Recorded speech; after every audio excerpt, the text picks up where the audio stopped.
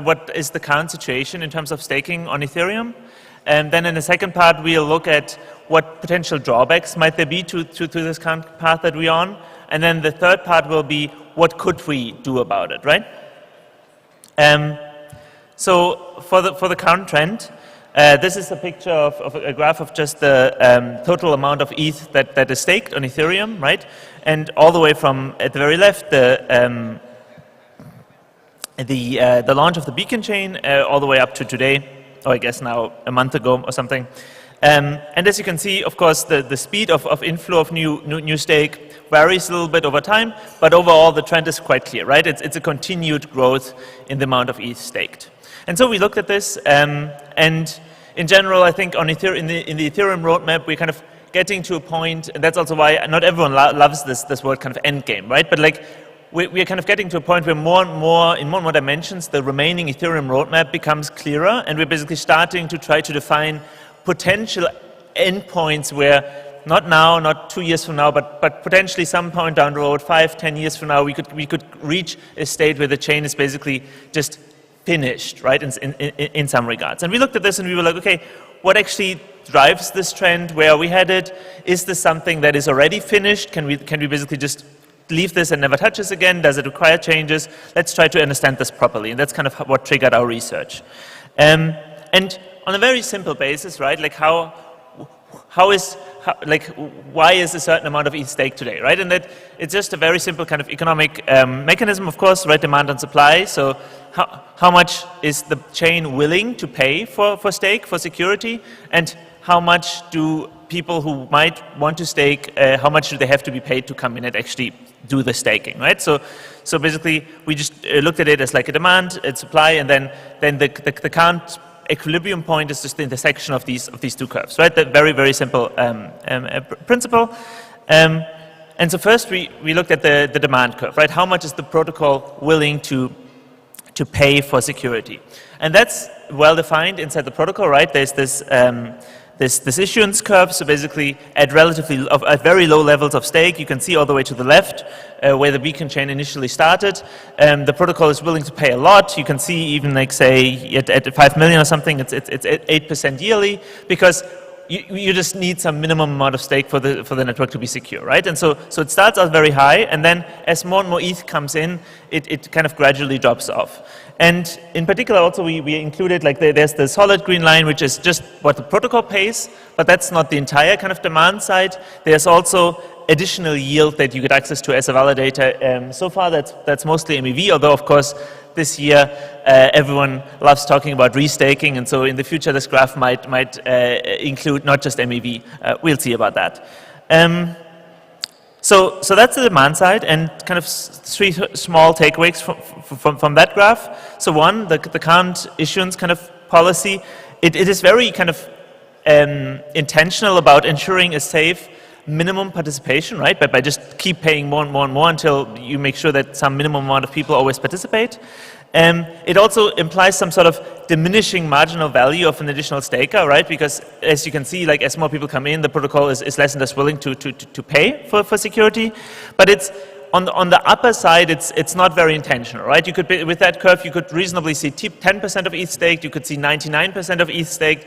There's not really anything that specifically determines where we'll end up with, right? And so in order to understand what are plausible, like long-term outcomes, we also have to look on the other side, the supply side, right? And so the supply curve, while the demand curve was nicely defined in protocol, you could draw it explicitly. The supply curve, that just indicates any given ETH holder, how much would you have to pay them to convert them into a staker, right? Like what do they need to take the ETH and stake? And of course you can't observe that. You could send out questionnaires to ETH holders, but that's a bit of a hopeless task maybe. So there's one thing you can observe, right? There's one thing you can observe, and that is, of course, at any moment in time, where on the demand curve are we, and then that must be the intersection point with the supply curve, right? So you can't actually see the entire shape of the supply curve, but at least you can basically like sketch it and say, hey, it intersects the dashed green line at this point and this point, and as we saw in the beginning, more and more ETH is coming in. So what that means for the supply curve is that basically the supply curve has been coming down over time. So basically, people are willing to stake at lower and lower yields empirically at least in the past. And so, and the question was basically, what actually, like, what is the shape of the supply curve, and will it keep coming down? And for that, actually, you have to make one more kind of step into the analysis. And in particular, there's two types of two ways for ETH holders to take the ETH and start participating in staking that really are quite different and really have different impacts on this supply curve. And that's basically solo staking on the one hand, and staking via professional operators like LST providers on the other hand. And so we looked at this comparison, right? And there's many different dimensions in which you can kind of compare the two, but I just picked those few. Right. So on the right cost side, you have some initial differences. So solo staking comes with relatively high fixed costs, and that's not just buying a node that you can run at home, right? But it also means learning about how to stake, right? Like actually like taking in the time, time is valuable for people, right? So like actually setting this all up, that is a big kind of one-time initial investment. And then you still have some variable cost, right? You have to pay for your internet, you have to pay for your electricity and whatnot, but it basically, it relative, like a lot of your costs come from this fixed side. On the SSP, like staking via SSPs, this, I don't know, it's not a very popular term. So whenever you see SSPs, you can just think LSTs, right? So that's just professional operators. And they, of course, for a user that wants to stake with them, there's no fixed cost whatsoever, right? Basically, you only pay some kind of fee, 10% of the revenue they generate for you or something, and they internally take that to also offset their kind of fixed cost. The differences become more pronounced as we kind of look at other aspects. So another question that determines whether you're willing to stake or not to stake is, of course, the risks, specifically with slashing. Slashing is supposed to have inherent risks from the slashing side. Then there's also like additional risks of just accidents. If you're a solo staker, all you have to trust is in your own skills, which easier said than done, though, of course, because some of us are, of course, very technical, are maybe very comfortable with running a node at home. Other people not so much. I personally know people who learned how to use the command line specifically to be able to home stake, which is great, of course, right? But like it means that, of course, maybe they are less confident that if anything goes wrong, they can immediately react and fix that. On the other hand, with SSPs, you have different types of risk. You have to trust that the operator will not do anything wrong with your ETH, right? You have, with these on-chain versions, you have smart contract risk, you have governance risk, right? It's a very different kind of type of calculus of like whether you want to stake or not. Convenience, I already talked about it, like solo staking, you need the technical skills. SSPs, usually it's one click, right? You go on Coinbase, you click earn, you go on Uniswap, you swap from ETH to STETH or RETH or something, very convenient, right? And lastly, liquidity, right? I mean, after all, liquid staking tokens, not all SSPs issue LSTs, but most of them do. Again, STETH, RETH, CBETH, right? All of these examples for liquidity you get if you stake with them. So solo staking, you don't get any liquidity. SSPs, you do. And how useful those kind of tokens are, like how useful is STETH? That's of course a question, but at least there's a potential for it to meaningfully kind of give you back liquidity over your staked ETH. So looking at this, kind of there are a few observations. One is that the left side, right, how attractive it is for someone to solo stake, that varies a lot between ETH holders, right? So you have the people, the enthusiasts, the very technical people for whom that is very easy to do, and then you have people for whom you'd have to pay them a lot for them to even consider running their own node, right? And so what that means in terms of the supply curve is that the supply curve for solo stakers is relatively steep, right? And so that would naturally kind of limit how much stake you would see in the network at any given time. Whereas, and I also like have a summary slide here for that. Whereas in contrast, for SSPs, it's a much more homogeneous kind of risk and kind of cost spectrum across different ETH holders, right? So if you look at like the most enthusiastic SSP kind of participant, how much do they need to be paid per year in order to come in versus say the median ETH ETH holder right now. The median ETH holder does not yet stake or participate, but what kind of APY would they need to see on for LSTs to consider it, right? It's at least significantly lower than what they would have to see to consider running their own node at home, right? And so basically, SSPs lead to a flattening of the supply curve. Right now, it's basically for a bigger portion of the ETH holder set, it is at least feasible, at least a potential option to come in and participate in staking. One extra aspect here as well is if you look at how do these trends develop over time, right? And again, we saw this graph of over time more and more people coming in and staking. The cost structure for solo stakers remains relatively unchanged. Of course, as we've had the beacon chain around for longer, people are trusting more that the software works correctly and that it's something they might feasibly be able to do, but in principle, most of the costs stay the same. On the SSP side, there's a lot of kind of trends that make them more attractive over time. So there's, of course, the smart contracts risk, there's the governance risk, all of these kind of become more robust, become more trusted over time. You have operators that start building out a track record, right? You have the LSTs that gain adoption over time. It's more attractive to hold an LST versus raw ETH, as you can use the LST in more places, right? SSPs in principle have economies of scale, right? So we're basically or can at least have them, where as they gain adoption, they can basically turn around and in turn lower their fees, or at least in a competitive environment over time. They might do this, which would draw in even more users. And the last one, of course, is already that's hinting at some of the kind of concerns we might see with kind of this development. There's also this aspect where as an SSP kind of has more and more assets under management, at some point there becomes a question of if ever anything would go wrong, right, and they would get slashed, is it even feasible that they wouldn't just be bailed out, right? If they become too big at some point, is it actually credible that the network would be able to stand up to them and basically be sorry, no bailouts, right? And that's a question where at least over time that tail risk might basically just be perceived as not even existing at all. So anyway, all of these kind of factors, right? If you now take that together and talk about where are we headed with kind of staking? So we have the demand side where we have the kind of the curve that's unopinionated towards the higher side. We have the supply side where basically over time the curve gets flattened and keeps coming down.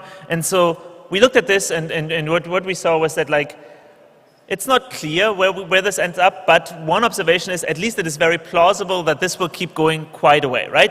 If you look at this, it is very plausible that staking in the long term, if we make no changes, we could get to 70, 80, 90% of ETH stake. That is at least a plausible outcome, right? And so we would at least have to make sure we would be comfortable with that. Will this definitely happen? No, right?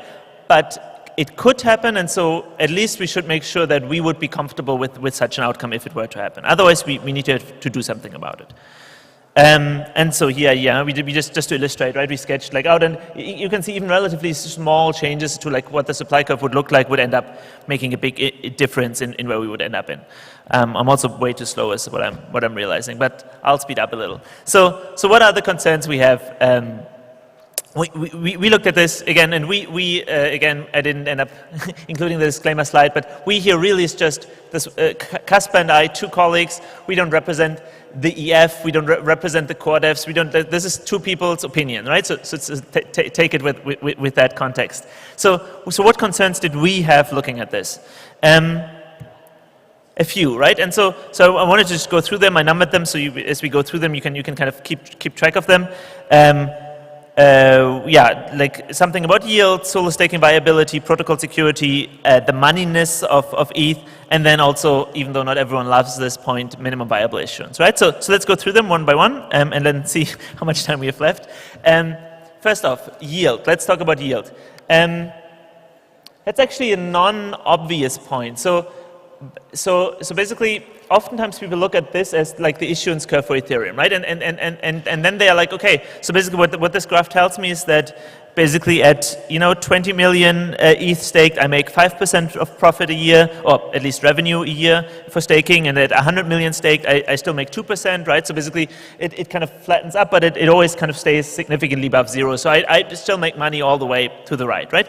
What this does not take into account though is issuance is not just free money coming out of nowhere, right? Issuance is really just a transfer from raw ETH holders to ETH stakers. And what that means is that as more and more people stake, you yourself start to pay more and more for your own rewards, right? So there's this aspect of how basically printing extra ETH just dilutes existing holders, and as more and more of the holders had stakes, basically more and more of this is just a pure accounting change, right? You can imagine, I don't know, if you have a country and the country has government employees, right? And so basically the government pays with taxes for the employees' salaries. As more and more of the people in the country work for the government, at some point they pay 100% in taxes, right? Because they have to pay for their entire own salaries, right? So basically, you might still earn 100,000 nominally, but you have to pay 90,000 in taxes because 90% of the people work for the government, right? And so your net income is only 10,000, right? And so basically we looked at this and we're like, wait, this is just nominal yield. This doesn't actually tell you how much actual revenue you have in a year. And so we adjusted this, right? And so now you can see the zero line here, and basically we just, instead of having it added, we just basically put it below the zero line so it's easier to understand now. Same graph, but you can see the solid green line goes all the way down to zero. So basically the actual real yield you make if everyone stakes is of course zero from issuance, because it's really just a reshuffling. Everyone's balances goes up by 2% a year. If that was a way to actually generate money, we should just make everyone's balance go up by 10% every year. You know, that's not real yield. You still have the incentive to stake though, right? It's not like you would leave the staking set, because if you're one of the few remaining raw ETH holders, your balance actually effectively goes down by 2%, right? Of course, the number would stay the same, but your share of the overall market cap would go down by 2%. So the incentive still stays, but it basically now mostly comes from this dilution protection side instead of the actual real yield. And yeah, just try to summarize this. So staking rewards mostly real yield if we have relatively low participation. And so in that point, in that world, staking is actually like a profitable service by specialists. At high staking participation, it's the rewards you get from the protocol are mostly just offset by the inflation they cause. Where in a way you can think about it as, at that point, staking is more of a duty. Everyone who wants to be part of Ethereum basically just has to stake, or like stake indirectly via SSPs or something, but you don't actually earn money with it anymore. And maybe anyway, so second point is solo staking viability. That's a big one and a very controversial one. Of course, for a lot of for Ethereum security, for censorship resistance, it's very, very valuable for us to not just have a few big parties running validators, but to also have like this long tail of people running nodes at home. And a lot of the relative competitiveness of solo staking becomes worse as more people stake. And then that's for several reasons, right? So one, you have the economies of scale for large centralized operators. Of course, this varies within the type of operators. Say someone like Coinbase has a lot of economies of scale because basically the amount of actual nodes they run doesn't vary much with the amount of people staking with them. Whereas someone like Lido, they try to actually spin up new operators, I think per 1% of ETH under management or something. Something like Rocket Pool, of course, they have a much more linear cost profile as well. So the economies of scale, some SSPs benefit from them more, others less. But solo stakers don't benefit from them at all, right? Because you run your set of nodes, you don't get any benefits. A really problematic one as well is that basically we have different types of yield, right? Like I showed you MEV, I showed you internal revenue. As the internal revenue basically goes closer and closer to zero, as more people stake, more and more of your actual income in the year comes from external sources. Right now that's MEV, that could be restaking. And those also, basically for small solo operators, like you only occasionally win the MEV lottery, so there's a lot of variability in your rewards, whereas big operators can smooth that out. And with restaking, we don't know yet where that exactly goes, but at least it's very plausible that there might be some, like we already see some trends where not all types of restaking activities might be available for small node operators. A few other points, the LSTs become more and more useful as they gain adoption. So basically, as there's more money under management by LSTs, basically not having access to that as a solo staker becomes more painful. And then that's a weird point. I wasn't even sure whether to include that, but actually, because we were talking about nominal and real yield, there's actually this unfortunate aspect where basically in many US jurisdictions you get taxed on your like nominal income in a way, right? Like it's the same thing with say capital gains, right? The capital gains are not inflation adjusted. You actually have to pay for whatever your balance went up, even though inflation also maybe ate away of some of that. And same thing, like if your ETH balance went up by 2%, you still have to pay taxes on that 2%, even though everyone's ETH balance went up by 2%. And so effectively, in dollar terms, you didn't make any profit, right? So basically, as we slide further to the right, for solo stakers, that adds an additional kind of burden, meaningful burden, whereas SSPs, generally LSTs, can be structured in a way where this is kind of shielded away and you don't have to pay that. Of course, not tax advice, but this again. It is something that we've heard multiple times raised as a concern by solo stakers, and I think it's valid. Next point, protocol security. That's one, of course. I'm more on the core dev research side. I'm personally really worried about this. We already talked a little bit about this too big to fail. Can we actually slash very large staking entities, as they say, have 30, 40, 50, 60, 70% of all ETH in existence under management if something goes wrong? More and more unclear, I would say. And of course, the whole point, why does staking secure the network? Slashing is a crucial part of that. So it really is very unfortunate for the network to lose this. In general, by the way, like not just for large centralized parties, if a lot of the of the ETH in existence is staked and there's a mass slashing even across multiple staking providers, that might become a concern. Also, and that's maybe again a bit more of a niche concern, but I'm personally really worried about this, is just like as you onboard more and more of the long tail of ETH holders, that means you onboard those people with additional layers of intermediation, right? So you have these intermediaries, you have ETFs that maybe stake under the hood, you have L2 bridges that maybe stake implicitly just under the hood when you deposit your ETH into the layer 2 and everything. So you have more and more of whereas of course the people that stake today, that's home stakers that made that choice very explicitly, or that's maybe people that stake with LSTs, but they also specifically made a choice as like a trade-off of the risk profile and everything, right? So they are like informed, give informed consent to the kind of the risk side, right? So the problem here is that we have less and less of a connection between the people providing the capital and the operators that might end up basically making the decisions, not just, by the way, about making mistakes that get them slashed or even colluding for an attack, but also just in terms of censorship resistance, like do they censor, do they not censor, all these kind of questions, right? Where basically you have less and less people actually making decisions with their own capital and more these levels of interactions. It also means there's this intermediary governance layer that basically just implicitly now gets a lot of power delegated by users that don't necessarily actively make that choice. And it could mean that whereas today I think a lot of people, even people say that stake with LSTs, right? They specifically make a choice of like, hey, this LST looks like it's actually having the best interest of Ethereum at heart, right? Like, I think there's been a lot of talk in the past, but Rocket Pool, Lido, all these people, like, of course, they're all very, very people who really have the best interest of Ethereum at heart and try to structure their kind of LSTs in a way to make sure that they never become a problem for the network. But as you have more and more people, like the average person who's maybe a retirement fund invests in ETH via an ETF, and then the ETF delegates to some staking protocol, they don't make a choice about which LST is the most Ethereum aligned, right? They just want the most yield, and so it becomes more of just a race to the bottom of whoever can just have the most raw profit. And by the way, I'll just stop the talk after we went through the concerns, and then just give you a little bit of an intuition of where we'll go. Otherwise, I think I'll run over time too much. But anyway, so there's two more concerns we had. The moneyness of ETH, right?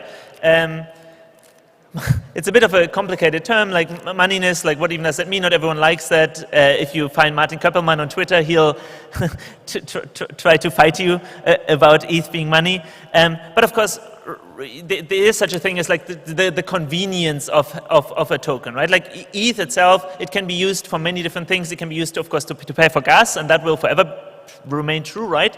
But it also, like, it is used in DeFi. It is used as collateral. It's used in many different places. It's the main unit of account for how NFTs are priced, all these kind of things, right? And Whereas in LST today, like stETH, iETH, or CbETH or something is less useful, less directly useful, right? But of course, as there's more and more of these LSTs in existence, and the amount of raw ETH goes down, right? At some point, you reach a point where basically it almost kind of starts to flip, right? Where you can imagine if there's twice as much of a specific LST in existence than there is of raw ETH, now all of a sudden all the default Uniswap pools are priced in that LST instead of in raw ETH, right? And so over time, slowly you would start to replace the money of the network, right? And you, instead of having raw ETH at the base, now you have like one LST, which further creates some network effects. Now you'd really predict that there's a single LST that really wins out the race and outcompetes all the other competitor ones, which is not great. And it also means that we basically have this permanent additional kind of trust layer on Ethereum. You have this pressure of users, even if a user maybe would prefer to hold raw ETH, now if they actually want to use anything on Ethereum, they kind of need the LST.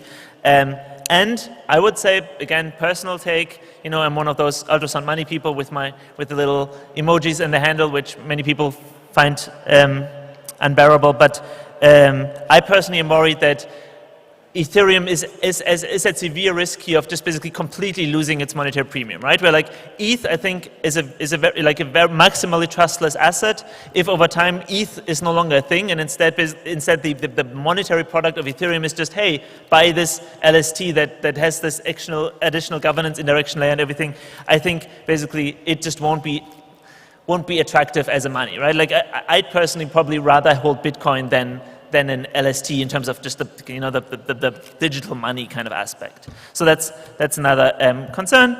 And then the last one, just to briefly mention it, again, it gets a lot of kind of bad rep these days, but minimum viable issuance, the idea that in principle it's better for monetary properties of the network if you don't overpay for security, because that just leads to unnecessary dilution for ETH holders.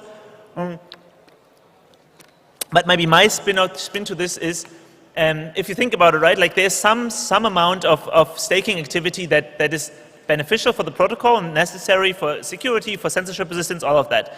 If you keep paying for more staking than that, all you do is now basically you take money and you literally just destroy value by basically just it becoming a public works project, right? You pay for more people to run nodes. Most of those, again, we talked about the supply curve. Most of those won't even be like solo stakers coming in, because we already kind of mostly depleted that pool. So you just basically you pay for additional effort in the real world that ultimately creates no additional use anymore, right? So it's literally like a deadweight loss for everyone involved.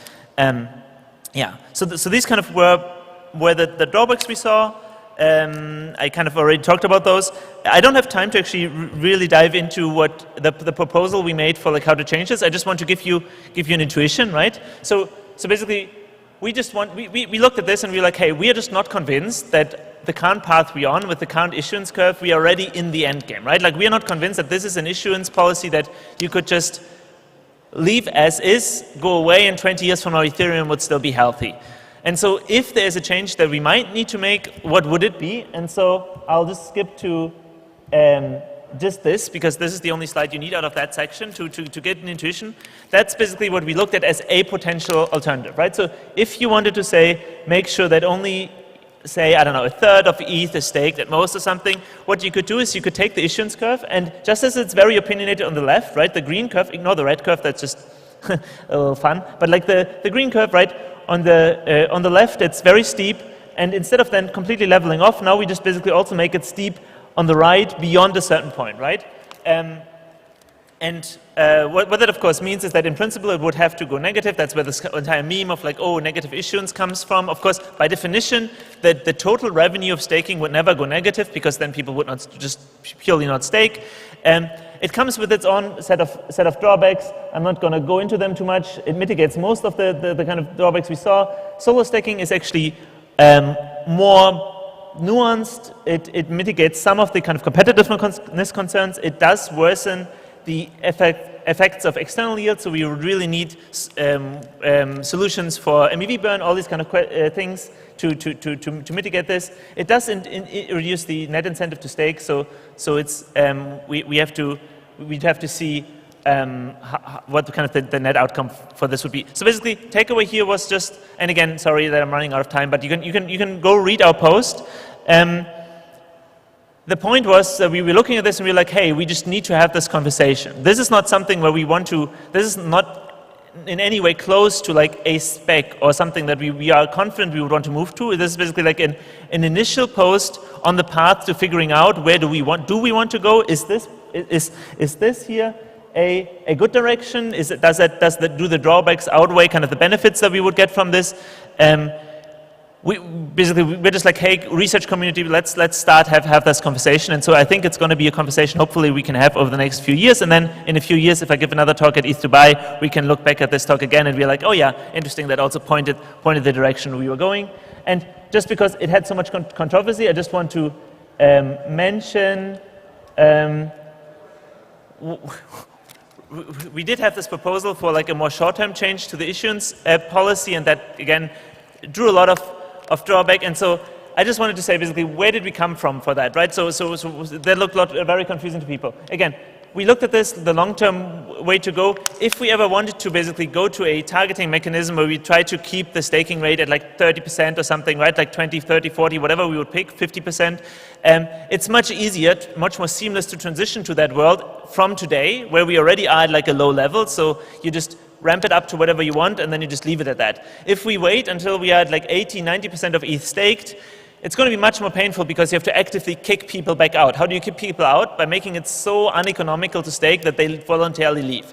That's really unfortunate. You don't want this to happen, especially because the first people to leave might be solo stakers that already have a harder time being competitive, right? So we looked at this and we were like, hey, maybe if we just slow down the issuance a little bit, in the meantime, we buy us more time to figure out this endgame. So that's where this proposal came from. Again, it's a very sensitive part of the protocol. This would never be changed without broad community buy-in. I think that was not communicated well. So here's the communication. Like, only if we can convince you all to make changes there would ever changes happen. But we see some motivation there. And most importantly, though, we just think this is a conversation we really need to start having, and hopefully this can be a good starting point for that. And sorry again for running out of time. Yeah, but you can. It's basically, it was just a one-to-one summary of the post. So go read the post, and thank you. All right, give it up for Ansgar. And join him next year for solutions to everything I talked about last year. All right, so next up, we have Guillaume Ballet. Guillaume is an Ethereum core dev at the Ethereum Foundation. He's going to be speaking on the architectural differences between the upcoming stateless and stateful clients as we know them. We'll look at all those differences and explore all the possibilities that they offer. So give a good round of applause for Guillaume.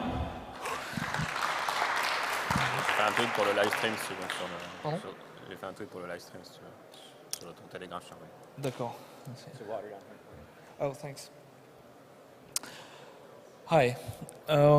So yeah, I'm working as part of the Go Ethereum team, and I focus on the fork called Osaka, which is the fork in two forks from now. The next one is Prague, and then it's Osaka. You need to know two things about Osaka. First, its spirit animal is a cute elephant, and the second thing is that it introduces a new version of Ethereum, which is statelessness. And what is statelessness? It's when you don't hold any state, and the state is the collection of all the counts, ERC20 values, balances, I mean, things like this. So we want nodes to not hold this and just follow the network anyway. I'll start with the usual fear-mongering bit, where I remind you that client diversity is a big problem, and that Geth currently owns or represents probably 2/3 of the networks. We don't know for sure. It's kind of hard to determine.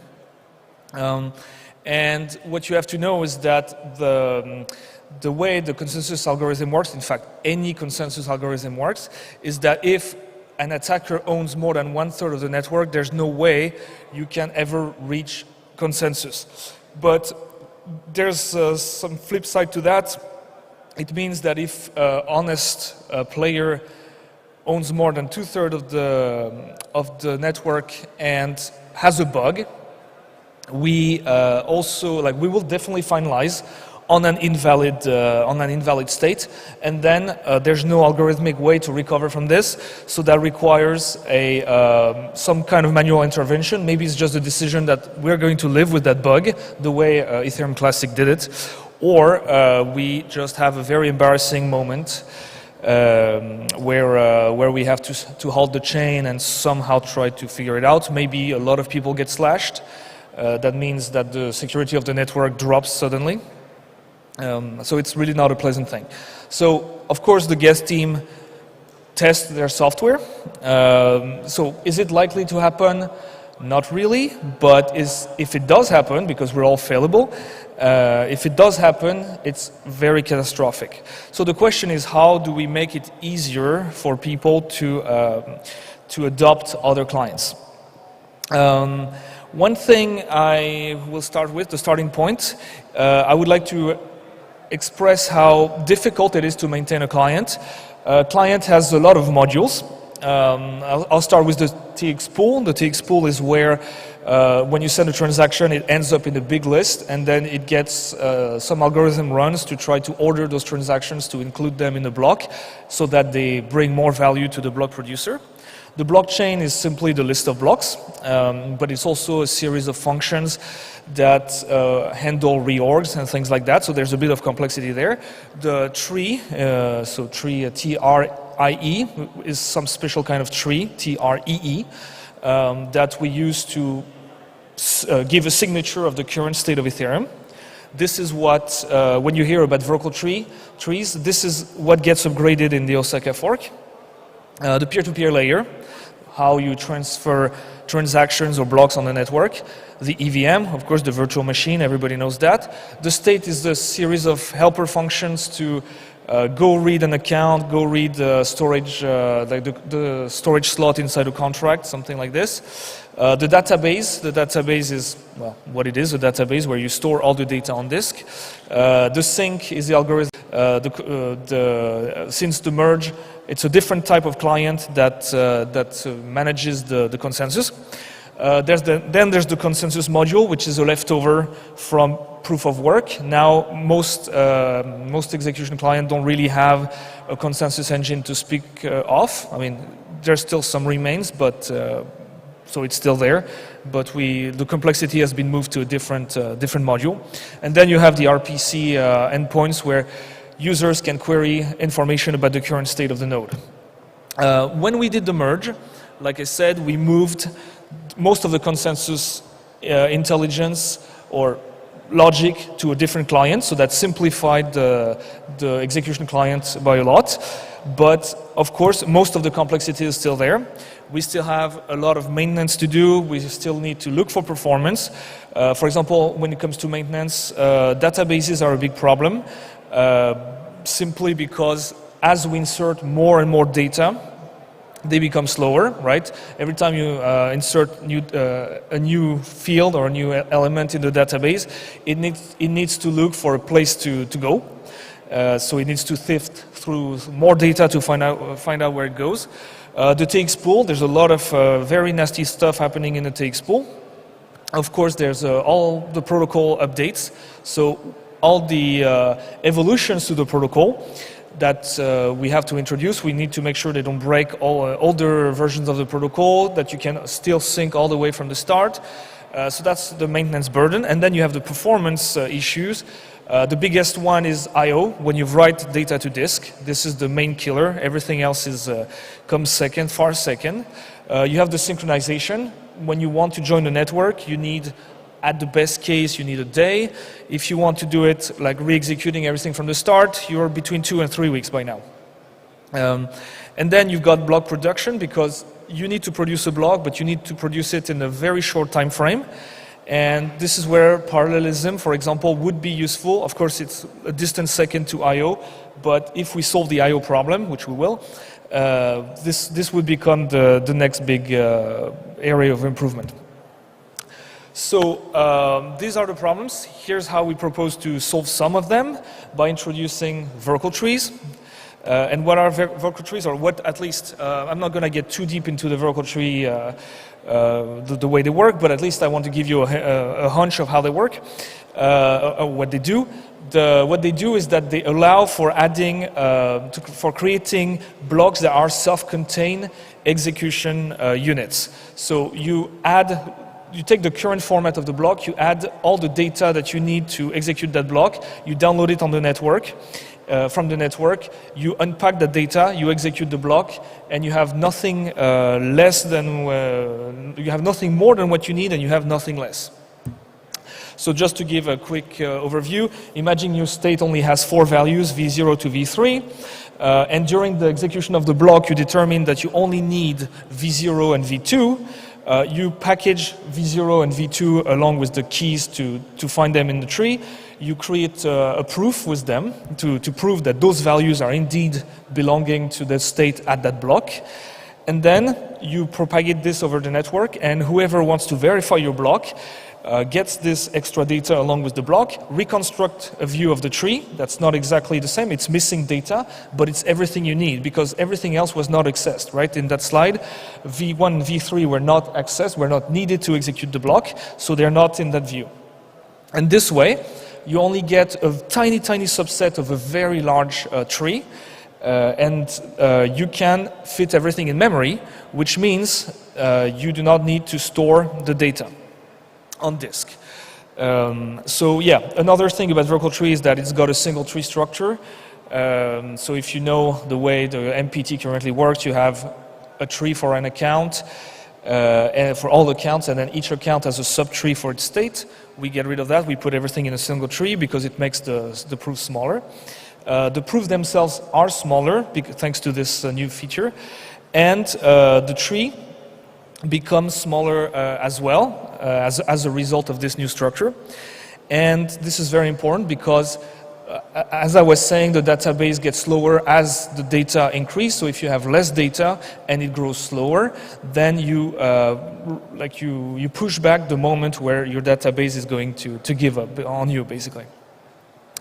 And now, like I said, because you can just verify in RAM, most of the clients will actually not store anything. So the database is no longer a problem for them, which means, as a result, you can already get rid of this database module, which is a big maintenance burden. Now I'm going to go over the sync very briefly as well. When the CL finds the head of the chain, so the consensus layer finds the head of the chain, it sends a message called fork choice update to the execution layer. And in that message, there's a value that says which was the hash of the finalized block. And the execution layer goes to its blockchain module, looks for that block. If it doesn't find it, that means it needs to sync, and then it starts a very painful process of going over the network, trying to find the blocks, verifying that can be reorgs. There's a lot of data to download. It takes a lot of time. But so it will respond to the consensus layer saying, I'm syncing, check back later, I'm working on it, just check for updates, pull me for updates. When it comes to stateless, since you no longer store the entire blockchain, it's pretty easy. The CL gives you like the latest version of the block it knows, the latest head of the block, and either this EL is the correct one, so either this block is the correct one or it's an incorrect one. So it's a yes/no check.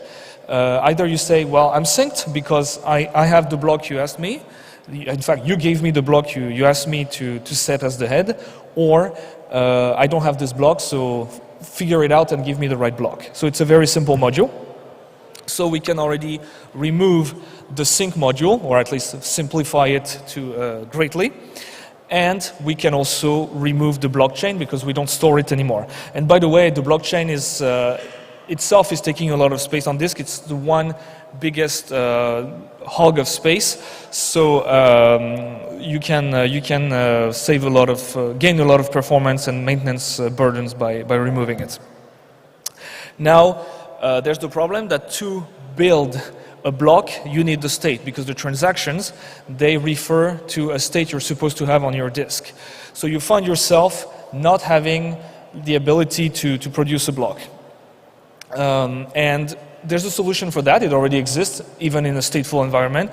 It's you delegate the block construction to a builder via MEV-boost, typically.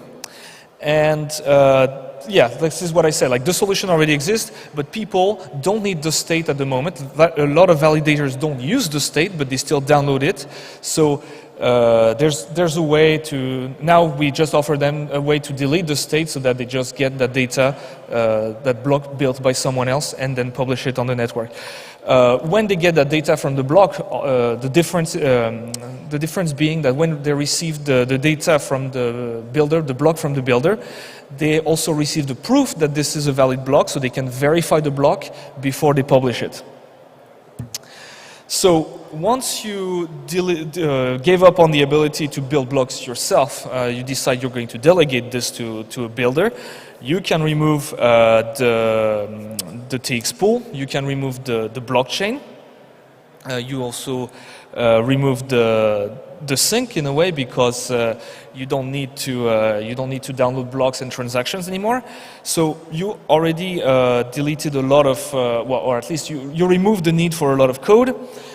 You also have a reduced capacity to serve RPCs, because you don't need to, you can't provide information about the state of the blockchain, about peer-to-peer, about sync. So might as well get rid of that. Now, some of you will probably have noticed that this is a bit of a problem, in the sense that you're effectively trusting someone else to build the block for you, and the fact that currently the builders, there's maybe like 10 different builders. Well, it's a series of networks, but there's definitely a centralization factor here. So what do you do? Because then they can hold the state hostage, they just don't deliver it to you. And then the rest of the network is held hostage. Well, thankfully, there's a way to prevent this somehow, and it's by using deterrence. There will be people, myself included, that will be happy to provide you a terrible block, like a block that will provide you terrible returns, but I don't need to be performant. I just need to provide the risk for a builder, like an opportunity cost to those builders. So those builders will not, like, if people choose my bad block over them, over their dishonest block, they can put a lot of pressure on those builders to adopt honest behavior. And this is what matters. It's just the fear that anybody from the network can actually replace them, even though it's going to be a terrible block at first. But once again, if there's a big market in producing better blocks, new actors will start appearing. And what I mean is, people like the last honest block producer need not own all the state. They just need to watch the network to keep a subset of the state for which they can produce enough like blocks that are full enough. The idea being that a lot of the Ethereum state is cold, and there's a very relatively small subsection of the state that is actually active at a given time. So you could just hold that small subset and still produce useful blocks. And if you need more, you can start downloading from solutions that aren't quite here already, but are being worked on, like the Portal network, where you have a distributed network where from which you can download the state. So this is what a stateless client would look like eventually, just an EVM, just the virtual machine, the state management function, the tree, the Verco tree, and the engine API to communicate with the client, with the consensus. Keep working past the fork, but that's it. So it allows for a lot of deletion, of code deletion, which makes maintenance much easier. And we have some candidates that work to provide this type of clients, stateless clients. So we have the JavaScript one, which is by far the most advanced, in the sense that it's already running on the Verco testnet and following the testnet, checking blocks statelessly. There's one in Zig being developed, and there's been interest by people to write one in Crystal, Crystal Lang. So yeah, it's a Crystal Lang. If you don't know what that is compile Ruby. Right, so this is the moment where I start making predictions that are going to come back and bite me. But I just want to give a sense of how these changes are going to make Ethereum evolve. And what it allows, I would say the main point is that it's going to allow for a differentiation in actors. So builders, they will want to build big infrastructures to produce the best block. They will want to run archive node, to learn from how the chain behaved in the past, come up with machine learning algorithms, things like this. On the other hand, stateless solo stakers will be running very, very lightweight machines. And because those behaviors are very different, they are likely to attract different kind of, they are creating different kind of niches that clients can tailor to. So that means that instead of doing it, trying to force client diversity by shaming people on Twitter like we currently do it, we would have different niches where, let's say, client diversity emerges by itself instead of being forced by intimidation or other means that are not necessarily compatible with the values of Ethereum as a community. And what I want to point out is if you get client differentiation, you get client diversity, but there are two types of diversities you get here. Because the first diversity is that, yes, you are getting different niches, but the other diversity is that in the block production pipeline, you have several clients that interact, right? The block producer will create a block using one client that will be immediately verified by the solo staker responsible for publishing that block.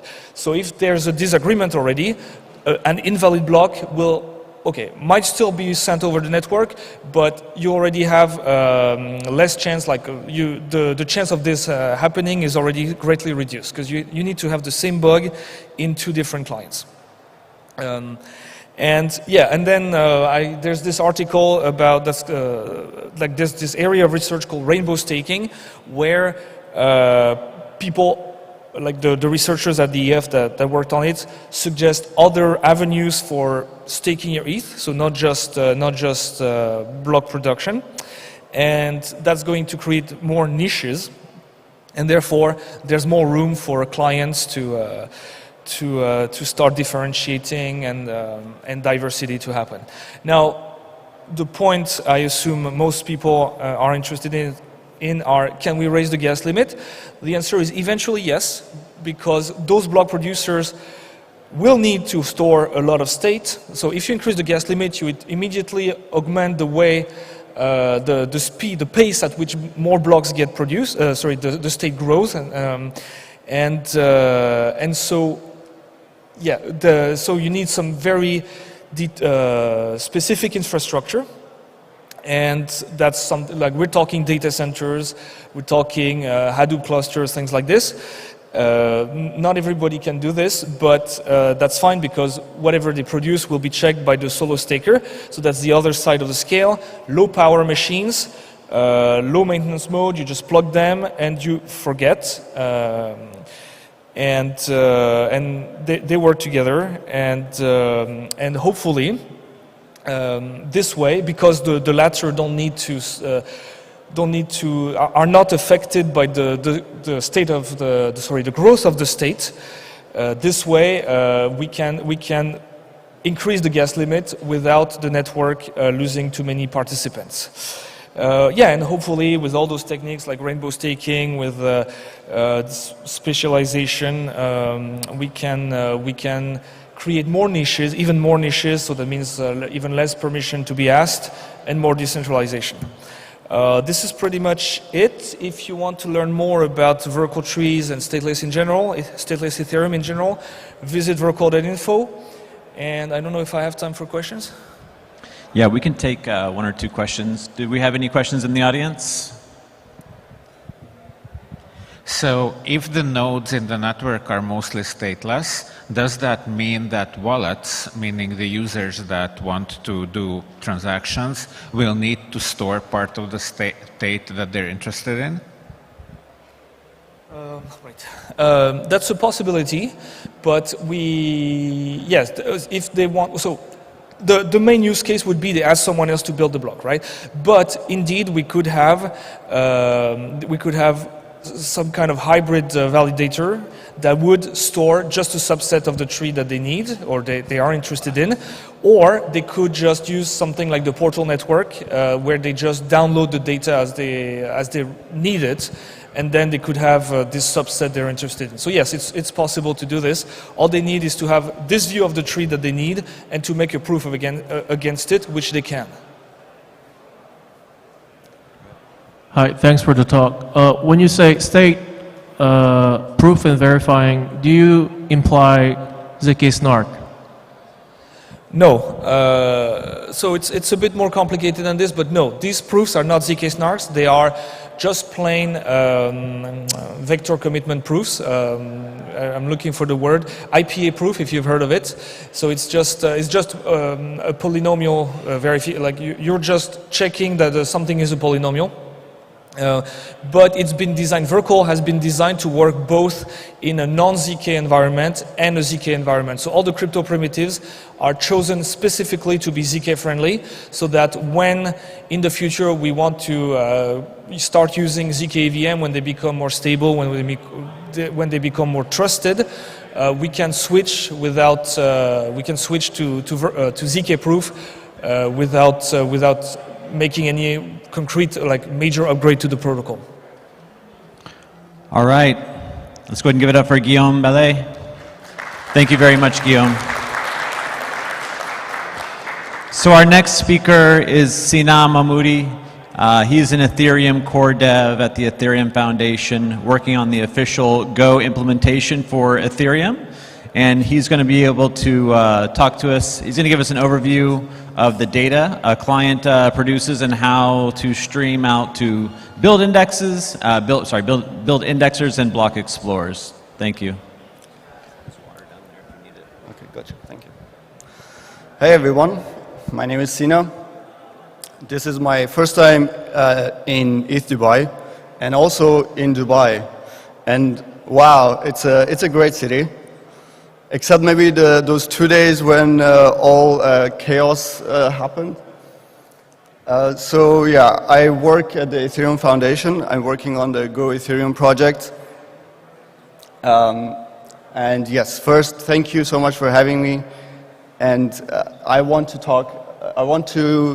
show you how you can build the next Etherscan. Before I get started with the talk, I want to highlight that Dubai loves Etherscan. I love Etherscan. It's a great product. This is no way criticism or anything. But, and there's always a but. 2 months ago, recently, Ethereum had its network upgrade, Cancun. And most people were excited, me as well, about the low layer 2 fees, which is obviously great. But in this hard fork, there was another tiny change, or not so tiny maybe, that connected the execution layer to the beacon layer, to the consensus layer. And in effect, it comes down to adding a reference to the execution layer block, pointing to the beacon layer, and it's called the parent beacon root. So I was doing some development, and I wanted to know the parent beacon root of a block. And I open Etherscan as usual, and I'm looking for this field, and it's not there.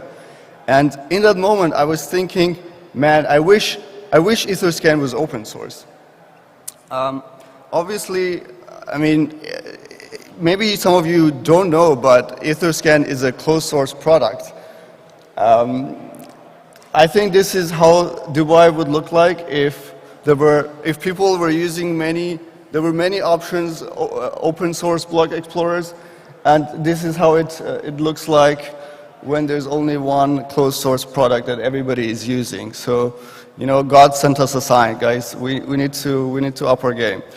And I want to send appreciations here to BlockScout and AutoScan. So there exist open source block explorers out there. And in fact, I saw on the schedule that somebody from BlockScout is presenting today in the afternoon. So I'm excited to listen to that talk. And I'm sure that he can attest to the fact that building a block explorer is hard. And here comes the gist of my talk, which is a new feature we added in Geth that I think will make it easier to build a product like a block explorer. And other data indexing solutions. And I'm going to read this out loud here. So this feature allows you to stream observable blockchain data out of Geth programmatically and in real time. Before I dive into it, I want to talk about my good friend, the JSON RPC API. Maybe you don't know exactly what it is, but maybe you heard this guy complain about it on Twitter, and you were wondering what it is. Well, I'm going to tell you, because the JSON RPC API lets you read data about the blockchain. And this includes your account balances, your contract state, transaction receipts, and whatnot. And it allows you also to write to the blockchain, namely by submitting transactions. And the JSON RPC API is great, despite the complaints. I think, in fact, it's so good that it's used in almost every layer of user interaction. So up from the point that you're using an app, you're using a dApp, sorry. This dApp relies on a Web3 library like Ethers or VM. Web3.js talks via JSON RPC to the wallet. Wallet in turn talks via JSON RPC to the provider or the EL client. And so like all the way from the end user to the EL client, you can see the same API is being used. In my opinion, this coupling is a bit too tight. I think we should break up the API and have something special for each of these layers. But anyway, that's a whole other can of worms. I don't want to open that here today. Just want to say that for most people, JSON RPC server is perfect. But then again, block explorers are not your average user. They have different data requirements than the degen flipping NFTs every once in a while. They need efficient solutions, and I think the JSON RPC API is just not going to cut it. So you might ask, okay, what are the problems with it? I think the problems with JSON RPC, the first two problems are JSON and RPC. JSON, well, what I mean by that is you're basically tightly coupled to a serialization scheme. And JSON is great because it gives you wide compatibility all across the ecosystem. But you don't really need that when you're developing a data indexing solution. You can opt in for a more efficient solution. And RPC, I think, in my opinion, is not great at combining different resources and batching requests together. And this is from my experience from 2 years ago. So I was doing some experiments on the performance of the JSON RPC server in Geth. And in particular, I was curious how it performs against the GraphQL API that we also support. And maybe not many people know here that Geth also actually has a GraphQL API. I thought not many people know about it. I thought it's undiscovered. It has great potential, and nobody is using it. I did have a rude awakening, though, because at some point I made a change there. And one day when coincidentally we were together with a team, we were having nice dinner outside, we get an angry email from one of the exchanges that, yes, there was a bug in the GraphQL API, and they almost lost a lot of money because of us. So we had to jump on a call at midnight. So anyway, at this point I realized people are actually using the GraphQL server, some people, not many. And so yeah, I had this hunch that it performs a lot better. And especially for, let's say, when you're requesting different types of data or long ranges of blocks. And I did some experiments, for example, asking for receipts for all transactions in a series of 25 blocks. And you can see that it just blows JSON RPC out of the water. Around this time, somebody opens a GitHub issue. I think he was a MEV researcher because he was complaining that, you know, requesting a lot of storage slots of a contract over JSON RPC is slow. So I was like, okay, hold on, maybe I can do something about that. I wrote this GraphQL query, and sure enough, it's almost 10 times faster. And then comes Felix, my colleague, and he says, well, you know what, Sina, our JSON RPC implementation also allows you to batch requests. Why don't you try that? And I tried it, and seems to have almost on-par performance with the GraphQL query I had, which was very disappointing to me. I was upset because I wanted GraphQL to be faster. And I did some digging and found a unoptimized path that my query was triggering in the GraphQL Go library that we were using. So I kind of worked around that. I wrote another query, and it was almost twice as fast. The point of these experiments that I'm showing you is that to get JSON RPC to work for your purpose, you might need to do a lot of tweaking, optimizations for every specific query that you do. And this is, I think, a problem. Something else that I want to mention is that it might not, the data model of the JSON RPC might not always fit your needs as a block explorer. It was built for mostly for the normal user who wants to interact with the chain. And here I want to bring the example of Autorscan. Now Autorscan is one of the open source blockchain explorers, block explorers that I mentioned. It's built on Aragon. And the creator of it realized that they had to add a bunch of new API methods to get the performance that they want and also the data that they want. For example, they had to add a method to get the details of a block. Now, you might know there exists a method like that. We have ETH get block by number or ETH get block by hash.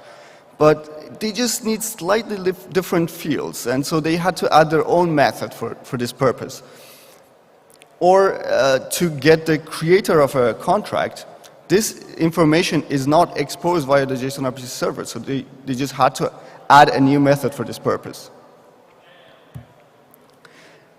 And with this, I want to end the rant about JSON RPC and go back to the gist of my talk, which is, again, this feature that allows you to stream observable blockchain data out of Geth programmatically and in real time. Now, this time, let's dive into it. So, first of all, we call it the live tracer. And what it does is it lets you write a plugin in Go. Now, unfortunately, this is a statically linked plugin because the Go ecosystem is not letting us have dynamically loaded plugins at the moment. So basically, you would have to compile Geth together with your plugin. But the good thing about it, and I want to highlight this, is that you will not need to fork Geth. And we will see later on why this is so important. The data model here is push-based versus pull-based. So in JSON RPC, you always have to ask, okay, give me block n, give me block n+1, give me the receipt for transaction all the time. And you will have to first, you would have to wait for your node to finish syncing, and then you can ask this data of it. Whereas with the live tracer, you will get all of these events sent out to you, like broadcast to you. It also has a rich data model because it is a Go plugin, so you have basically access to the data structures that we use in the Geth source code. And you can pick and choose the fields how you want, process them as you want, and then get them out of the node. Now, how does it look like in practice? This will take a second. So you wrote your plugin, you compile it together with Geth, and then you start a full sync. your plugin will receive events as soon as Geth starts up. It will receive events like, okay, blockchain just started. Oh, I saw a block. I saw block number 1, and I'm starting to process it. In this block 1, there's no transactions, so it's empty. So I move on to block 2. Now block 2 has 1 transaction. I'm going to go into it. I'm going to start processing. So while processing transaction in block 2, I'm going into one of the calls. It's a EVM call here. And such opcode were executed, gas changed, there were logs emitted, and so on. And you will see like one call finishes, the next call starts, next transaction, next block, and so on. And you kind of get the idea. So basically, as Geth is chugging along, it's doing its thing, it will also, in real time, give you all of these events and this information. And all the while, you will also receive these other events that are like for state updates. So basically, anything in the state changes, the balance of an account changes, contract gets updated, you will receive events that of the relevant state updates. So with this rich data model, you can not only display or index, let's say, the list of all the blocks and the relationship to one another, because you will also experience reorgs, or the details of a transaction, but also more minute things like which logs were emitted during this transaction or this particular call and in what order. Or you can also see, these are all screenshots from EtherScan, by the way. You can also see how the state was modified during the lifetime of a transaction. Or if you're one of those brave users that clicks on this little button here and presses on parity trace or git debug trace, and you know about that, and you see a page like this. This kind of data is the bread and butter of the live tracer. Very easy to get this data. Now, Live Tracer was not developed with a block explorer in mind. We started development together with Streaming Fast because they had this product. It's called Firehose. It's effectively a fork of Geth, and it's adding a lot of hooks to all parts of the source code to kind of extract this data that they needed, and then they kind of store it on a flat file and have indexers index the data and put it to some database. And Firehose powers substreams. And substreams is, if you've used the graph, some of the data for the graph subgraphs comes from substreams. So these guys were maintaining a fork of Geth for a long time, and this was a sensitive fork because it touched a lot of parts of the code. And now they just have a plugin. It's a one file, and they add to Geth, and it powers Firehose. The other use case that we were thinking is tracking the Ether supply. This is again a chart from EtherScan, coincidentally. I'm kind of walking through all of the features that EtherScan has and like showing you one-to-one relationship. It's not so easy to get the total supply of Ether from a EL client. This data is not exposed via the API, and there's nuances to calculating the supply.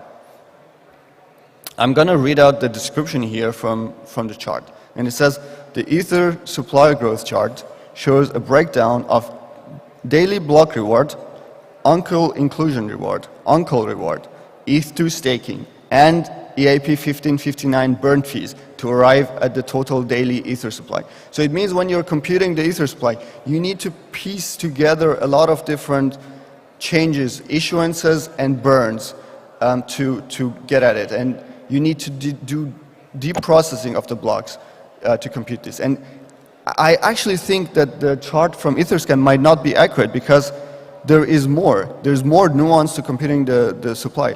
And here I'm going to bring two examples. and they involve the sneaky little opcode self-destruct. So when you do a self-destruct, you have to specify a recipient address. It means when the contract is destroyed, where should the funds go? Here, what happens if you specify the contract's address as the recipient of the remaining funds? Well, the Ether is destroyed, it's burnt. This is one way that Ether is burnt that is not kind of included here, and it needs EVM processing of that block to find out that how much Ether was burnt here. It's same situation with the second example. It again involves self-destruct. It's a bit different here because here it involves two addresses. Basically, one contract self-destructs, and then a second one sends funds to it prior to the transaction ending. And due to how EVM operates, due to EVM semantics, that Ether is also burnt. So we have this plugin implemented. I hope this can power websites like Ultrasound Money. Ultrasound Money, like Etherscan, is also showing you the total supply of Ether and how it changes over time. And it shows the different parts of basically how much was issued, how much was burnt. And I know that these guys, they also have a fork of Geth. They have this PR open on the Geth repo. It's been open since September 2022, so it's been there for a while. And I can tell you something, it's not going to get merged. And I was telling one of the maintainers about the live tracer feature, and what he told me was, if it means I never have to rebase again, I'm sold.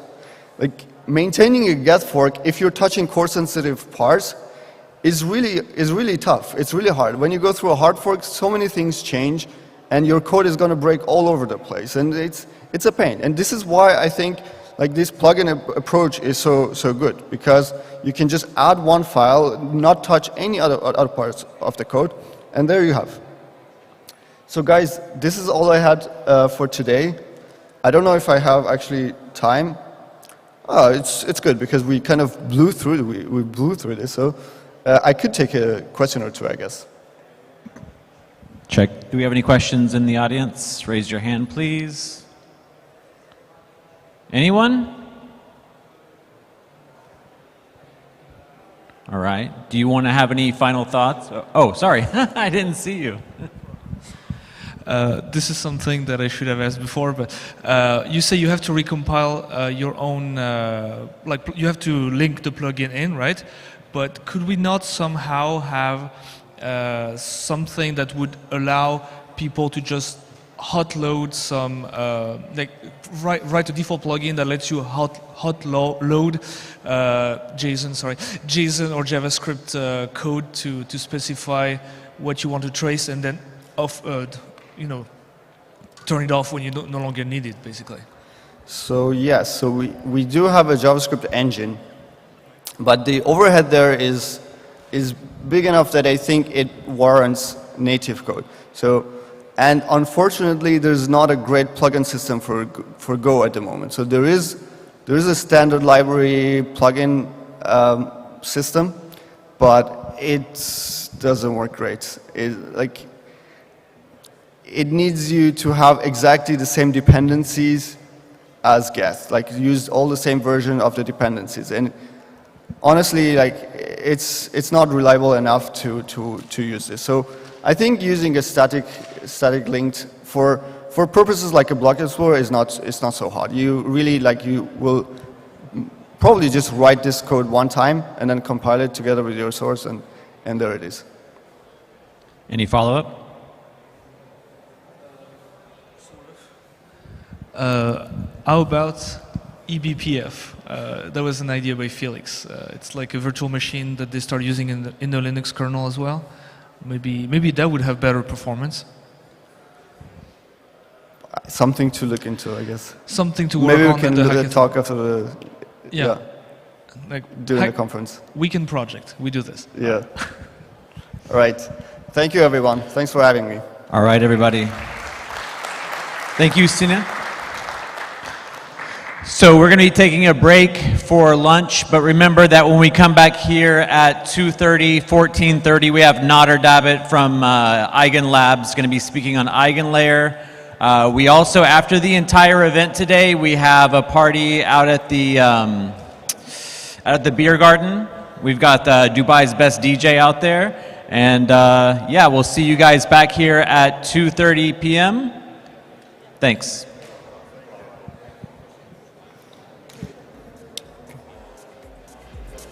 So they are.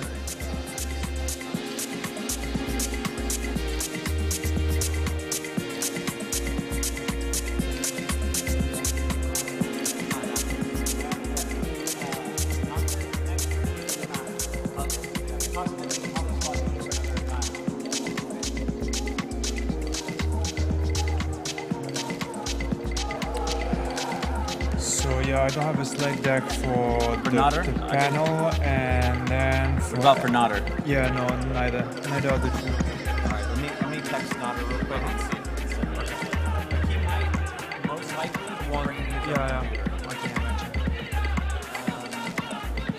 yeah, and then there's Mike and Nether, and then like I have, Luis I don't, and Lucas here. Mike's, Nether, Luis, and Guy.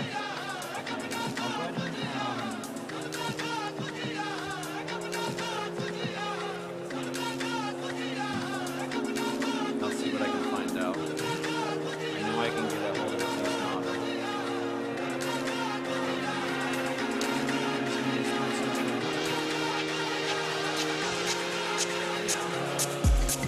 Yes, we had, so I had, no, it's not ours.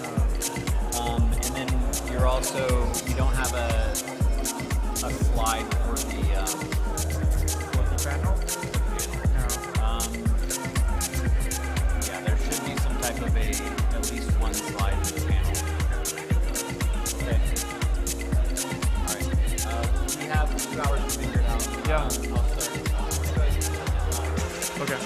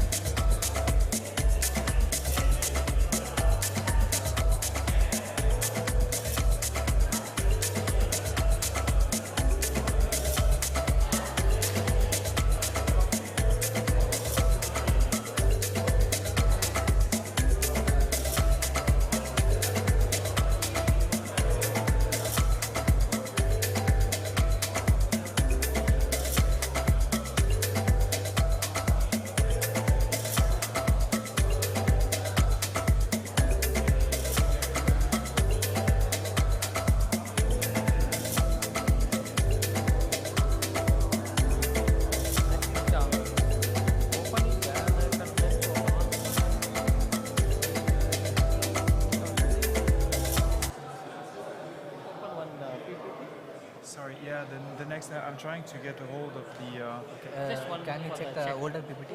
older. Yeah. So yeah, it should be any of those. Oh no, not this one. This is a PPT.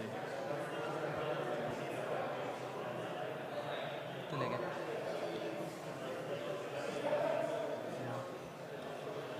Full screen, right? Yeah.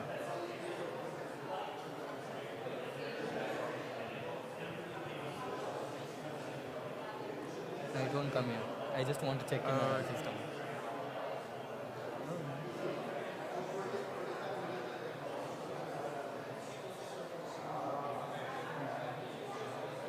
All good? Yeah, all good. Thanks. We thought some color issue is there, so Thank you.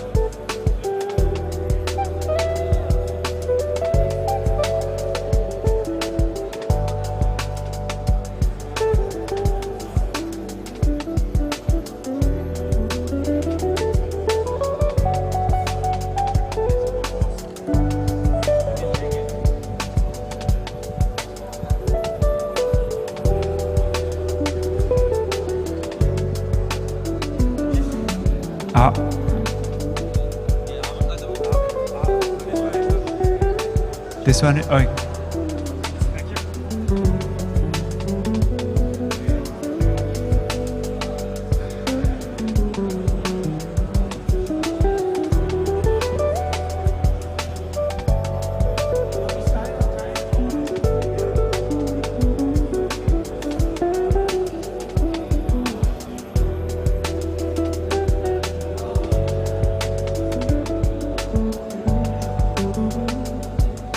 Thank you.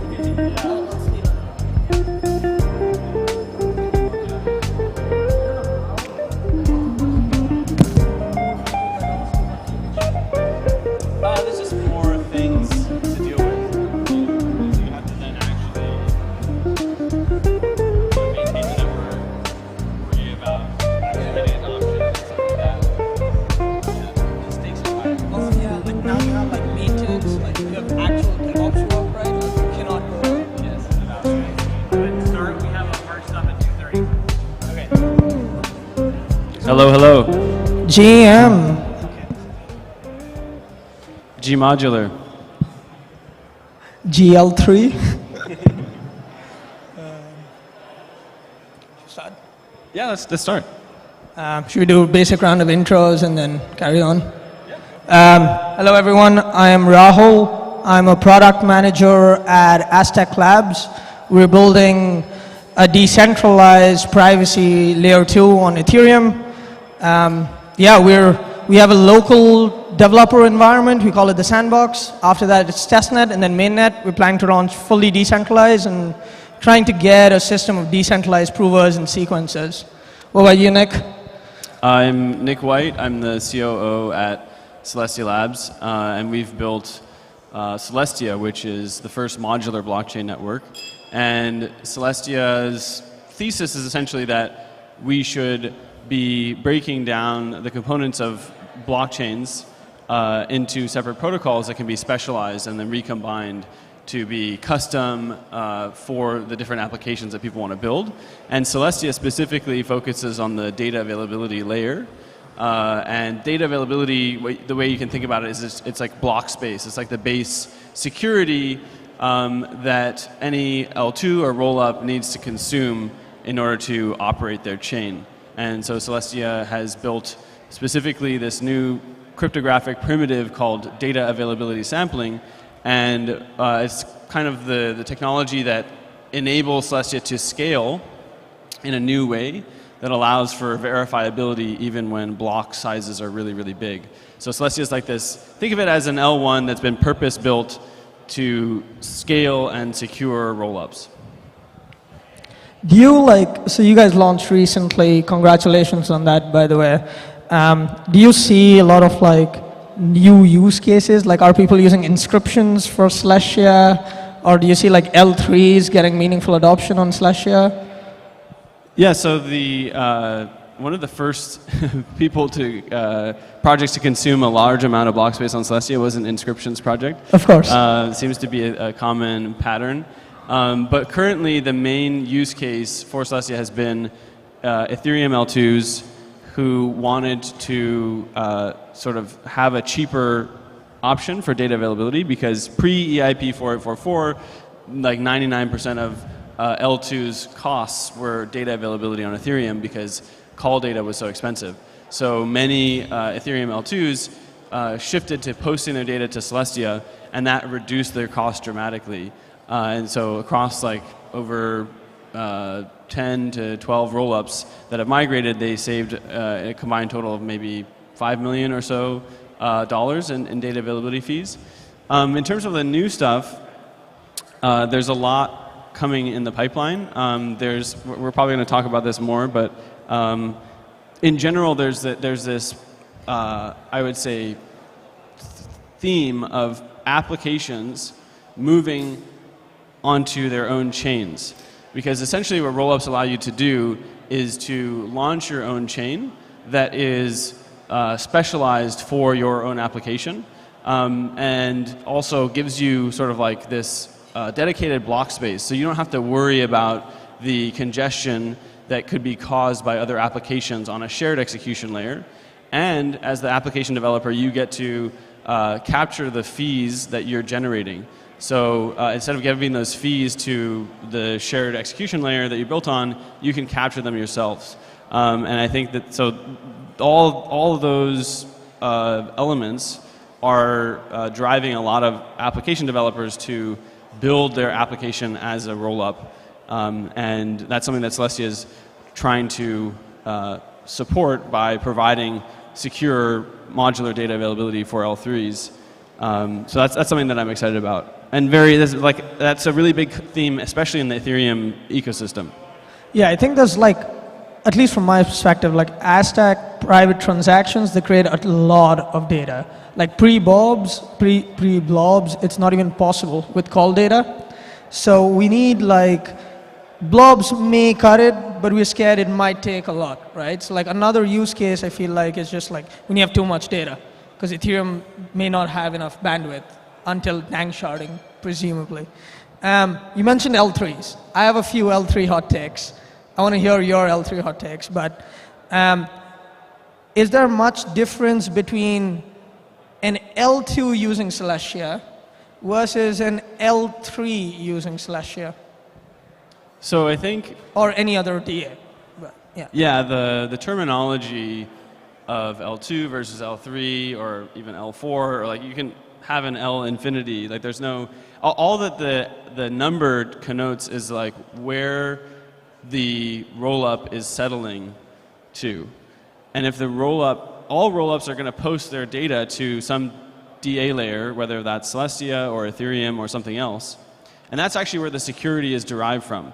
And then like an L2 is called an L2 because it settles to the L1. An L3 is called an L3 because it settles to an L2, and so on. And so it's like L3s are not really very different to L2s, but the mental model that enumeration creates is like kind of misleading, I think.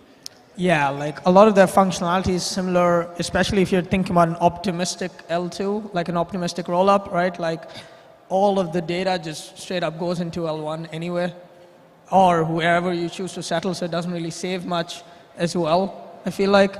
Do you like, so one of my hot takes is like, I don't understand a lot of the pros of L3 other than like if you have a chain that doesn't have that much use, then you can amortize with L2, right? Like Arbitrum's really busy, you're building an Arbitrum L3, your chain is obviously not as busy as Arbitrum, you just take the bus. Do you see any other pros? Yeah, I think well, one thing is settlement can actually be expensive. For example, if you settle on Ethereum mainnet, especially with your ZK rollup, right? Verifying those proofs can be expensive. It's a lot of gas, right? So there's an advantage to settling your ZK proofs on an L2 where gas is cheaper. So from that perspective, being an L3 could actually be helpful. The other thing that L3s are good for is like, let's say I'm an Arbitrum. How did L2 start? Is like they're trying to scale Ethereum, right? But now the L2s themselves, some of them are getting congested, like Base, for example. And so now if I'm an application on Base and I want to have dedicated block space and not suffer from congestion issues on the Base L2, I can spin up a Base L3, essentially, where I'm still connected to the Base ecosystem, right? So I'm settling to Base. So Could I'm you not connected have a parallel Base L2? You could, but I think if your community and your users and the assets, More for like your application vibes, yeah. are coming from Base, then it makes sense for you to settle directly to Base. Also, like for example, Base or Arbitrum, they might have integrations with exchanges or have USDC natively issued on their chain that you want to connect to as well. So there's a reason why you would choose to settle there specifically, and it could be vibes based. It could just be community based as well. You want to align with Base or Arbitrum or yeah, like the ones I've seen so far seem more with alignment or vibes. We just want to be associated with Base or Arbitrum because they're cool, right? So like those kinds of things make sense, but like technical standpoint, so you mentioned something where you can reduce a lot of cost by settling on L2 as an L3. But like if for an optimistic rollup, the same call data goes all the way to L1, right? So it's like, it's unclear to me how much money would you actually save compared to just being your own L2, I guess, for an optimistic rollup specifically. Well, all rollups will still have to post their data to some DA layer. So yeah, you don't really, other than the settlement thing that I mentioned, you won't really save much money. Yeah, that makes sense. I think we're quite aligned on our L3 ideas, which is cool. Something I think a lot about Aztec is like, how can we build this system that's extremely credibly neutral and censorship resistant because we're a privacy chain. We want to make sure that things do not get censored in a weird way. Do you think like introducing all these other systems that happens with modularity, right? So for example, like let's say I'm building a rollup, I'm settling on Ethereum, but using Celestia for DA. I'm also using Espresso for shared sequencer. Espresso uses EigenLayer. So it's like a 5-system mix, pretty common. Do you feel like there are a lot of trade-offs now because of this modularity thing, like probably more DevOps, more admin, more censorship like problems? Or do you not think do you think it can all be managed easily?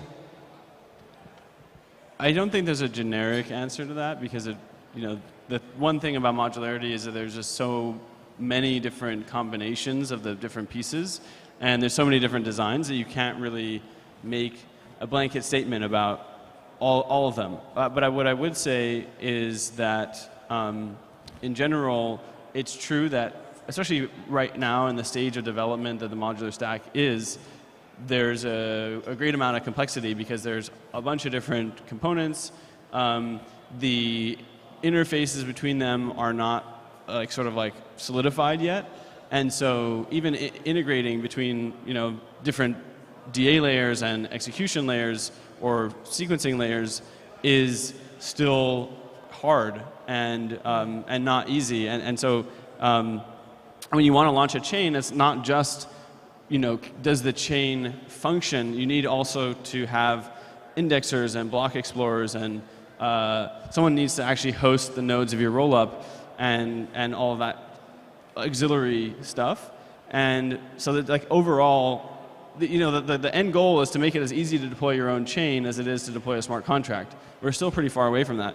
But the good news is that there are teams that are building a service called Rollups as a Service.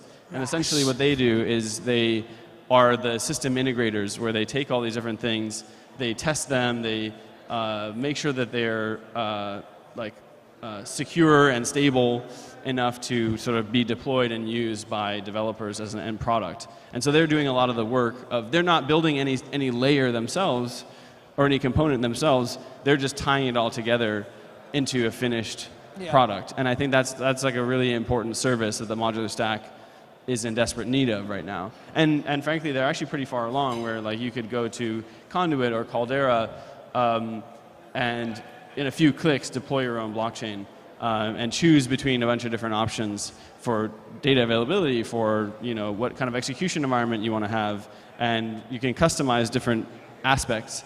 And in literally minutes, you could have your own rollup. Yeah, that blew my mind. When Arbitrum Orbit first launched, it's just a UI, and you click 4 buttons, and you have an L3 or an L2. I was amazed. That was shocking. You mentioned indexers. Tangent. Are indexers relevant for Celestia? So the Celestia L1 sort of, but not really, because there's not really much execution happening on Celestia that you would want to index. It's all the only things that happen on the Celestia layer 1 has as minimal amount of execution as it can have to be useful for its main purpose, which is for people to run rollups on it. So all it has at the L1 are staking transactions, pay for blob transactions, which are basically how you pay to consume block space to publish data on Celestia, and that's pretty much it. Oh yeah, you can also transfer TIA tokens between addresses, and that's pretty much it. So there's not that much to index. But what's interesting is how, the question of how do you, in a modular world, how do you provide indexing and block explorers out of the box for different rollups? And there are teams that are kind of focusing on that problem and figuring out ways to make indexing kind of adaptable, or block explorers adaptable to talk to different systems in your stack, basically? Yeah, well, they could, you could, for example, register your rollups as an execution model with this generalized indexer thing, and it could learn, you could tell it basically, here's how to interpret my block data and index it. And so, in that way it can be flexible, so it's not just limited to EVM or some other specific execution model. I see. would it, like, I love this idea of like RV scan. Like, let's say I have an Arbitrum orbit that uses Celestia. Like, I love the idea of RV scan also showing the proof of not just settlement of my transaction, but also like what happened in Celestia. I think that is also like probably an underexplored area with these modular systems. That would be cool. Yeah, like, are there any, like, would you call the quantum gravity bridge, I forget what it's called now, is it Blobstream? Blobstream, yeah. Would you call Blobstream a kind of indexer for Ethereum to read what's happening on Celestia? No, it's more of like a bridge, basically. So Blobstream is this data availability bridge that we've built. And essentially what it does is it allows Ethereum or any EVM chain to be able to verify that some data was published on Celestia. And the reason that matters is that that enables someone who wants to have, like, settle their, if they want to have a rollup that uses Celestia's DA, but settles to, say, Ethereum or Base or Arbitrum, they're going to deploy their bridge contract to that chain.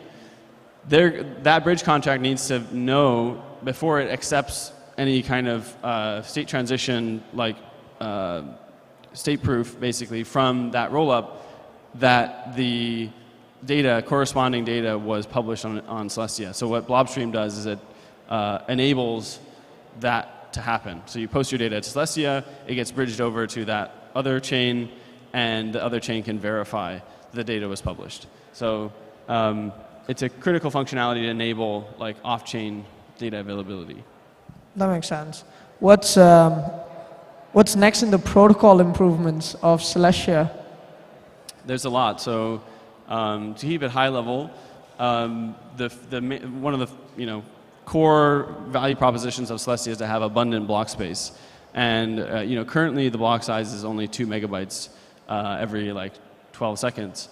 And that's really not enough throughput for where we want to go, which is to have millions of rollups sometime in the future. In the near term, maybe like 1,000 rollups would be pretty amazing to have. Wow. But even like 2 megabyte blocks is nowhere near enough. And we always want to be ahead of the curve so that when, if we ever, and I think we will eventually, come out with some application for Web3 that really has product market fit and has some kind of like viral adoption curve, we're going to need to have, we don't want to be in the situation where we hit scale fail and all of a sudden like that application kind of falls flat. So Celestia always wants to be ahead of the curve and have more block space than we need in preparation for that event.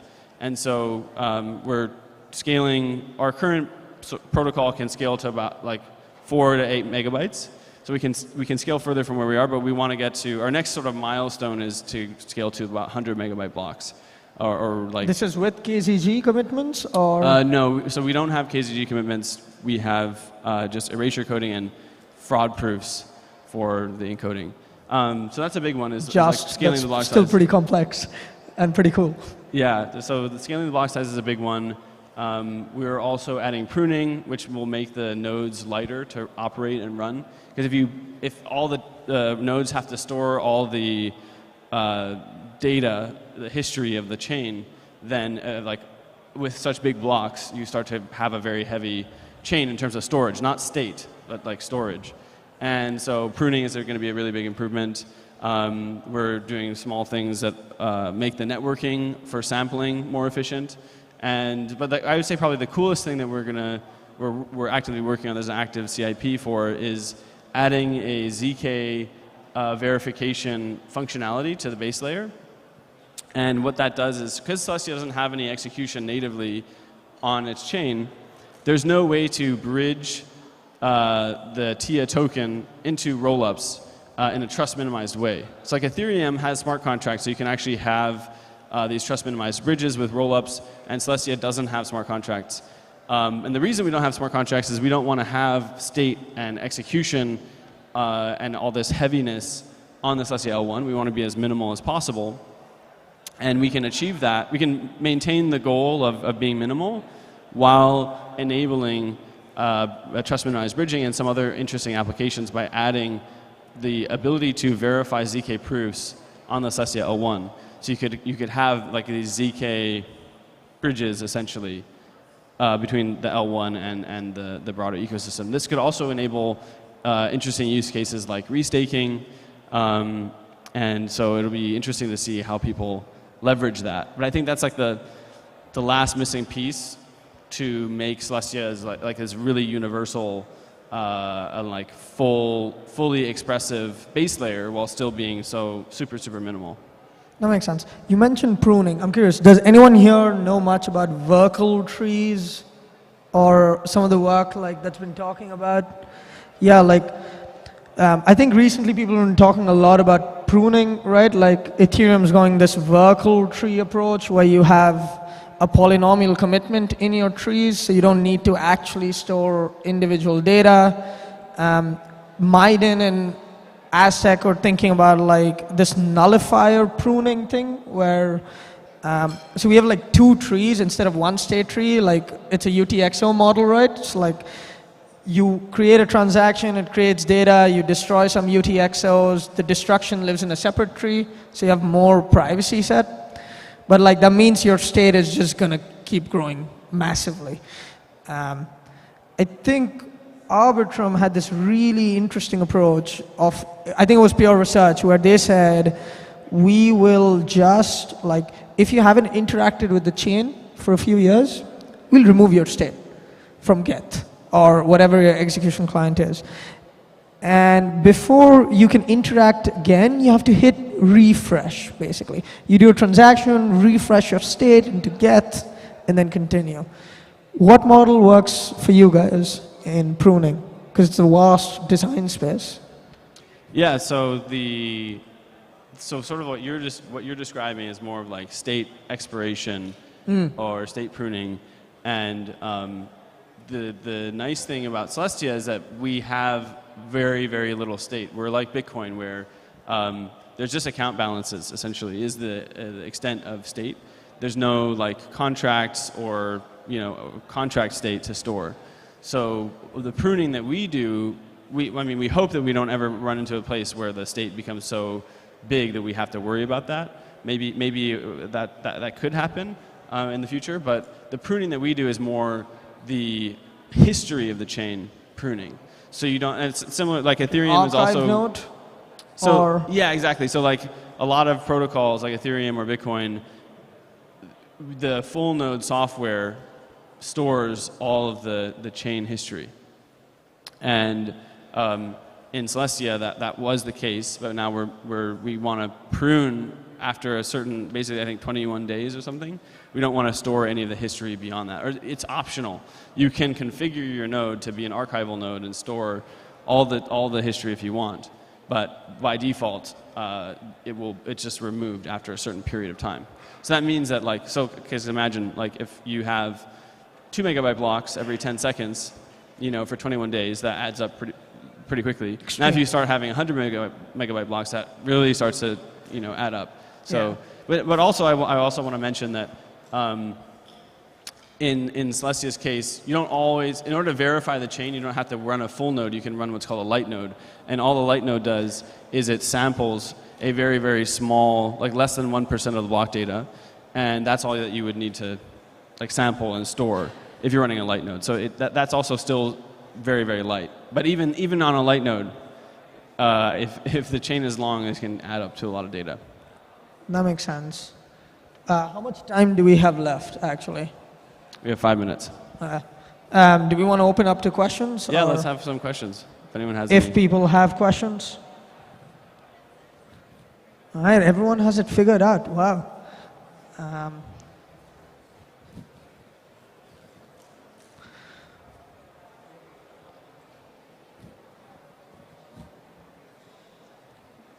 Anyone have a question? Raise your hand. No questions for Celestia? Don't be shy. It can be a funny question. We can't ask you when token because you mentioned 1,000 rollups. That's something that still scares me for some reason. It's I don't understand there's so much work that needs to be done for bridging and state clients to make that work. It blows my mind. It's like, but I think that's the way systems work, right? You first like build something, then you realize the problems, then you're on repair mode, then you build more things, go back to the repair mode.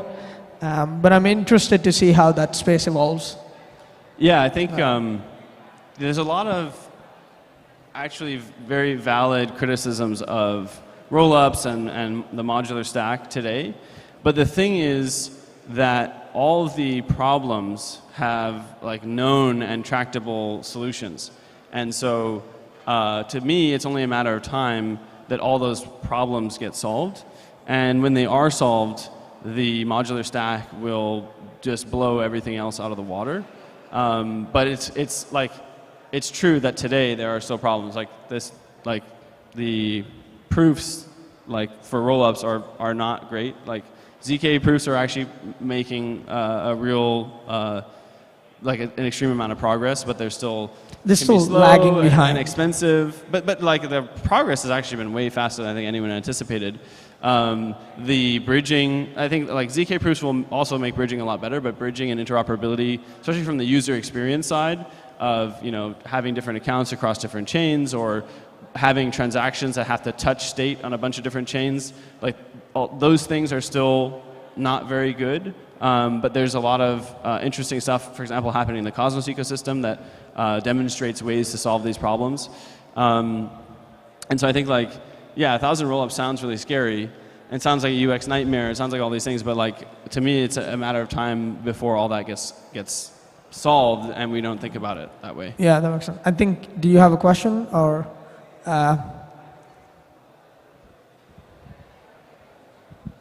Yeah, thanks. Hi. Just curious here, if we're talking about millions of rollups, so that means that there will be a lot of data that validators actually need to store, even though when the pruning is implemented, still there will be a lot of data. So because you are based on Tendermint, right, if I understand correctly, it is very hard actually to achieve huge number of validators. Currently you have, I think, 100 validators. Maybe there will be more, but even the top Tendermint chains, they have, I think, 150 or so. Assuming sharding is implemented, I don't know if Celestia has it or each validator has the entire replica of the entire data. Do you see this as a problem? Like, I don't know if my question is clear. Like, number of validators is very limited, and the amount of data that you need to store is growing. If we're talking about millions of rollups. How are you going to solve this challenge, or is it a problem at all? Is it clear, or I can repeat? So I didn't follow your question fully, partly because of the audio, but there was one part about the number of validators, which I'll address. So Celestia currently has 100 validators. And for a long time, I think people thought that it was really important to have a really large validator set. Like, Ethereum really optimized for that in their new proof of stake protocol. The thing is that inherently, oftentimes, the number of validators that actually, like the way to think about it is how many validators in total sum up to certain thresholds of stake, right? So 33% of stake or 66% of stake are sort of like the two big thresholds that matter. And oftentimes, even if you have 10,000 validators, the top 10 validators add up to 33% of stake, or the top 20 or something. So those next marginal validators beyond that point actually are not really contributing meaningfully to decentralization. That's not to say that it's not what that means is basically it's equally important to decentralize the stake of the system among different validators as it is to increase the total size of the validator set. And oftentimes the more important problem for proof of stake protocols, even Ethereum today, is to decentralize the stake. On the storage part, I didn't really follow, but I think we're out of time. So if you want, we can talk over here, and happy to answer your question. Okay, thanks. Yeah, for what it's worth, Ethereum's actually trying to reduce the number of validators. They have this new proposal of increasing their stake just because it's becoming too much to handle, too many propagation of signatures. Just like in general, I guess, lower the number of validators, higher control you have over bandwidth. But yeah. Another question while we're waiting for our next speaker, if anyone has another question. Yeah, back here.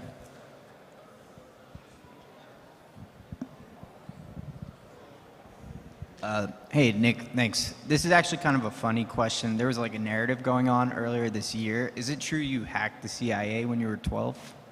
That's not me. That's Mustafa, who's the co-founder of Celestia and wrote the original Lazy Ledger white paper. He was, as a teenager, a hacktivist, part of Anonymous, and then later he co-founded a hacker group called LulzSec, which hacked, federal contractors and exposed, compromising information, things about the federal contractors were doing very shady things. They hacked various multinational corporations in protest of privacy and sort of copyright issues, as well as he did a bunch of hacktivism. At one point, they DDoSed the CIA website and took it down, but they didn't hack it. But yeah, Mustafa's a badass. He was I think 16 at the time. Yeah, you don't mess with Mustafa.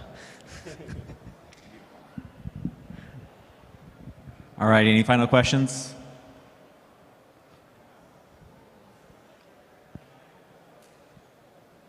All right. Thank you guys so much for doing the panel. Thank you guys. I'll be sticking around if you want to talk. Thank you. Just outside. So we're waiting for our next speaker to arrive. As you guys might know, there are lots of people having issues with transportation. So give us just a few minutes while we locate that person. We think they're in the building. So, oh, there he is right there. I'll go ahead and, while they're getting set up, I'll just say that I don't think that Nader needs a huge introduction, but I've known this guy since 2018, 2019 in the React space. And every technology that I've ever wanted to learn about, he's always kind of been at the forefront of the education in and around that technology. So very, very glad to have learned so much from this guy and to have him here at ETHDubai for the third time, I think. I think he's been here every year, if not 2 of the 3 times. Yeah, so give it up for Nader Dabit. Thank you for the intro, and I'm sorry that I was back there and didn't make myself known. All right, great. So that was a great chat with Nick. I used to work with Nick, learned a lot from him, and have used a lot of what I've learned working with them with my current role now at EigenLayer. So today I'm going to be talking about EigenLayer from the perspective of a developer and the idea of kind of really comparing what can be built by leveraging EigenLayer to something like AWS or cloud compute and just a developer platform for building not only protocols but for building applications. So my name is Nader. I'm a developer relations and developer experience engineer working with EigenLayer, and I've been doing developer education for about 10 years, and I've been in the Web3 space for a little over 3 years. And before I joined the blockchain world, I was working at AWS for 3.5 years, leading the developer relations team.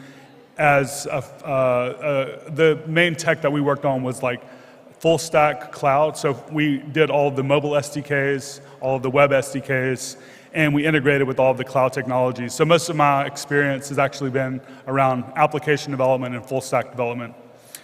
But I've also been a developer for 12 years, so even while I've been doing the role of DevRel, I went on a streak of almost 400-something days up until a few weeks ago after joining EigenLayer, where I was committing something to GitHub, pushing some code up every day.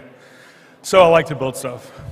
Anyway, if you want to follow along with all of the resources that I'm going to be sharing during this talk later, this is a really good page that has everything. So this is going to be a link to conference talks, YouTube videos, podcast interviews, documentation, reference architectures, all types of stuff to kind of get you started building with EigenLayer. And if you do not have your phone around and you just want to find these resources later, we have a similar, maybe slightly smaller group of resources at docs.eigenlayer.org. And at the bottom of the links, there is a page called Resources. All right, so I'm going to start with like a problem statement or a challenge that exists in the world today in this space. Developers want to build decentralized infrastructure, but it's not an easy thing to do. What we had with the evolution of blockchains, which I'm going to dive into in just a moment, was we had these application-specific blockchains like Bitcoin and Litecoin and et cetera. We then had the first smart contract blockchain, which was Ethereum. So developers no longer needed to kind of architect an entire network from scratch if they wanted to build an application. They could then instead just write a smart contract, and in return they are essentially deploying to this network, and they are inheriting the security of that network. So the idea of just being able to like write a dApp was really revolutionary and kind of brought everyone into Web3 as it kind of exists today, or I would say existed up until maybe a couple of years ago before we started getting into the more like modular space with rollups and things like that. But the challenge that, or I wouldn't say it's a challenge, but the world as it exists today, it's that you can actually build a dApp on Ethereum, but you can't build anything else, right? You can't say, I want to build an Oracle leveraging economic security from Ethereum, using Ethereum as it exists. And the general problem that EigenLayer is hoping to solve is that it is hard to bootstrap a decentralized infrastructure from scratch. And you might even go further than this to say it's actually hard to build any type of reliable infrastructure in software, period. If you have ever used AWS, you might have noticed that US East 1, which powers a large majority of the internet, goes down every year. And when it goes down, everything goes down. And that's not because you wrote any code that was wrong, it's because the underlying infrastructure that you were using went down and your app goes down. So if the most talented cloud engineers in the world that have been doing this for dozens of years can't get it right, it's hard for most people to get it right all the time. But what's really great about Ethereum is that it's actually the most robust infrastructure that has ever existed in the software world that I know of. It has been up and running for a long time, and there are maybe one or two incidents where people can point to and kind of say that it was technically unusable for the actual usage of what people expect it to be there for. So what if we could kind of take that stability and that security and use that to power other networks? So EigenLayer is a protocol built on Ethereum that introduces this idea of restaking. Now, when I heard of restaking, it was not interesting at all to me. It sounded like DeFi, it sounded like people that are speculating and stuff like that, because I just didn't understand it at all. But the more I looked into it, the more I realized this is actually really, really cool and really, really revolutionary almost in what it actually enables. To me, it was not interesting in and of itself, but the means to an end was really interesting. So using EigenLayer, you can use this stake and you can use this economic security of Ethereum to power other networks, and also to bootstrap networks that in the past you would not have really logically been able to build due to the fact of how specialized they may have been and how small the number of users may have been for these more specialized use cases. Because of the amount of security you would need to build something in that fashion would not have made sense for these more specialized use cases. So the TLDR is this: it's shared security for Ethereum, or it's increasing the programmability of Ethereum. That's kind of the TLDR of what EigenLayer enables, and I want to actually talk about what that means. And I like TLDR, so often we'll talk about something and then try to TLDR it afterwards. So before we dive into that, the actual protocol itself and how it works and what you can do with it, let's talk about shared security in practice and kind of the evolution of blockchains over the years. So like I mentioned before, early on, the first blockchain was Bitcoin, and you could do one thing. It's a ledger, it's keeping up with balances, and you're sending balances, you're sending, coins to each other, and the whole purpose of the network is just to keep up with this. But you couldn't actually deploy an app to Bitcoin, right? That's just not what it was there for. Ethereum enabled the first time that anyone could just write a small amount of code, literally like 10 lines of code, hello world. You're now building your own dApp that has its own functionality that did not exist until you deployed that program. So this was really, really powerful. it enabled, just so many people to get into this space, including myself. And now we have all these other blockchain networks that are smart contract networks, either copying what Ethereum did, or they're thinking of new ways of doing that, right? We have all these other L1s, execution environments, etc. So the general idea was this: it decoupled innovation and trust. You could have the innovation being built by an individual person really quickly, really easily, a lot of experimentation happening, and you didn't have to build all this other infrastructure from scratch. You're just taking all that existing infrastructure and you're innovating quickly. It just kind of was a game changer in terms of how quickly people could build. What we have realized though is that if we want to build for the masses, if we want to actually have true adoption around the world, and we tried to compare these types of systems with what we use today in the Web 2 space, we are orders of magnitude away in terms of true scalability. At AWS, one of the most used products was called DynamoDB, and DynamoDB still is widely used today. It's powering a lot of different applications that people use today, like the Amazon.com website. And on Prime Day, DynamoDB was handling over 100 or around 100 million operations per second for people using Amazon. 100 million operations per second is a lot more than anything that we've seen or are able to handle in the Web3 space today. Even the best blockchains, quote unquote best, that are claiming, let's say they do 10,000 TPS or 10K TPS, whatever, those blockchains are, as of today, for the most part, we're getting now to where we have more of these roll-ups and stuff, but most of these networks are monolithic and they're shared networks between everyone using that blockchain. So this Amazon application, 100 million operations per second, that's their own database that they own. But with Solana, for example, or with Ethereum, we have thousands of apps and all of the thousands of users using all of those apps, all sharing this compute environment that is not scalable. So we are like a couple of orders of magnitude away from that type of scale. So I think what we've realized at this point is that we need to scale in two ways. We need horizontal scalability and we need vertical scalability. Vertical scalability in the blockchain world is basically faster, cheaper, and more performant execution environments.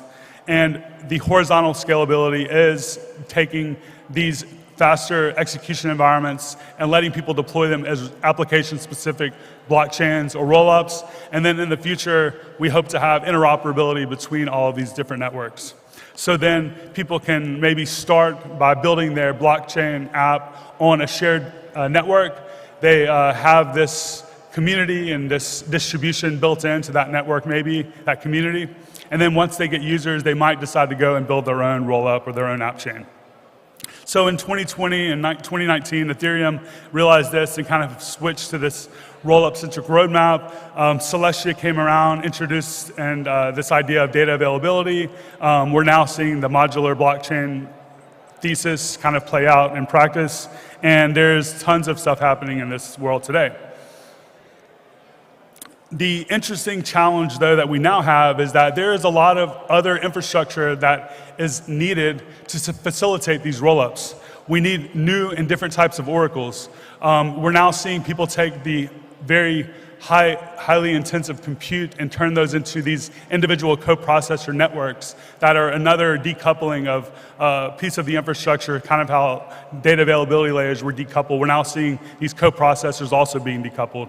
We're seeing the need for different types of sequencer networks.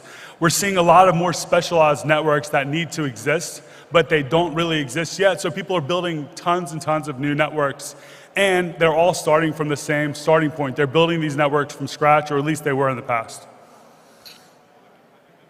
And the idea of modularity is just decoupling the whole decentralized stack. And Nick talked about that a moment ago. So where we are now, or where we are in this presentation is we have the decoupling of these networks, but all of this underlying infrastructure is not inheriting that same economic security of Ethereum, so people are building all of these L1s or these new proof-of-stake networks for the most part from scratch. And what they need to do that is they need to somehow secure and validate that new network. This requires a lot of work. you not only need to build the software and make it work, you also need to bootstrap your validator and your stakers and all the people that participate in that portion of the network. You often will be launching a new token, and for people to kind of find out about and acquire that new token, it's not easy. And the people that are doing that are actually exiting some other opportunity that they're participating in with that money or with that stake. They might be staking on Ethereum, or they might just have money in their bank account. And you want to convince them to sell that and buy your token and then participate in your network. And what this ends up looking like in early stage networks is very, very expensive security. So you have to kind of make up for that opportunity cost that they're losing by staking somewhere else or having their money tied up in real estate or whatever to exit that opportunity and now enter into your network. So most networks are paying a lot for security, especially up in the early days. So the question is this: what if developers could access Ethereum's validators without making them stop also validating Ethereum? And that's what AVSs are offering. And AVSs are kind of the means to the end of EigenLayer. AVSs are short for actively validated services, and they're really any decentralized infrastructure or any infrastructure that needs to have some type of verification that would in the past have been built by bootstrapping an entire network from scratch. So if we look at the most common pattern for most L1 networks or oracles or any type of network that you would kind of put in that category, it looks kind of like this. You might have and I put Ethereum here, but it really could be any type of L1 or L2 network. And then you have the applications that are talking to that network. And then you have these other interoperability protocols like oracles and such that are completely separate. The idea with EigenLayer is that you would be able to take all of the security that exists from Ethereum, use that to secure these new services, and the people that are running these services are able to opt in to that security for a lot less cost and a lot less work. So the end stack of what it would look like in the EigenLayer network or in the EigenLayer ecosystem or the EigenLayer world, EigenLayer contracts are kind of sitting in the middle. You have the app developers that are building applications on top of these AVSs, which are essentially networks. The networks are integrated with the operators. The stakers are restaking, I guess you could say, to these operators. And the operators and the AVS developers are kind of coming together in this three-sided marketplace. There's also this idea of dual staking. So one of the interesting things that people wonder, it's like, why do I even need a token if this exists? Well, it's actually been very, very compelling to a lot of people that have been building in this space, the type of interest that they've seen from investors, because to most of the people that kind of understand how this actually plays out is that their token actually has, or their system has a lot better tokenomics, I guess you could say, because they're issuing less to all these different validators and operators. They can still ultimately offer the people validating the network to either use their token or Ethereum restaking. And then they can issue rewards in any fashion that they'd like as well. So if they do have their own token, they can also issue rewards back to the people running these systems in their own token. And this is just a diagram of the dual staking model that exists within the protocol that you can look at from the EigenLayer docs. So another TLDR about AVSs, it's basically an app using Ethereum Trust outside of the EVM. I really like that example. So what are some categories of what can be built? Well, a lot of this stuff doesn't fit into any category, to be quite honest, but this is essentially a categorization that we've put together that seems to work pretty good. You could almost consider everything on this top layer, or every category could fit into the roll-up services category, but within those categories, we have other categories. So we have these roll-up services that are specifically for what you would think of as the core pieces of a roll-up infrastructure, like sequencers and bridges. And then you have the data availability layer, which is EigenDA, which was the first AVS. And then we have these other categories like coprocessors, different forms of cryptography, proofs, and other. Other is we have decentralized storage, decentralized databases, We have a lot of people doing AI stuff. So let's take a look at some of the examples that exist today. The first one that I mentioned, data availability, EIGEN-DA, very high throughput, very low cost. And one of the things that a lot of people that are opting to use EIGEN-DA like is this idea of reserved bandwidth. So you can kind of say, regardless of how crazy the network gets, how much spikes and usage that everyone else has, I don't want it to affect my network. So I can say, I need this much bandwidth, and no matter what happens with everything else, I still get that, and you kind of get away from some of the craziness that we've seen with the blob storage issues and things like that. Some other examples, though, that are beyond DA. This is a really cool team that's building in this space, and they are not only using EIGEN-DA, but they're actually building AVSs as well, and they all kind of integrate together. I wrote a blog post about why I think this is interesting. Versatis has this laser framework, this laser rollup, which is a network that allows you to write your smart contracts in JavaScript, TypeScript, Python, and a lot of other languages that most people understand. The reason I think this is interesting is that we've seen kind of a plateau in terms of the number of blockchain developers over the last 5 years. Yes, it's gone up a tiny bit, but if we kind of compare that to the traditional like Web 2 world of software developers that is more of like a line up, that we haven't seen nearly as much growth there. The first time we have actually opened up the world of blockchain development at scale, I think, to these developers has been with Farcaster Frames and also maybe with Lens Protocol's GraphQL API, where developers didn't need to know any blockchain stuff. They could just tap into these existing APIs. And Farcaster literally blew up over the course of that week with not only new developers, but new users that became interested because it was like this organic spike in growth and interest. And that was all due to the fact that people could then come in and write programs easily with JavaScript. So I think we need to lower the barrier to entry, get more people involved in the space. This is one focus that could make that happen. They're also building out other services as well. You could almost think of this as like a cloud version, a decentralized version of Vercel. So you have functions, compute, data storage, databases, and stuff like that. Another new category that seems to be doing really well is coprocessors. Lagrange is a great example of that. They are a ZK coprocessor. I even have a little snippet of what their API might look like. So you can offload computationally expensive tasks off-chain, and you can also do off-chain computation similar to what an Oracle might provide today. People are building databases and data stores.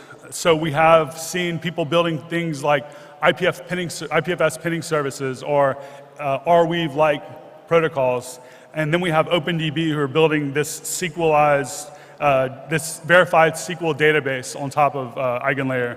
They already have 3 products within OpenDB that they're working towards. One is an archival like node type of thing for EigenDA. They also have this product that's going to be almost like a vector DB. And then they have the traditional SQL API. So you can build AI applications using vector database. You can use SQL for like 99% of everything, and then the archival node. There's AltLayer, which combine rollups as a service with AVSs. So they allow you to not only build and deploy your own rollup stack using OP. You can pick your OP, Arbitrum, ZK Sync, but you can also choose your data availability layer. So they support EigenDA, but they also support Celestia and others, I believe. But what's interesting is that they also have these vertically integrated AVSs that you can deploy along with your rollup. So you can then also have, and they call these restaked rollups. So you can also have your own decentralized sequencer network and other pieces of the stack that you completely own as an AVS. And then you can have restaking that's built into that as well, which has really been compelling to a lot of teams. A lot of different rollups as a service are supporting EigenDA as well as different AVS pieces of the stack like Caldera, Conduit, and Gelato. There are new execution environments that are being built that will start off by leveraging EigenDA. So Mega ETH is one of these. They are rebuilding everything from scratch. They have the parallel execution, but they're also rebuilding other parts of the EVM as well. And it's meant to be bytecode, not only bytecode compatible, but bytecode equivalent. And they are a really, really great team. I would almost compare them to something like a Ethereum-aligned Monad, aiming for 10K TPS with very low transaction costs. If you want to look and learn about more AVSs, we have eigenlayer.xyz/ecosystem. So you can look at rollups, you can look at AVSs. We went to mainnet last week, and we're going to be announcing a lot more AVSs over the next few weeks and months. So I'll end this with a quote from Tarun that he put on Farcaster right when I joined. I thought it was pretty cool because it was exciting the way that he framed this. He said, "I've been going to a few college hackathons recently. It is clear that no one has caught technical students' attention quite much as Eigenlayer and Sreeram. I haven't seen as many crazy but impassioned ideas for infra since DeFi summer." So that's it.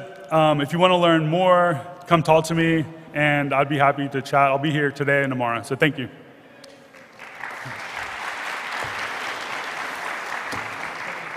Oh yeah, I'd be happy to take some questions. Yeah, we're waiting on the next speaker a few minutes. Does anyone have any questions for Nader? Just wanted to go ahead and open it up just in case anyone has questions. You can just raise your hand. If not, you can catch, oh, here we go. We got two already. Yeah, could you please elaborate more on your collaboration with Espresso and maybe explain if, because in my understanding, Espresso had their own basically blockchain and they still use Eigenlayer to increase their security. And can other blockchains, maybe layer ones, also use Eigenlayer to reuse the security of Ethereum to enhance their security? What are your thoughts about that? I think I understood the question at first about, was it about Espresso decentralized sequencers? Okay, and then, oh, thank you. That's now facing my ear. Anyway, no, that's good, it's fine. I was just, anyway. So I didn't catch the second part of your question. Do you mind repeating it? Yeah. Can other blockchains also reuse security of Ethereum, like other layer ones use Eigenlayer to enhance their security? Exactly, yeah, that's a great question. So first of all, I don't know enough about how Espresso functions under the hood. There was a really good, if you want to learn more about not only like the Eigenlayer ecosystem, but also a lot of other things happening within the modular quote-unquote space. There's a new, it's sort of kind of new podcast, YouTube channel called The Rollup. They've been posting videos like every 2 days, and they did a really great one with Espresso. So that would probably be where I would go to learn more about Espresso. But in terms of other networks using AVSs, yes. So Near Protocol is actually building an AVS that integrates with their protocol. It doesn't matter really what you build.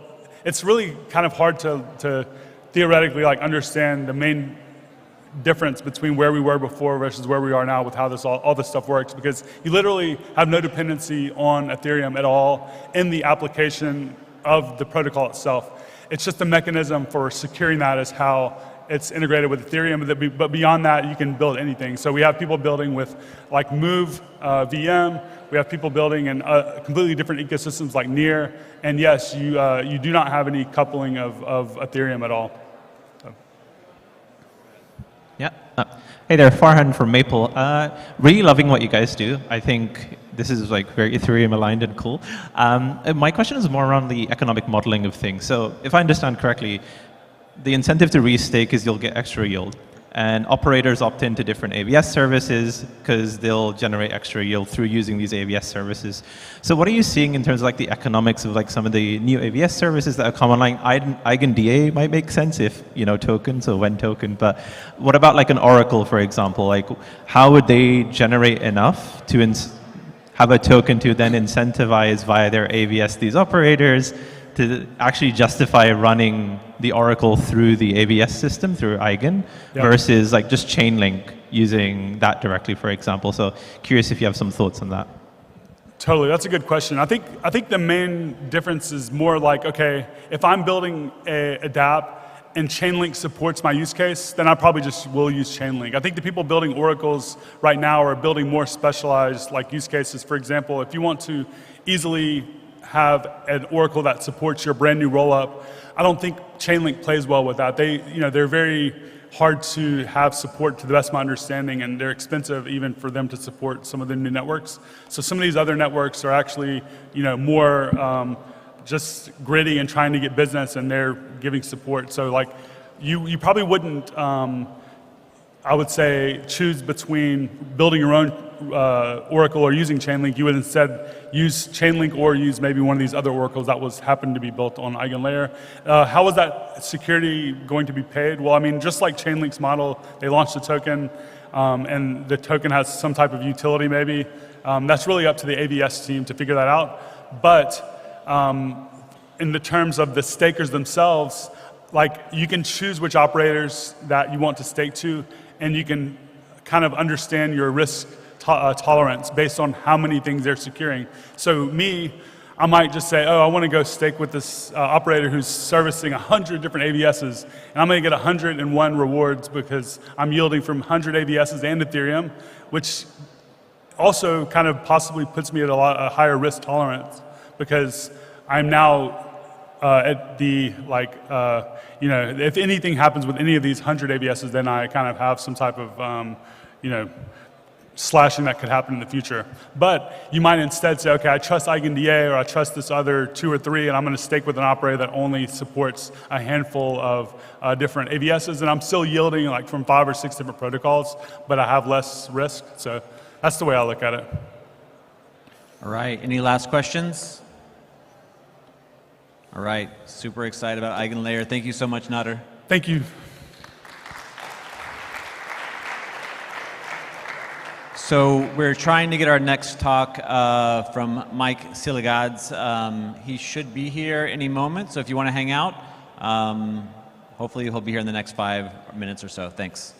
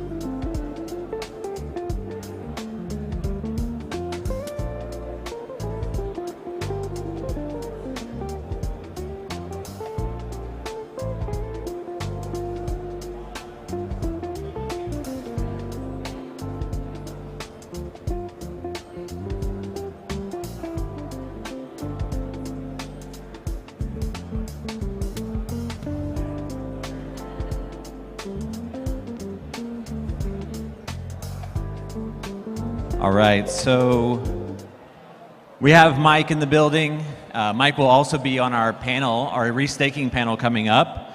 So I'll let them get set up really quick. In the meantime, I'll try and do the best intro here. I don't know Mike, but I've done a little bit of research on him. He's the CEO at ETHDubai, previous founder at Top Hat. And he's not only a successful blockchain in the blockchain space, but he's also a pilot.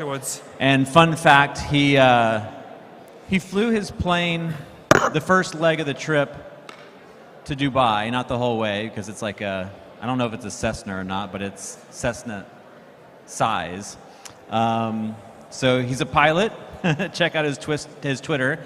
It's his first and last name.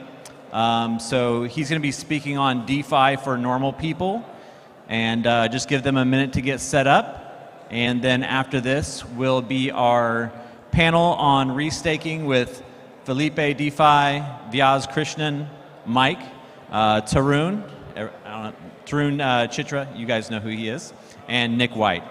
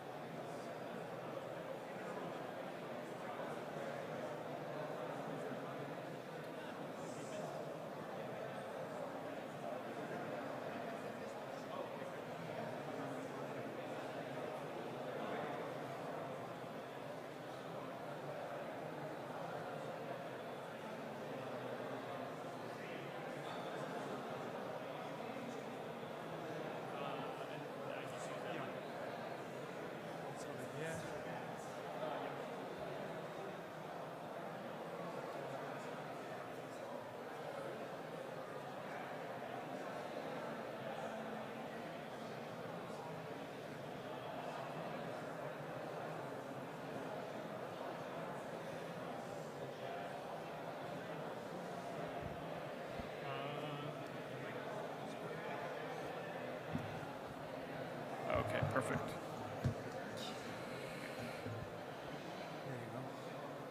All right, welcome Mike Siligads.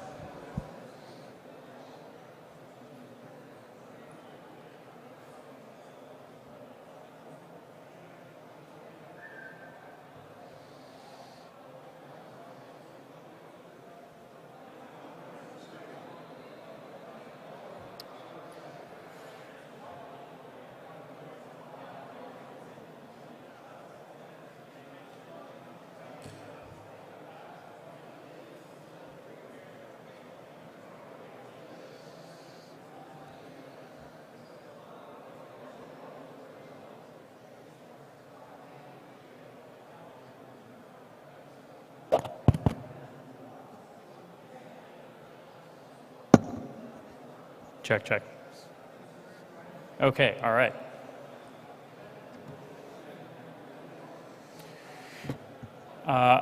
Okay, well, thanks for listening to me. I'm going to talk about a topic that's kind of near and dear to me, which is how to make DeFi accessible to normal people rather than just the relatively small handful of weirdos like ourselves that are super technical and perhaps financially oriented. So first, maybe by a show of hands, how many people here use DeFi fairly regularly? All right, so a fair number. It looks like it's most people.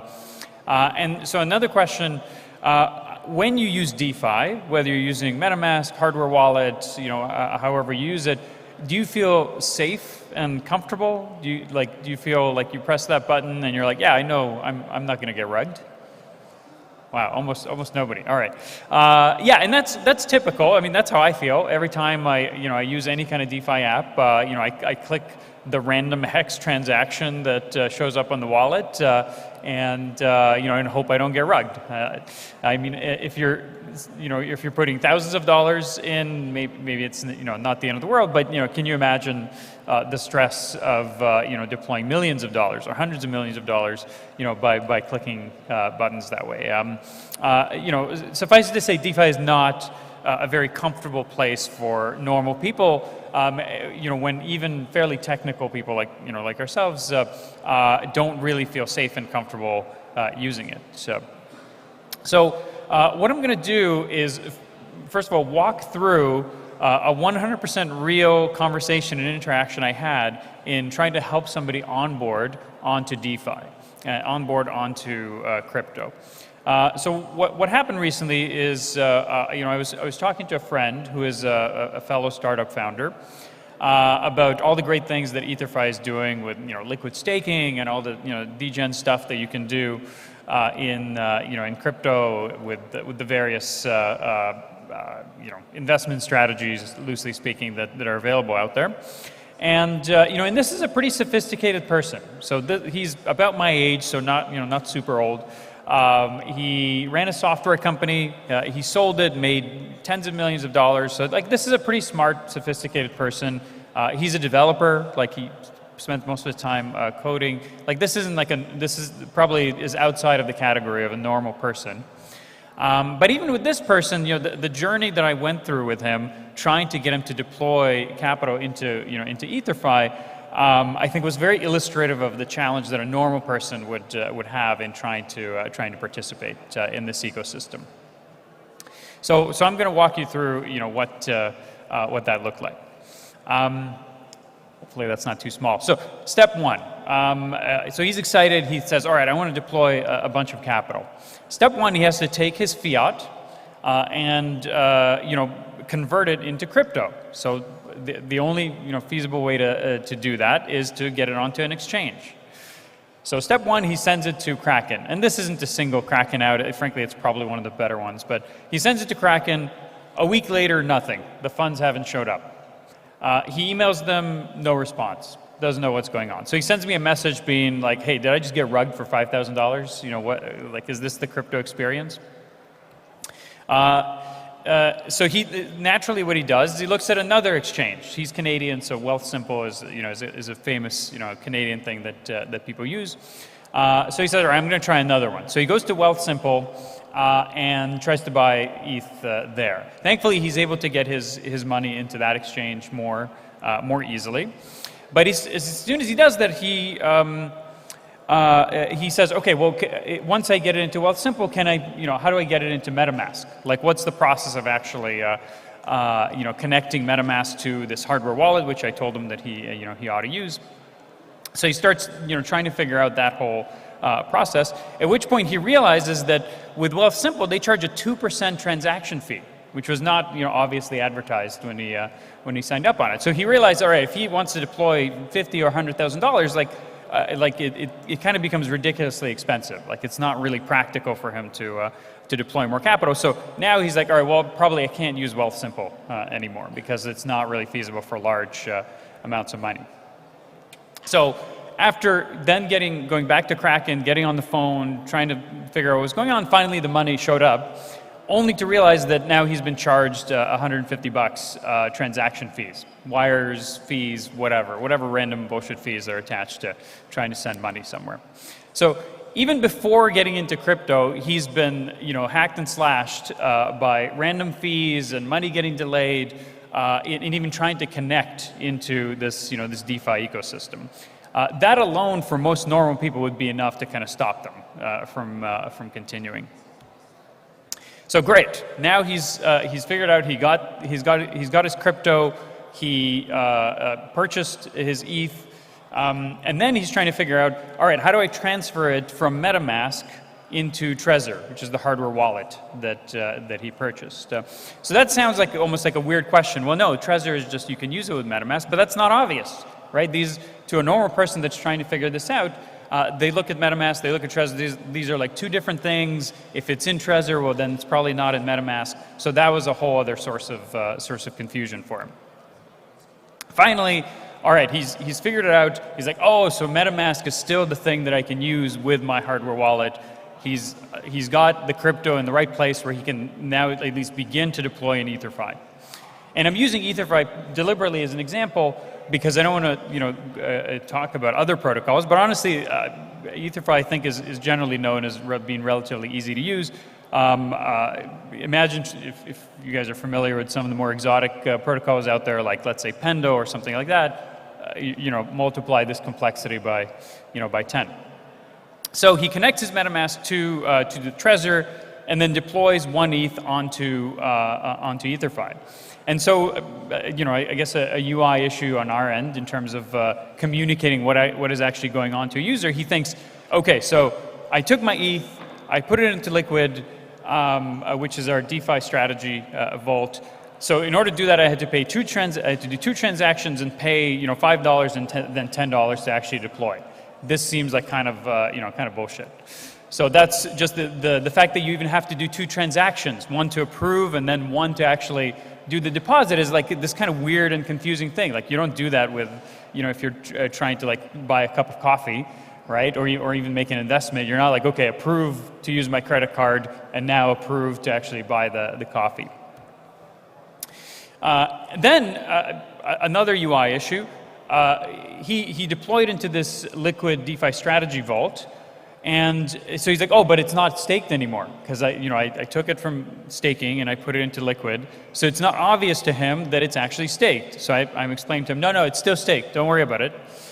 So again, imagine if someone is taking like a yield-bearing thing and puts it into Aave. They're like, whoa, did I lose it? Now it's in Aave. Like what has it been transformed into? So the fact that anytime you do something, it gets transformed into something else is a whole other source of confusion for users. Okay, so now, great. He's invested $5,000. He's looking to deploy more real capital. How do you track performance? Like you deploy the capital. How do you actually figure out like, is this thing working? Is it doing what it's supposed to be doing? It's like, yeah, good question. How do you track performance? You make a spreadsheet and you like manually copy down the numbers every day, and then you sort of make a graph of it. That's how you track performance, for the most part. So I told him, okay, look at DBank. DBank is a good source to figure out what your stuff is worth. But then he's like, all right, well that tells me what it's worth, but like how much did I earn? Because like I have to, he's in Canada, so he has to pay taxes. So how do I report this stuff? Like, is it income? Is it capital gains? Like, what do I send to the CRA? How do I explain a DeFi strategy vault to the CRA and what source of income that is? So all of these steps, if you think about the amount of context that a person needs to have, a normal person, in order to go through this sequence of steps of onboarding to crypto, putting it into some sort of wallet thing, deploying it into a DeFi app, and then tracking what's going on with it, there's probably a sequence of 5 or 10 different steps, each one of which requires a tremendous amount of context that most normal people justifiably are never going to get, because it's not worth it, it's too complicated. It needs to be a lot simpler. And so EtherFi is started off as a liquid staking protocol, and that was the beginning of what we were trying to do. Our ultimate goal is to create a suite of apps that make it easy for people, for normal people, to use DeFi. Because DeFi, as it stands, is pretty much incomprehensible to normal people. So what does a normal person need to be able to do in their financial lives? For the most part, a person typically needs to be able to save their money. So they earn money from some sort of income or business activity. They need to be able to save it, they need to be able to invest it, and then they need to be able to spend it day to day. And so EtherFi's product roadmap, what we're actually aiming to do beyond just the liquid staking functionality that we started off with, is a suite of 3 products that serve those needs to save, invest, and spend capital. The first 2 products are Stake and Liquid, which we launched fairly recently, and then the third product is Cash that I'll talk about in a little bit. Staking is pretty straightforward. It's a liquid restaking protocol. You take your ETH, you deposit it, it stakes and restakes it on your behalf, so you get all the great staking rewards, restaking rewards, points, and all that. And that's, I would say, been pretty successful. The $3.5 billion in AUM in TVL these days. EtherFi Liquid is a product that we launched about just over a month ago, which is an automated DeFi strategy vault, because as soon as you stake your ETH, the question becomes, well, great, what do I do with this? I have this liquid, staking token. What can I do with it? Well, for most people, they're not willing to spend hours and hours researching 100 different DeFi protocols. What they want is an easy button that automatically deploys their capital in a non-custodial, transparent way, and so that's what Liquid is. It's a non-custodial DeFi strategy vault. And that also has been pretty successful. It's now the largest yield aggregator protocol in crypto. It's about, I think, 450 million in TVL and growing. And then the last product is EtherFi Cash, which connects these two and allows users to be able to actually spend their assets, their crypto assets, in real life. What it looks like is a non-custodial wallet that that's connected to a credit card, like an actual Visa credit card, that allows a user to then spend or borrow against their crypto assets. And the gimmick of this credit card is it's a card that pays off itself using your crypto yields. The process of onboarding onto this product is also pretty straightforward. You deposit your ETH, you buy it, stake it, and then you have your card that you can spend with. And so with this, we hope that we can now open up this world of DeFi to people that don't want to deal with complex financial instruments, but still want to benefit from the transparency, the simplicity, the higher yields and rewards that are available in DeFi and crypto. And therefore onboard the next couple 100 million users into crypto, with the ultimate goal that you will never have to off-ramp again. You will be able to deploy into crypto and then just live your life without having to deal with the pain of banks and a lot of TradFi institutions. And that's it. Thank you. All right. Yeah, I think a lot of us can remember the first time that we did any of that, and I don't know how long it took. How long was that conversation with the guy? Was it one day or was? Full day, yeah, full day. Okay, I mean, that's pretty good for for someone new. All right, so we're gonna do a staking panel coming up in just a few minutes. We just got to set up the stage, so hold on for just a few minutes.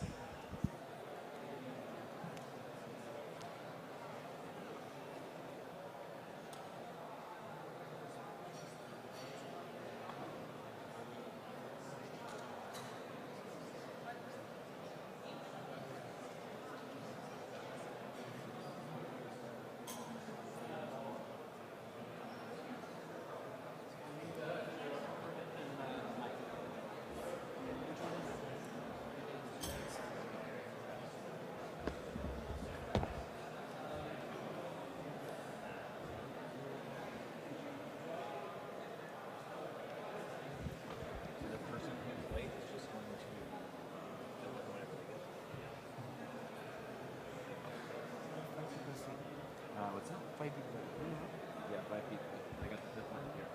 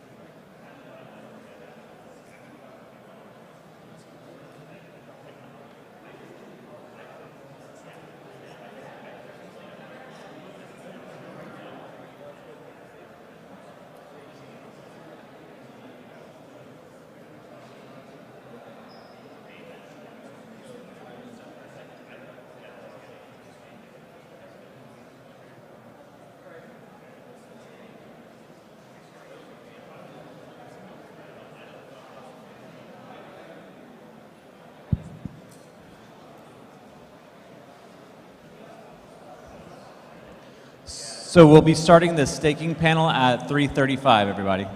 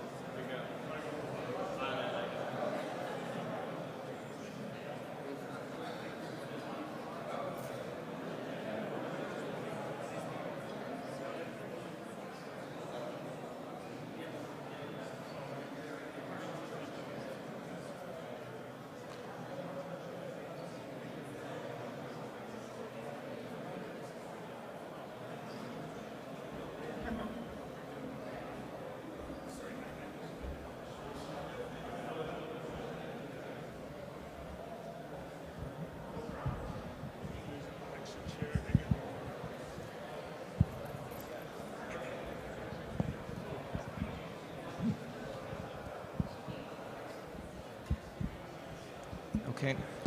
Hello, everyone. So we'll start the risk-taking DA panel. So let me introduce you to the speakers. So we have on stage Mike, the CEO of ETHDubai. We have Nick, the CEO of Celestia. Tarun, the founder of Gauntlet, and Nader is replacing Vyas because he's a bit late, so he might hop on stage in a few minutes. He's the head of DevRel of Eigenlayer. So Nader's been restaked. Okay, so we'll start then with the first question. So I would like you, Nick, to maybe give a little bit your perspective about data availability and focus on the difference of what Celestia is offering in terms of data availability versus EigenDA with Eigenlayer. And then maybe Nader, you can also follow up on that to explain the audience the main differences between both. I guess I should go since it's most relevant to me. So the question is, what's the difference between different DA layers like Celestia or Ethereum or? Yeah, exactly. Others? Yeah, I think, well, there's a few things that are like important when thinking about like different data availability offerings. One is it specifically designed just to do data availability? So one of the differences between Celestia and Ethereum is that Ethereum started out as a fully sort of monolithic chain with execution and smart contracts and state, and so that makes the blockchain a little bit like heavier, and it's not like purpose built to do data availability. They added EAP 4844, which is sort of a sidecar that has like adds a data availability like functionality, whereas Celestia started from scratch and said, if you're going to build a blockchain that was only trying to do data availability, how would you design it? And that sort of resulted in this very minimal chain where you can't do execution or smart contracts on the base layer. All you can do is publish data. And so I think that's one of the big differences. There's a lot more, but I'll stop there and let other people chime in. So maybe Nader, you can follow up on that and explain the main difference with EigenDA versus Celestia to make sure the audience understands the difference. Yeah, totally. I mean, I think that I encourage everyone to, consider all of the different options that are out there and just pick whatever works best for them between all of the different solutions. I'm not the type that's going to shill the product that I work for just because I do that. I would rather them pick the right solution for the thing that they want. A lot of the different characteristics, though, that people do often look at are, price, throughput, things like reserved bandwidth that people may or may not need for their use case. So I would just say, there are different trade-offs between the different networks, different offerings.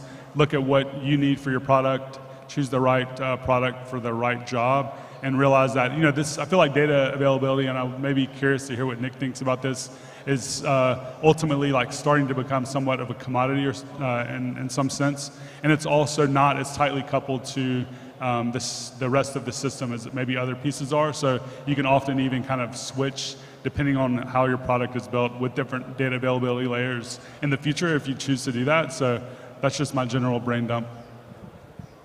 Tarun, maybe you can share a little bit your perspective as well on this related to, let's say, what will be the type of use cases you feel is more suitable, like for that availability on Celestia versus EigenDA? Yeah, I mean, I think the main thing to really think about when you look at the different DA layers is, first, what are the different guarantees they have? For instance, how does one DA layer do reconstruction from light client sampling? How efficiently can it do it? How much bandwidth does it use? The second thing you have to think about, of course, is the duration aspect. Depending on the type of safety guarantees that your rollup wants, you effectively have to think about how long you want your data to persist, how much you want to be thinking about actively bidding. For instance, in Ethereum DA, you have to actually think about how blob space pricing is done in a somewhat different manner than you do in the alt DA layers. Finally, I think there's a sense in which, over time, I think DA layers will just eventually become more complicated, just like the natural evolution of memory within CPUs, right? early CPUs sort of didn't even have a cache. Eventually you had sort of an L1 cache, eventually you had L2 cache, L3 cache, then you split the L1 cache into L1 data and L1 execution. So I think a lot of the natural things you see in the history of computing and the evolution of the history of computing will likely still have to occur, and I think DA is only like the first sort of part of that sequence of new things. Great, thank you. So for the next topic, I would like to discuss more about the risk-taking risks and what is the role that, let's say, AVS selection plays into it. So Mike, maybe you can take that one first and kind of focus on, let's say, identifying the risk-taking risk. How do you think it should be estimated, that risk? How the AVS selection kind of plays a role into it, and how the selection of an eigenlayer node operator that is obviously exposed to multiple AVSs also plays a risk in the overall risk-taking risk that the end user has. Sorry, so I'm having a hard time hearing. The echo is totally messing with my, so I think I heard the question. I think it was, how do you estimate risk-taking risk? How do you select node operators? Was that the gist of it? Yeah, what is the role of AVS selection? Right, AVS selection, and yeah, because AVS selection versus operator selection obviously are very different things. I mean, the first thing I'll say, this is maybe really obvious, you can't estimate the risk right now, because none of the AVSs have sorted out their slashing conditions. There's no slashing implemented on eigenlayer, so it's probably not accurate to say there's no risk. But slashing risk is minimal. There's smart contract risk. And as I said, again to repeat, none of the AVSs that I know of have actually figured out their slashing conditions fully. So I don't know how you estimate. You can come up with models, and there's a number of companies, like Authentic is a good example, that are building sort of frameworks for AVSs that allow them to sort of construct. Oh, thank you, whoever fixed the echo. Allowed them to construct more like templatized slashing rules, which will make it easier to characterize the risk. I think it's really naive to think that any time in the near future it's going to be programmatic. The way that, yeah, I guess I'll just talk about how we plan to select AVSs in the near term is going to be very bespoke, hands-on, and working with helpful third parties like Gauntlet to do a deep dive, do a full audit of the AVS, and really understand the details of the risks that are involved, and just make a case-by-case decision. At some point, that's going to turn into a more decentralized governance process, but if I had to guess, I don't think we'll be ready for that for a while, probably for maybe a year. Maybe even longer. So realistically, it's going to be a very kind of hands-on, bespoke process. So maybe I'll say a little bit about node operators. I think we've been just kind of spoiled, but because almost all node operators are pretty good. I mean, you take a look at the top, I don't know, 30. They're really good. I mean, their slashing is almost non-existent for Ethereum consensus. The experience we've had working with them is that there's a high degree of professionalism, and they're all very technical, sort of sharp teams. My kind of arbitrary estimate is that the risk of node operator error is probably fairly low. I think the risk is more on the AVS implementation side. So I think the risk is probably more on the AVS's slashing rules, hacking, et cetera, than on node operators. I think node operators are generally going to be good. I mean, I can talk more about how we plan to do the risk allocation, and but I think that's another topic we can talk about later. Okay, great, thank you. That was very insightful. Tarun, maybe you can kind of give us some insights about high level, right? What will be the general risk mitigation framework you think makes sense for, let's say, institutional risk-taker, right? That wants to, let's say, ask a node operator to, run the nodes, and they want to have some sort of AVS selection. So just like a general framework that you think makes sense on a high level? Yeah, I think the highest level, 3 things that you should, if you want sort of the three things to keep in mind when thinking about restaking risk. The first is, of course, slashing. That's sort of the obvious one. But the other two are liquidity and duration.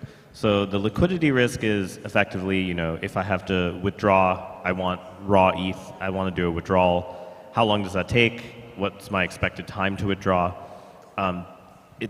You know, in you know, sort of different settings, you may have quite a bit of different risk in terms of how easy it is to offer withdrawals to users. Withdrawal is sort of, the duration risk is sort of dual to the liquidity risk, in the sense that people who don't want to wait the withdrawal period want some liquidity mechanism, whether it comes from using an LRT, whether it comes from things that are sort of these lending protocols people are building around LRTs, like ION. And I think there's sort of this natural tension between the three of them. The slashing risk, obviously, is very hard to actually really measure it in some ways right now, even if you had the code for the slashing rules, because a lot of it also depends on the fee streams. You know, if I have an AVS that's earning, you know, 1 basis point a block, but you can be slashed 50%, well, then that's a very different type of thing versus an AVS where I'm earning 3 basis points a block and the maximum slash is 1%, right? I can cover it in a few blocks. So I think that this is probably why the slashing risk is, you know, the furthest out, but it's also the one that, you know, is sort of the scariest. I think the liquidity risk is actually really interesting because the LRTs have already shown you how capital formation is already happening around these. And so monitoring both liquidity risk within sort of lending protocols that are sort of offering leverage, whether they're synthetic leverage like Pendle or whether it's, you know, sort of real hard leverage like Gearbox or Morpho, that effect is actually quite important to monitor, and I think that's sort of where you have to be careful. And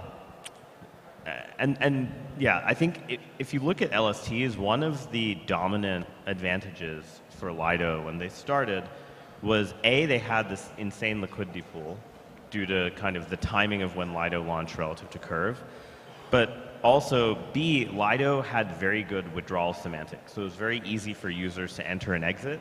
And that part of the UX was really important, but that part of the UX is actually a risk that you have to think about when you're an institution, because if I am 50% of an AVS, if I cannot sort of withdraw efficiently, then that affects my overall portfolio construction myself. So anyway, those are the three things I would think about, like slashing, liquidity, duration. So much. Yes, welcome here in the panel. So for the next topic, and thank you actually, Tarun, to actually facilitate that transition into liquid restaking and what the risks that it represents for Eigenlayer, but also opportunities. So Vias, what is your opinion in terms of liquid restaking, in terms of the risks it represents, the opportunities? So Tarun was just mentioning about the duration and liquidity risk, which obviously it kind of lowers, right, the liquidity and duration risk of restaking to use the LRT. So I guess this is something more on the opportunity side, right, as a benefit, but it also comes with a certain drawback, right, and other risks. So we'll be super glad to have your perspective on this. Yeah, definitely. I think there's definitely some complexity to this when it comes to risk management, but there's a misconception that projects that have economic security that's restaked onto their ABS have the equivalent amount of liquidity, and that's not exactly true. And the reality is the majority of these ecosystems are looking to inherit some of this downstream. And you know, we have projects that are actively building, you know, liquidity as a service, something like Barachain, for example, which is like actively focused on just incorporating that module. And so it's interesting because LRTs can then enable, again, some of the flexibility that LSTs offered initially to the staking landscape, where, you know, your capital is no longer locked and you can have this flexibility to go enter new DeFi positions. And now what's interesting with LRT supporting AVSs is not only can they have this economic security, but then they can also eventually enable some of this liquidity downstream to these ecosystems. So again, you know, Tarun mentioned like risk management, and there's definitely like quite a bit of work that needs to be done in terms of what, you know, calculations and estimations of how much security and how much liquidity different types of AVSs need, because that's likely going to be varying based on the use cases. But I think there's some very interesting implementations that could happen. Since we're talking about liquidity staking, I must ask you, Mike, obviously, what do you think is the impact of LRTs in EigenLayer's, you know, trust marketplace, and how that can somehow influence or change, you know, the pricing, right, of basically renting trust?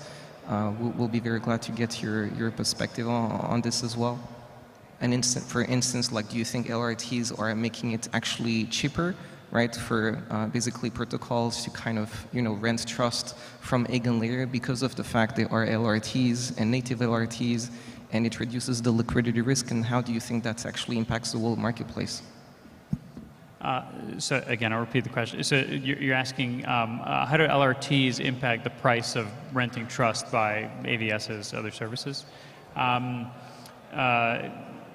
They make it a lot cheaper for a number of reasons.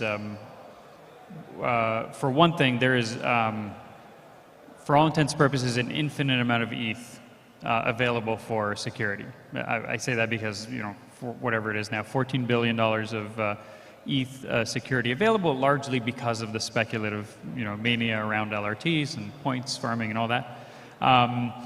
And there's currently not $14 billion of need for economic security. So there is this mismatch in demand, and because part of the reason that there's so much ETH is because of LRTs, that just naturally is going to, it pretty much empirically has brought the price down to as close to zero without being zero. I mean, most of these deals, the security deals that have been announced by, you know, us and others, they're being done at around like 50 basis points. And it was just an arbitrary number. It's like, what's the lowest number above zero that's just even worth doing? So that's the state of the market right now, and that's fine. I don't think anybody, us, probably EigenLayer, expected this kind of craziness. But I think that dynamic will change. It probably will take a year or two. So I do think this will be a process. In the end, this whole ecosystem only works if, like, there's actual useful economic work happening. Like, AVSs have to have actual customers. It can't just be like an infinite, you know, token emissions farm. You know, that can last for a while. The speculative, you know, the money printer's back on, so sure, you know, that'll last for some amount of time. But at some point, somebody's got to buy something. Somebody's got to do something useful. And as that ramps up, as the need for actual economic security ramps up, then the prices, I think, will adjust. Right now, I guess, again, empirically, practically, what's happening with AVSs is, in my experience in conversation, I don't think anyone's really thinking super deeply about, like, what's the exact right number? You know, is it 500 million? Is it a billion? Is it 2 billion? Everyone's kind of pulling these numbers out of, you know, whatever. What they're looking for is a press release and a number that they can go to their potential customers with and say, look, we've got $1 billion of security. Doesn't that sound like a big number? Yeah, that's a big number. Okay, great, you should use our bridge because the other bridges don't have $1 billion. That's actually exactly the right way to do it, because, like, again, the most important thing is these AVSs have to get customers and start doing useful things. And having a big flashy number in a press release is exactly what they need to do that, and so it's the right model. And they can, it's actually perhaps a good thing that there's so much ETH supply that they can basically get this security for effectively free. So it's actually a good way to bootstrap the market, but it'll take time to catch up. I think those are very good points, that the EigenLayer points, EtherFi points, and so on, it kind of is it subsidizes, right, also the whole system, and it actually creates like a distortion in the real price, right, of buying trust. Yeah, maybe to just end, since we have just 1 minute, Nader, do you think LRTs represent a systemic risk for EigenLayer? So we've really thought deeply about this, and I think the best place to kind of learn about all of the research is just to go to our documentation. We have a risks and FAQ. Everything that you would want to know is hopefully outlined there. And then if you have anything else additionally, more specifically, you probably reach out to one of us. I don't know if Vyas might want to add to that or not. No, I would definitely defer to most of our research on this. The only thing I would say is there is this current incentivization structure, which is just like stacking forms of yield. And it is a short-term incentive to draw users, but it's not necessarily the long-term incentive or game that we want to play at Eigenlayer. And I think it's really good, like Mike said, to, to some extent, farm marketing from a bunch of sources and be able to bring people on board. But the reality is, downstream, we want to drive fees from these ABSs back to the Ethereum restaking and operator community, and I think that's what it comes down to. So really, both creating ways for ABSs and, if they're an L2, their downstream dApps and partners to be able to bring in users on board, but also, which is a short-term win, but then also, create incentive structures that will create an ecosystem that doesn't necessarily flee as soon as all of this stuff goes live and we're dealing with rapidly exiting users that we're just farming, right? And so making sure that we're playing both a short-term and a long-term win at the same time. Great. Thank you so much then for being in this panel. It was an honor to moderate this panel with such well-known people in the space, super insightful. So thank you so much, and we'll leave the place for the next panel.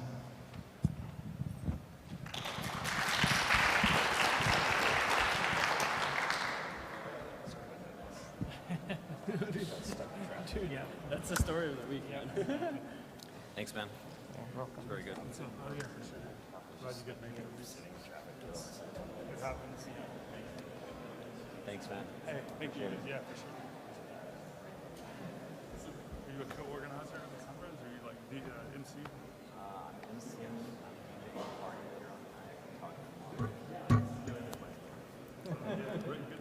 So your slides are over here. Oops. What happened? They should be already here. It is. And there you go. Hi. Hi. Yep. I'm sorry. Yeah, turn them on. Probably leave two of them on stage. So we'll leave two on stage. Yeah. Would you like the presentation? Yeah, the presentation's already on here. Yeah, but... Yeah, they're going to turn it on in just a moment. I need one of these. And how do you say the name? My name is Day1. It's my name. Yes, I know. Runlai? Yeah, Runlai. Runlai Deng? Yeah. Okay, one moment here. All right, let me go ahead.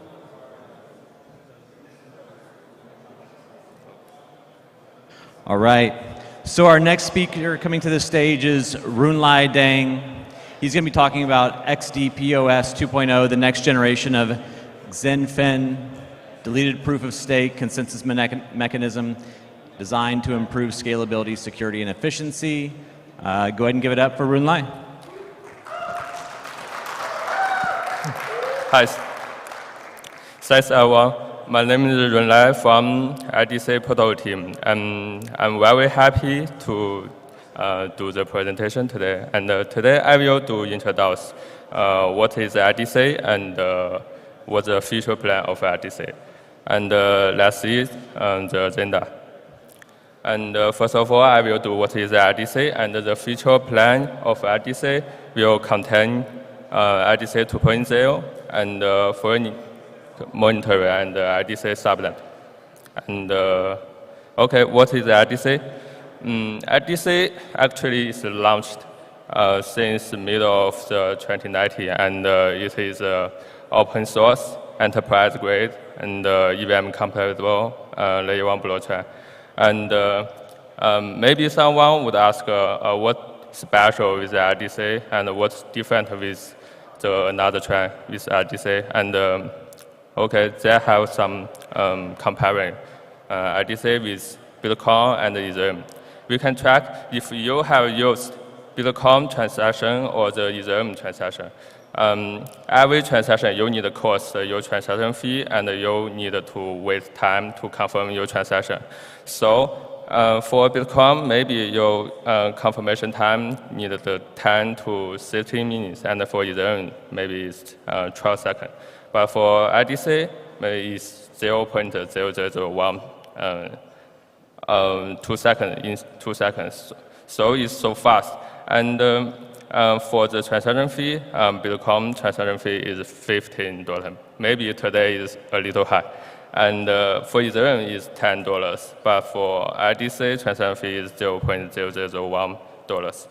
And also IDC is support smart contracts, so that's a way you can build your smart contract, and you have more room to build your smart contract and build your dApp on our IDC network. And also you can build your dApp, for example, DeFi project or bank system, payment system.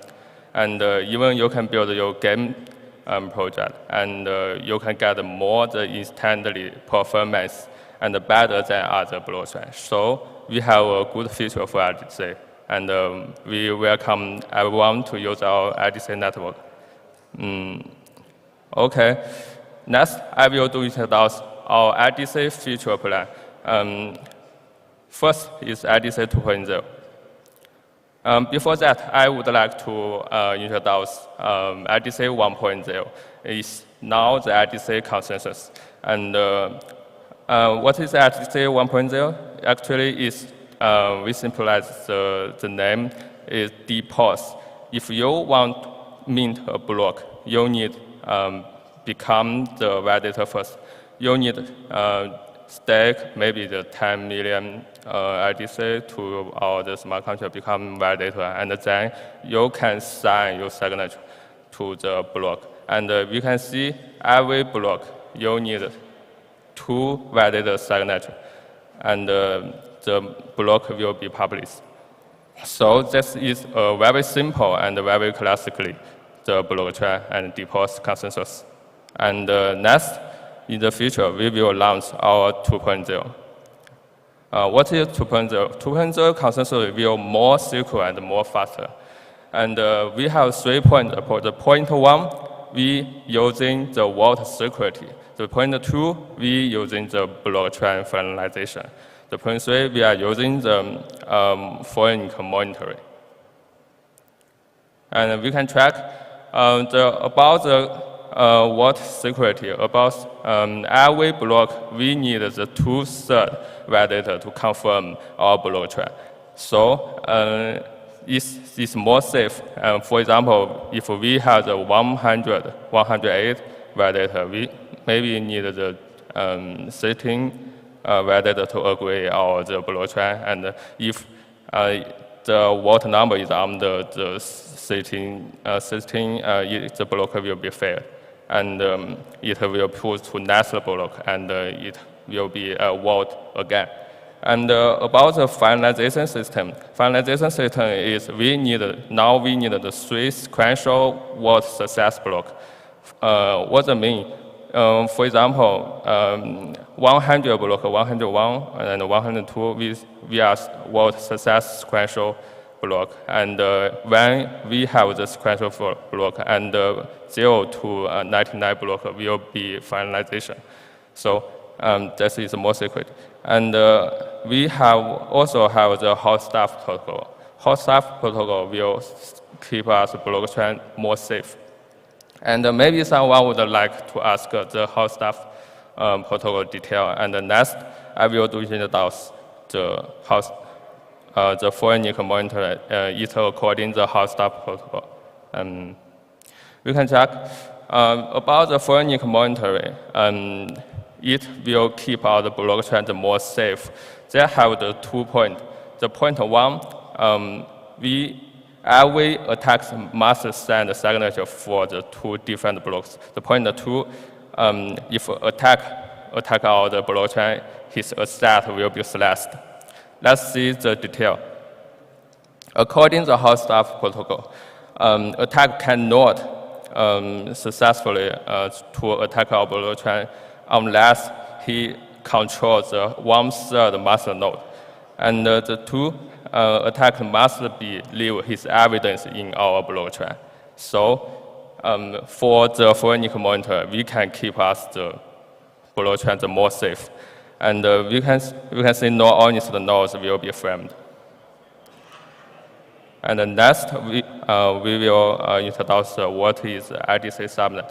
Actually, IDC subnet is our the layer 2 blockchain, and it's privacy and separate blockchain.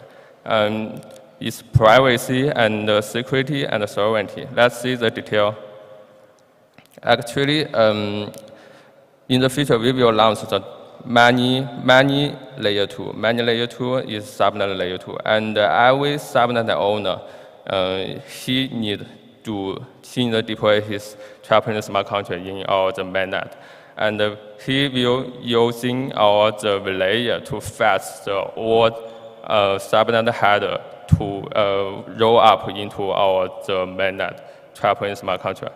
So we can track if the subnet is privacy and no one can know his subnet endpoint link, but only owner knows this, so he can build his dApp use the privacy blockchain, and the block header contains the Merkle tree root. The Merkle tree root will store in IDC mainnet transparent smart contract, and so any users can fetch data from IDC mainnet transparent smart contract, and according to the Merkle tree root, we cover the data.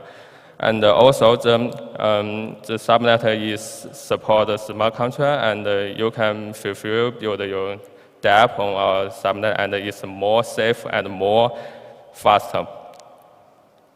So that is our the subnet layer 2. Maybe someone would ask what different with another layer 2. They have some comparing with the ETH layer 2 and the Avalanche.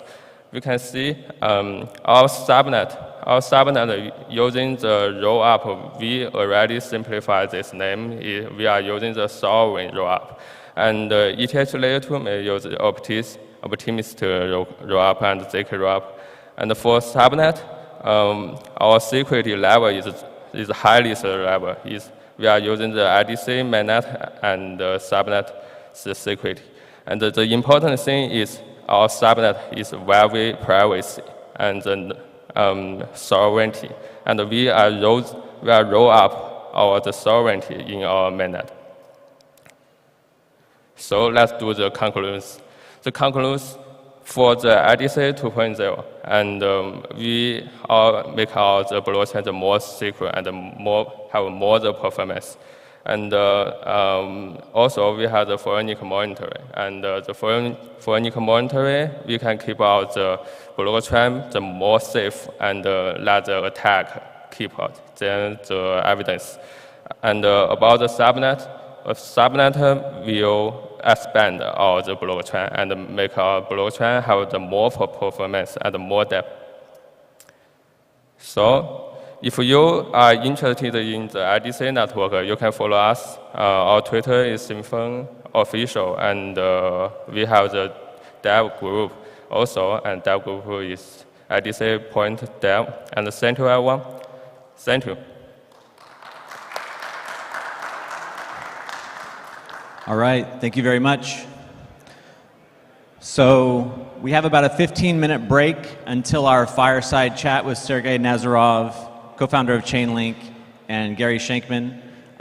So if you want to come back here at 4:30 or stay seated, which is fine, yeah, we'll be back in about 15 minutes with fireside chat with those two.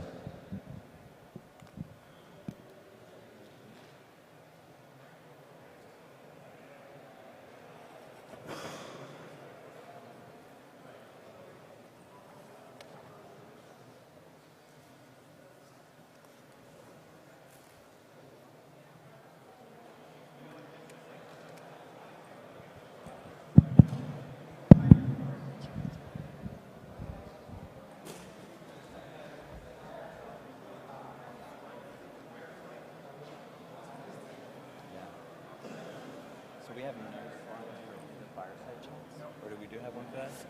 No, not for them. We have slides. Oops, sorry.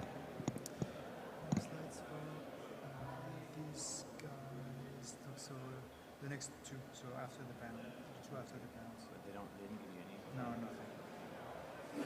None of the panelists give me any. I feel like we should have our own or something. Yeah. Well, there's still the sponsor. I guess. I mean, the next two guys, you don't really need slides for them, but some of the other panels, it would be nice to have.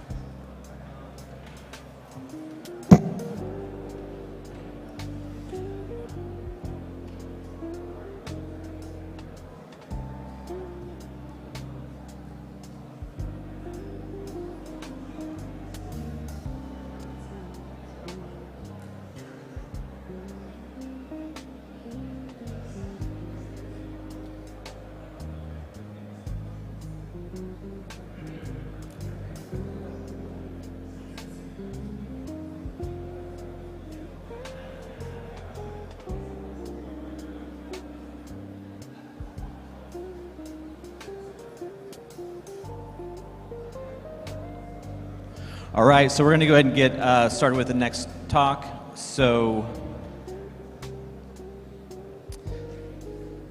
the next two really don't need that much of an introduction, but I will go ahead and tell you who they are. This is the fireside chat with Sergey Nazarov. He's the co-founder of Chainlink, and Gary Shankman. He's the GP of Layden VC and Further, a venture builder and investment firm here in Dubai. And by the way, we're also using Chainlink for the tickets here on to get tickets to ETHDubai in order to find out the price for USDC. I just wanted to mention that. Thought it was pretty cool. So let's go ahead and welcome to the stage Sergey Nazarov and Gary Shankman.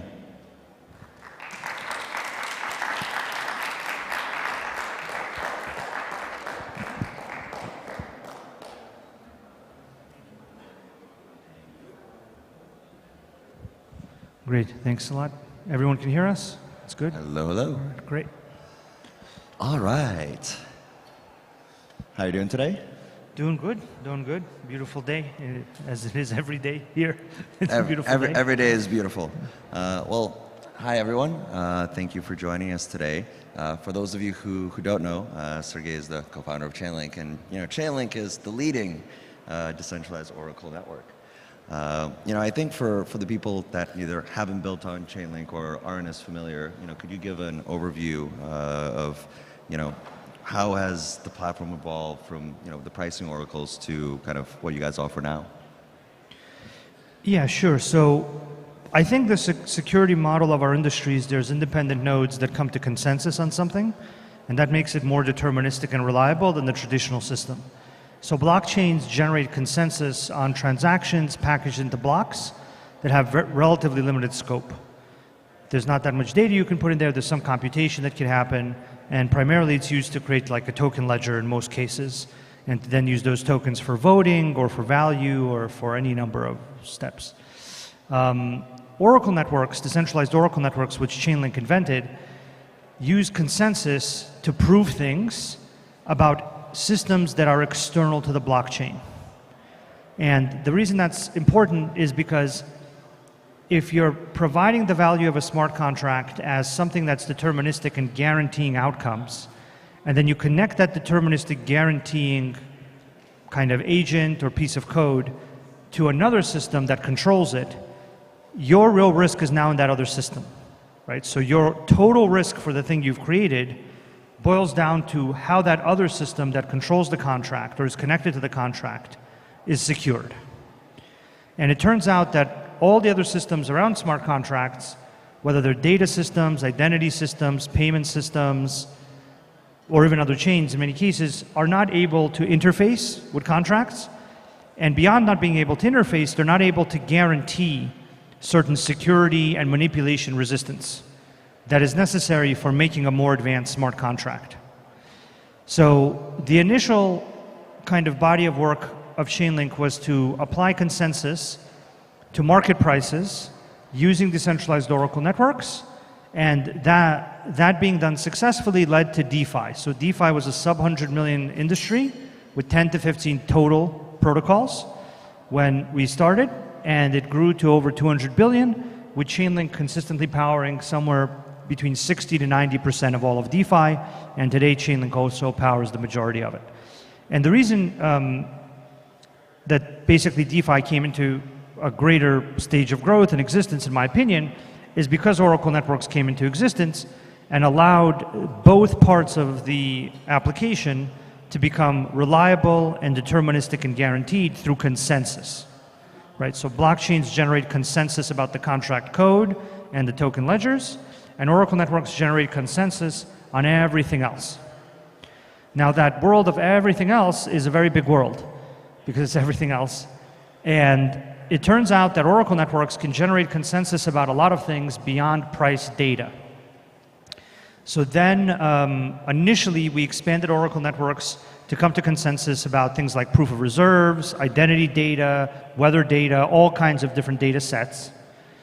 Then there was a question of, can Oracle networks generate computations unrelated to data that have value? The first thing that was put forward in the Chainlink system was the random number generator, which clearly had a lot of value because, well, it's very widely used in gaming and NFTs and various other smart contracts. And what that actually showed us beyond data was that the pattern of making more advanced smart contracts is on-chain code defining the conditions of the contract, Oracle networks allowing those conditions to operate. So if you look at DeFi, you have the on-chain conditions of the contract, and then you have Oracle networks feeding in price data to allow those conditions to operate. If you look at gaming, you have the on-chain conditions of the contract, and then you have the random number generator, which allows those conditions to operate. And both of those things need to be secure and reliable and done in a decentralized, consensus-driven way in order for people to trust and put value into that application because it's reliable. So after random numbers, we expanded to automation. Automation is basically the ability to kick smart contracts when needed, various other key basic tasks. Then we moved on to functions, which is a way to put generic computation into an Oracle network.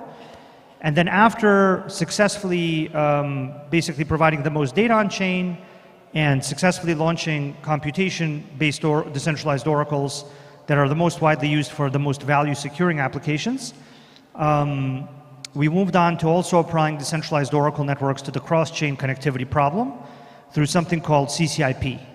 And so CCIP is using decentralized Oracle networks in the Chainlink framework that have already enabled over $10.5 trillion worth of transaction value for over 4 years, approaching 5 years, without value lost.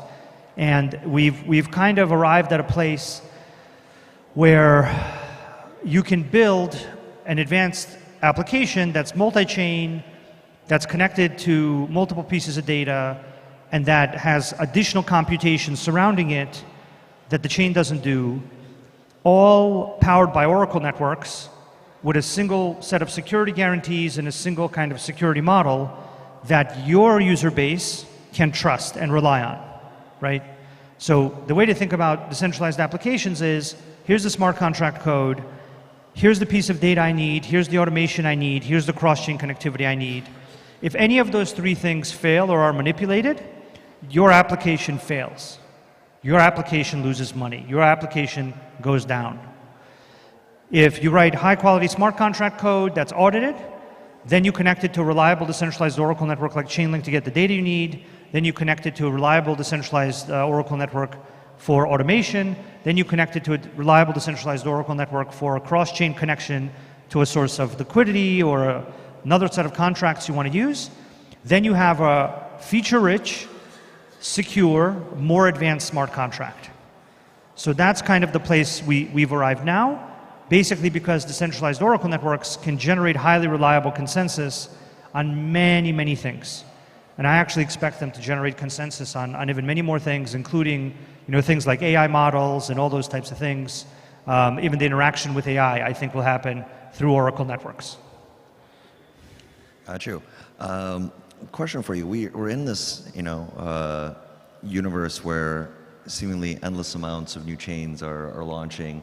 We have this massive fragmentation. Seemingly wallets are not getting better. What do you think it's going to take to stabilize kind of the multi-chain universe? And what's kind of Chainlink's role in that? I think the way to just like ran over here basically. So I think it's not going to get stabilized in the sense that there's going to be a huge increase in the amount of chains. Like the amount of chains out there is only going to increase because every blockchain L2 framework, every L1 framework, everything is just being made to generate more chains, right? The model before was, let's get a singleton, let's get a single instance where we have native composability, everybody has a wallet or an address in that instance, and we get kind of native composability and connectivity between all the wallets. That was the old model. That is really not the model the vast majority of blockchain technology companies are pursuing. The new model is, let's simplify the creation of replicas and do load balancing, right? Let's make everybody have L2s. Let's have people have L3s, yeah? So if that's the technical direction, then, and it continues to become cheaper and easier to make your own chain as a bank, as an insurance company, as a gaming company, as whoever, So in terms of stability, there's just going to be even more fragmentation, even more chains, frankly.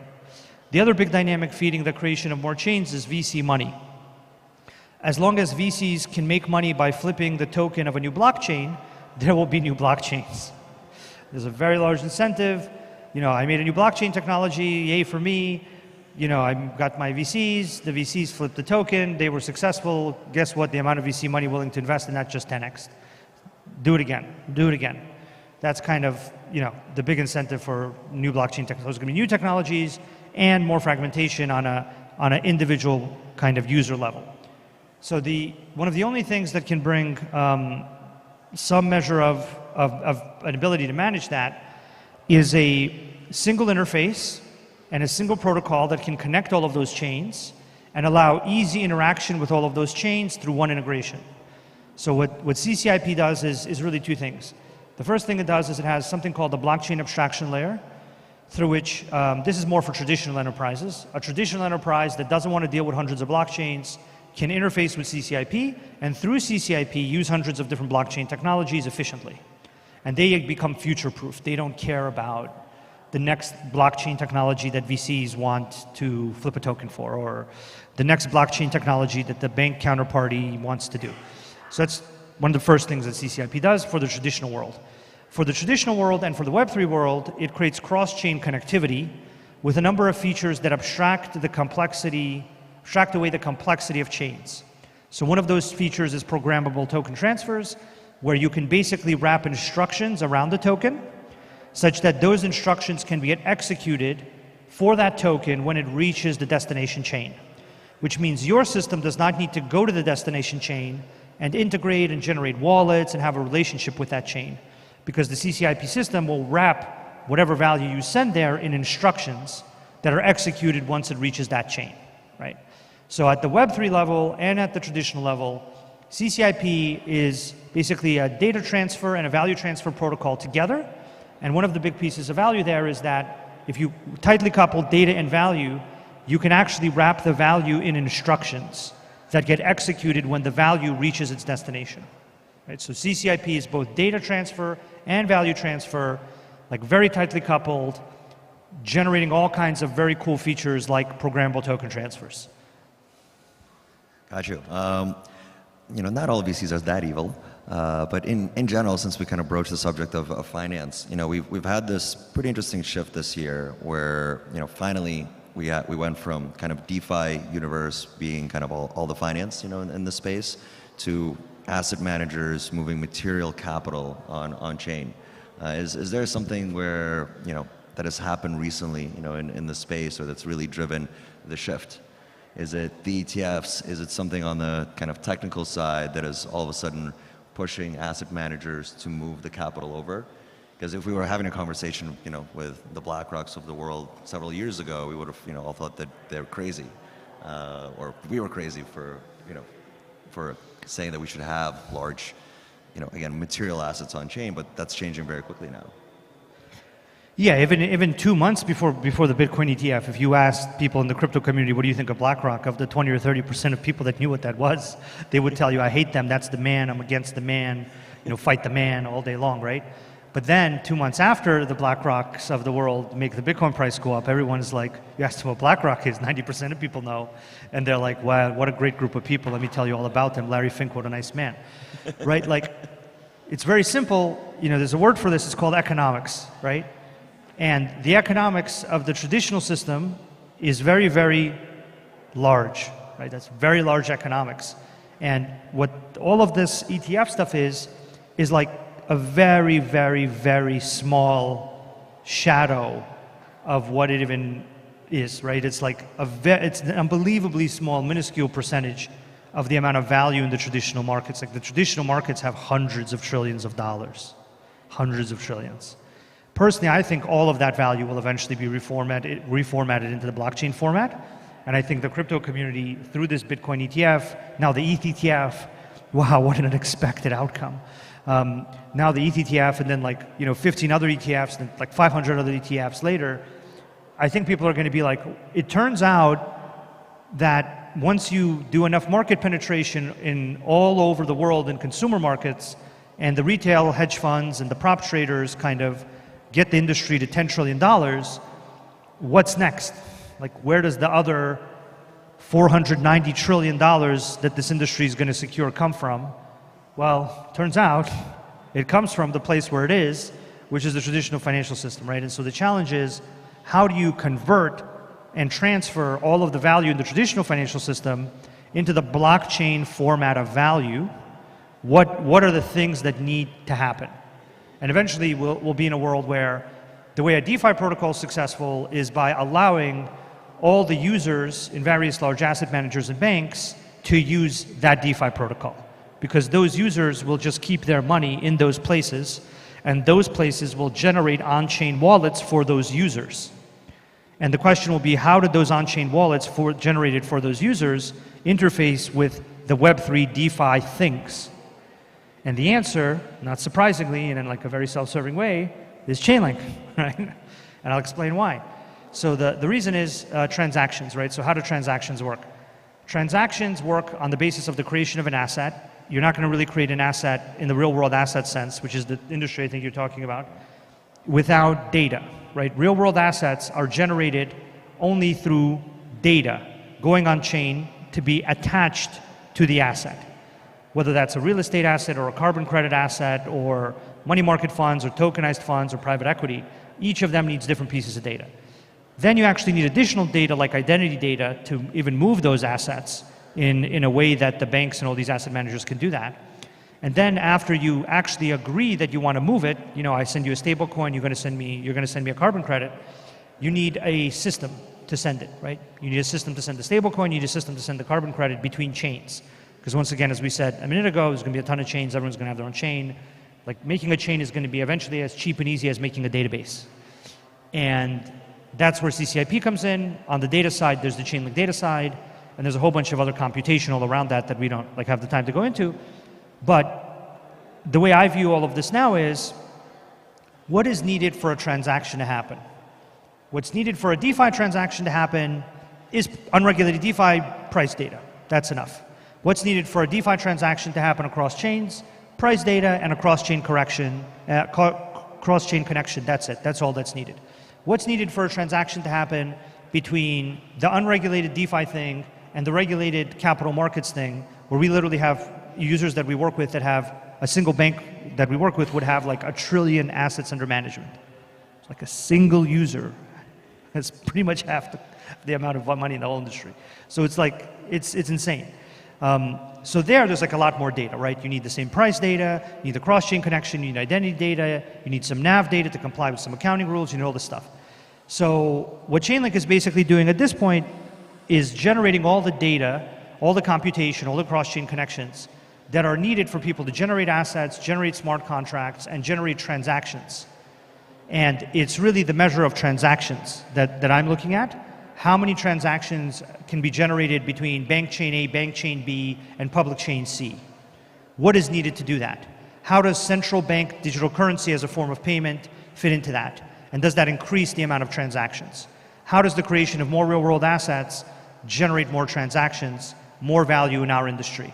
And just to be super duper clear, the capital markets, the banks, the asset managers, as they make chains, initially they will put that value and that form of payment on their own chains. But eventually that value will also interact with public chains. And that's another big thing we're doing, is we're just creating the standards for both of those worlds simultaneously. You know, we've been talking as an industry about, you know, real-world assets and tokenization for such a seemingly long time. But now that the seal, you know, has been broken, you know, with the ETFs, what do you think is going to be, you know, the next big push in terms of assets that get tokenized, and how you guys look at that as Chainlink?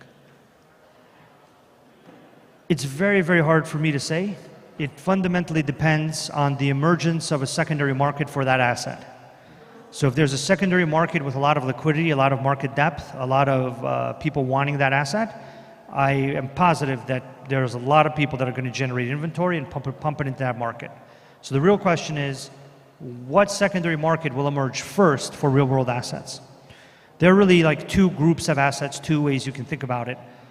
One is a core set of financial assets, like treasuries, like core financial products that make up the majority of the financial system. Money market funds, treasuries are good examples. Very core, very fundamental assets, nothing new about them, extremely, the most widely used thing in the financial system to store value and gain an interest on value. Then you have assets at the edges. These are new assets that have not existed in an easily transferable, fractionally ownable form, right? These are things like tokenizing private equity funds, tokenizing real estate, tokenizing carbon credit, tokenizing gold, tokenizing things that it was previously hard and complex to own, and hard and complex to have smaller individual pieces of ownership. Which of those, I can't even tell which of those two categories is going to emerge. The argument for the core money market fund, real world asset thing is that it's a stable asset that a lot of people want. The interest rate on these assets is very high now, and it's a very good form of collateral that eliminates risk. So I imagine that, I know that there's a lot of on-chain DeFi protocols that want to diversify their risk by having collateral in the form of on-chain treasuries and money markets, because it is so different from crypto, right? The failure mode of many protocols like Terra and others in our industry has been, you are backed by crypto, you have a fantastic day 364 days out of the year, and then you blow up in that one day because you are like so indexed towards crypto. And that like happens again and again. That's the case, I think, from the Web3 point of view. From the TradFi point of view, it's collateral management, which probably this group is not interested in, so we won't get into that. For the assets at the edges, it's really anyone's guess. If I had to guess right now, I would say carbon credits are probably a leading option, because it's a big industry, it can function without regulatory clarity, and there's just this big trend in the banking sector of like carbon credits, green, generate more carbon credits. And the carbon credits also have a big fraud problem, where basically they can be double spent. Basically, like, you cannot tell if a carbon credit has been redeemed, and if you cannot tell if it has been redeemed, you can fraudulently sell it to someone else. So it's like a very basic data problem. And if you just verify that the carbon credit has not been redeemed and is still valid, and you write that data into an RWA about that carbon credit, you've seriously put a dent in that fraud problem. Which is another reason I feel blockchains and smart contracts can be very applicable to the carbon credit market. So probably I would say carbon credits.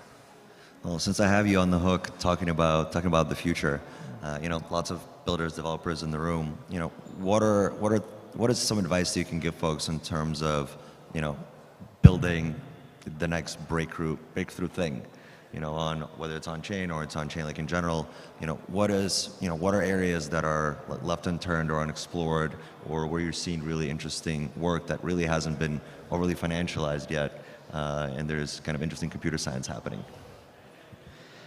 I mean, the first thing that I would say, just from my own experience, is you should work on something that you find interesting.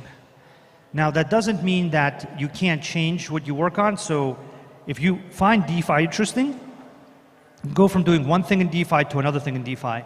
What I wouldn't do is I wouldn't just work on something to make money, basically because it's going to be very hard. And if you don't find it inherently interesting in some way, you're going to become depressed and quit. And that is the most common failure mode in the first 5 years of doing anything, is people get depressed about the thing they're working on because they don't have any kind of real interest in it.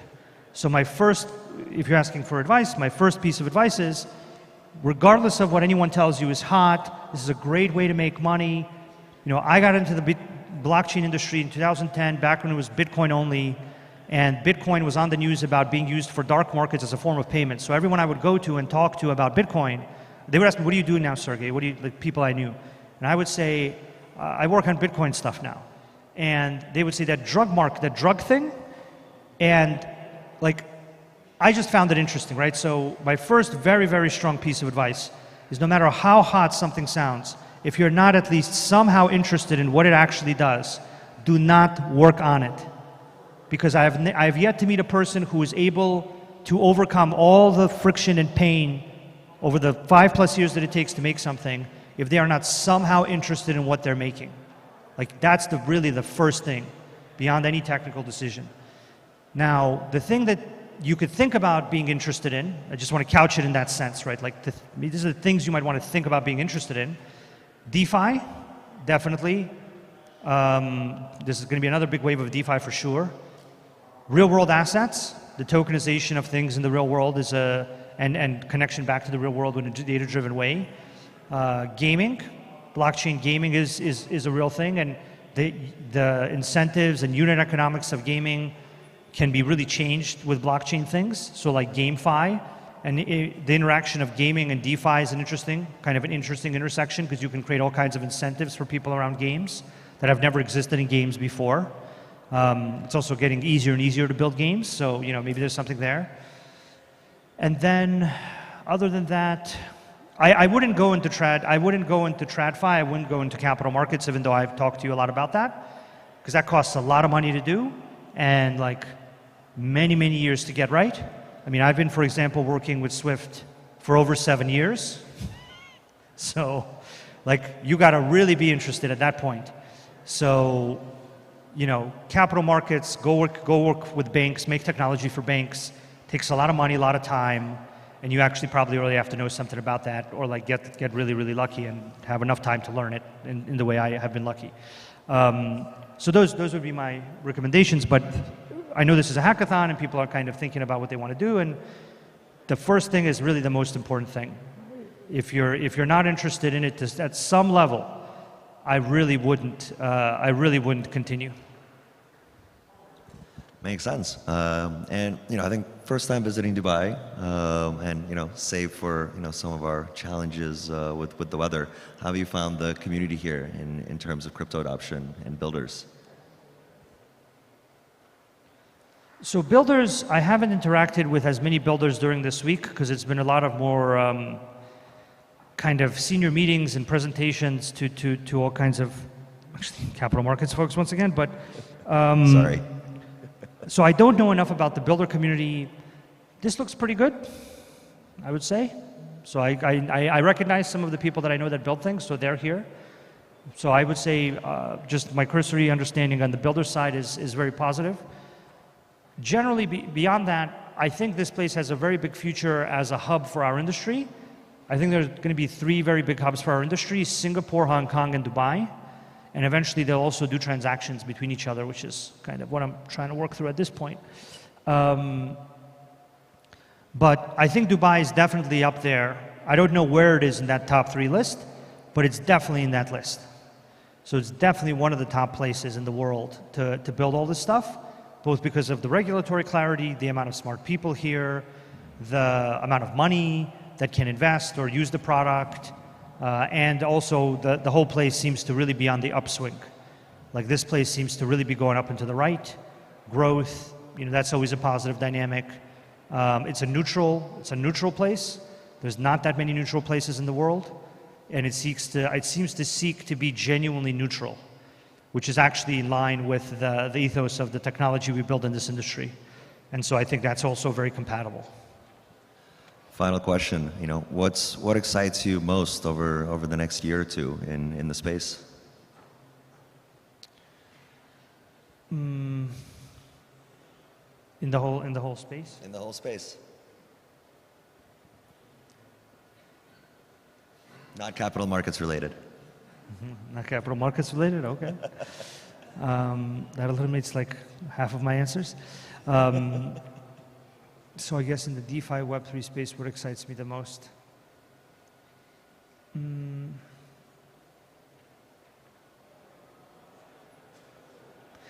mean, I think it's the things that I said that you folks might want to work on, frankly. It's that same list. Basically, DeFi is going to have a resurgence. Real-world assets is something that's growing rapidly. There's a lot of great firms building that. Blockchain gaming and game finance, GameFi, like the interaction between gaming and DeFi, I think has a lot of very powerful dynamics. All three of those things. Since I can't mention capital markets, I won't mention how there could be hundreds of trillions of dollars eventually flowing into our industry from there. So I won't mention that. But other than that, yeah, these other things are. I think the thing that I'm excited about seeing and have not seen enough of is usability. So I know a number of people working on usability, and I know a number of people on solving. Yeah, that's another thing you might want to work on. That's a very valuable problem. Is how to make private keys and blockchains and DeFi protocols more usable without people having to remember a seed phrase or like all this stuff, right? Like the usability of our industry is still nowhere near Web 2, which leaves it being not too competitive in some categories of assets and apps. So usability, I think if I were to see more scalability from blockchains, better usability generally, and more high quality assets generated in the Web3 space, that would really, you know, up the whole thing over here on this side of the equation. Yeah, build better wallets, guys. Sergey, thank you so much for your time today, and hope you enjoyed the rest of your stay in our humble village by the sea. Thank you. I think I will. Thank you very much. Thanks for having me.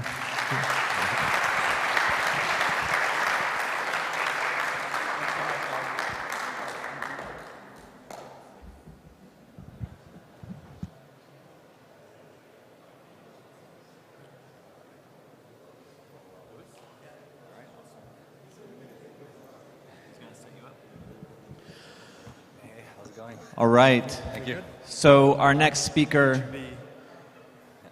let me see if I can get this one right. Louis Schliesk. Almost. You tried last year already. But yeah, Schlieske. Schlieske. Yes, he did remind me last year. So co-founder and legendary member of the Gelato Network, and his talk, Zero Gas Infinite Scale as a roll-up service? Yeah, roll-up service. All right. Take it away. Cool. I need a mic though. Oh, that one, or you can use this one. All right. If you want to walk around. Yeah, I like to walk around. Test, test. Yeah, that works. Great. Do I get a clicker or a click here? Click here? I can click here. That's fine as well. It's not like I walked around a lot this week, given the situation.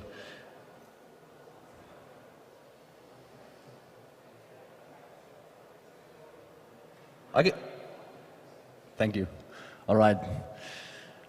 Well, I guess, first of all, thanks a lot for coming to this talk while I'm waiting for the clicker. Great to see you all here. Hope you didn't get liquidated too much out there. Yeah, nice.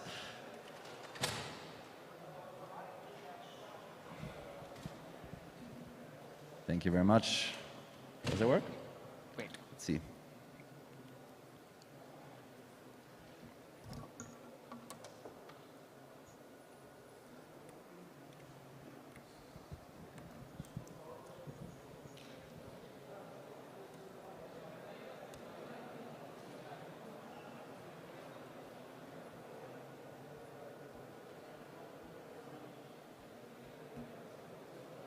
All right, let me try.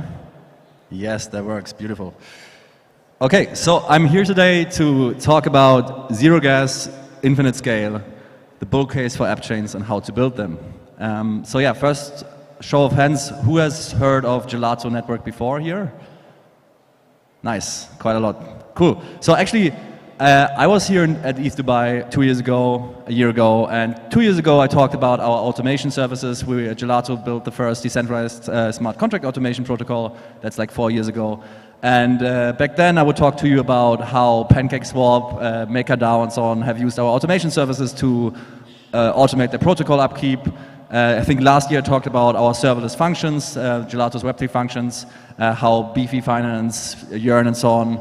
Many other projects are using serverless environments to get, I don't know, off-chain payloads from 1inch and others and automate their protocols based on this. And this year I'm talking to you about something quite different, but it all sort of fits together quite beautifully, which is the world of roll-ups, roll-up as a service. And yeah, I think it's quite fitting because you probably noticed that everybody and their grandmother is launching an L2 these days. And I will talk a bit about why that is the case. So I'm Luis, I'm the founder of Gelato Network, and yeah, let's just jump straight into it. So first I'm gonna take you down a small trip down memory lane, and I'm gonna talk about how Web 2 scaled. So at the start of Web 2, basically you had local hosting. This meant that you put your HTTP server onto an actual physical machine in your office, at your home, You would have to install software on that machine, you know, and that was your web server. And obviously there were many issues with that didn't scale because, I mean, first of all, you had to buy that machine, you had to set it up, you had to maintain it, and especially if you were building a global website, that machine was in your basement somewhere, and someone on the other side of the continent or globe even would have very slow loading times trying to reach that machine, right? So very unscalable. From there, we went to shared hosting. I don't really remember this. I think I'm a bit too young for that, but some people might remember GeoCities and DreamHost. And this really was a massive step up from local hosting. So shared hosting providers would allow you to deploy your web app or website in their shared environment online, so they were managing all of the hosting for you, the servers for you, and so on. And yeah, sounds pretty cool. And the problem was still that it was very constrained in scalability and very inflexible in usability, because the shared hosting providers would usually have a framework that you were constrained by, so you would have to use their programming language. It would be quite limiting sometimes in what you could do. And even worse, everyone was deploying side by side to each other. So if another app had a huge unexpected surge in traffic, you would maybe suffer from that other application that has nothing to do with you. Yeah, maybe you see where I'm going with this. So what was the end game for Web 2 scaling? Cloud VMs, basically, AWS, Google Cloud, you name it, right? So the end game was to have the hardware layer completely abstracted and virtualized in the data center, and to allow developers to use VMs like Linux and so on, virtual VMs in the cloud. And that's where we are today. That's, I mean, infinitely scalable. You know, you can bring any programming language. It's completely, you know, up to you how you want to use this. And you have auto-scale. You don't share the infrastructure with everyone else anymore per se, so you can sort of just pay the cloud provider for how much compute you need. It even allows you to do that automatically with auto-scale and elastic compute and so on. So that's really great. You know, you can literally deploy your web app now, and if you design it correctly, you can basically scale to infinity, you know, and that's been proven by big tech companies like Facebook and so on before, right? So the key takeaway here is that the internet is not one huge world computer. Actually, it's a web of interconnected computers. And Web 2 scaled via asynchronous services. So most of these services, even your own application, the instances that you run, they talk to each other usually via asynchronous interfaces, HTTP, you know, all of these protocols. Yeah, so that's basically asynchronous services were very key to the scaling benefits here. So let me try and tie that back to Web 3. And the claim here is that Web 3 will and is basically scaling via asynchronous cloud services too. So I just took you the trip down memory lane for Web 2 scaling, and now I'm going to do the same for Web 3. So in Web 2 scaling, we had physical servers in the first stage, right, at your home. This was basically Bitcoin back in the day, in 2013, I guess, and so on. When people tried to replicate Bitcoin, there were app chain developers out there, like Mastercoin and many others, who basically back then had to replicate what Bitcoin did, which meant they sort of forked it, like Dogecoin and so on, right? This was very unscalable because you basically had to replicate the success of Bitcoin, which meant you had to recruit a massive validator network of miners and so on. You had to inflate your own coin to pay them and so on and make that all work. And that basically wasn't scalable at all. And that's why Ethereum was invented, right?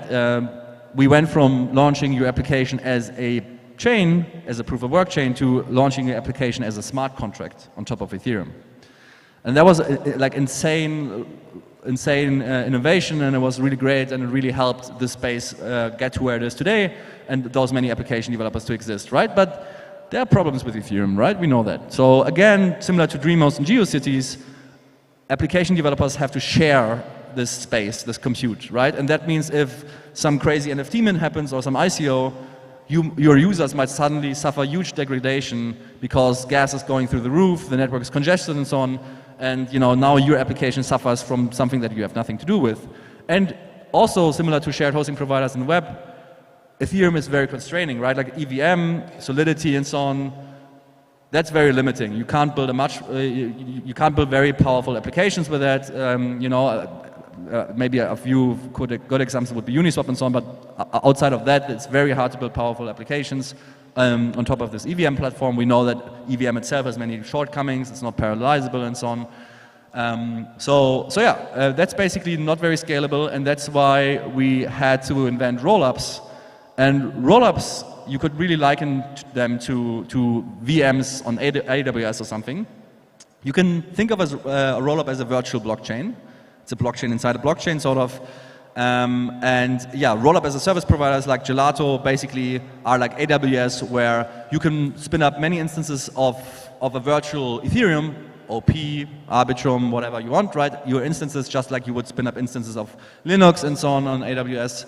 And you can easily configure the VM as well. Like, that's not being done much today, but it will, I think, very soon happen, that you won't just have vanilla OP anymore, like vanilla EVM OP or Arbitrum.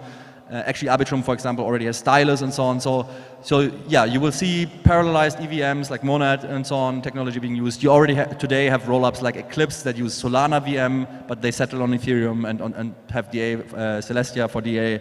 So really, the developer can now come again. They can bring a powerful VM, like I mean, Cartesi, for example, they're working on fraud proofs for Linux VMs, or maybe for the first time we can write blockchain applications in a Linux environment, which is like the holy grail. And even more important, you have a sort of virtualized service like Gelato Rollup as a service, where you can spin up as many as these as you want, and you can scale them to your needs. So that's basically the end game for Web3 as well.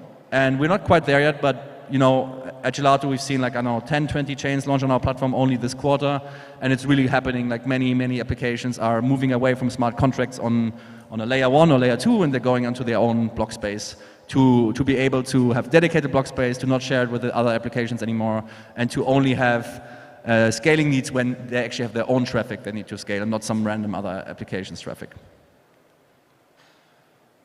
So you can think of Gelato as the Web3 cloud. We have built middleware services, automation, account abstraction, relaying, all the stuff serverless in the past. And now we're bundling all of these up together with your own dedicated VM and block space. And I'm going to now go into some technical architecture. It's very high level, so it's not very technical, to be honest. But yeah, you can roughly think about it this way when you want to basically create your own role app.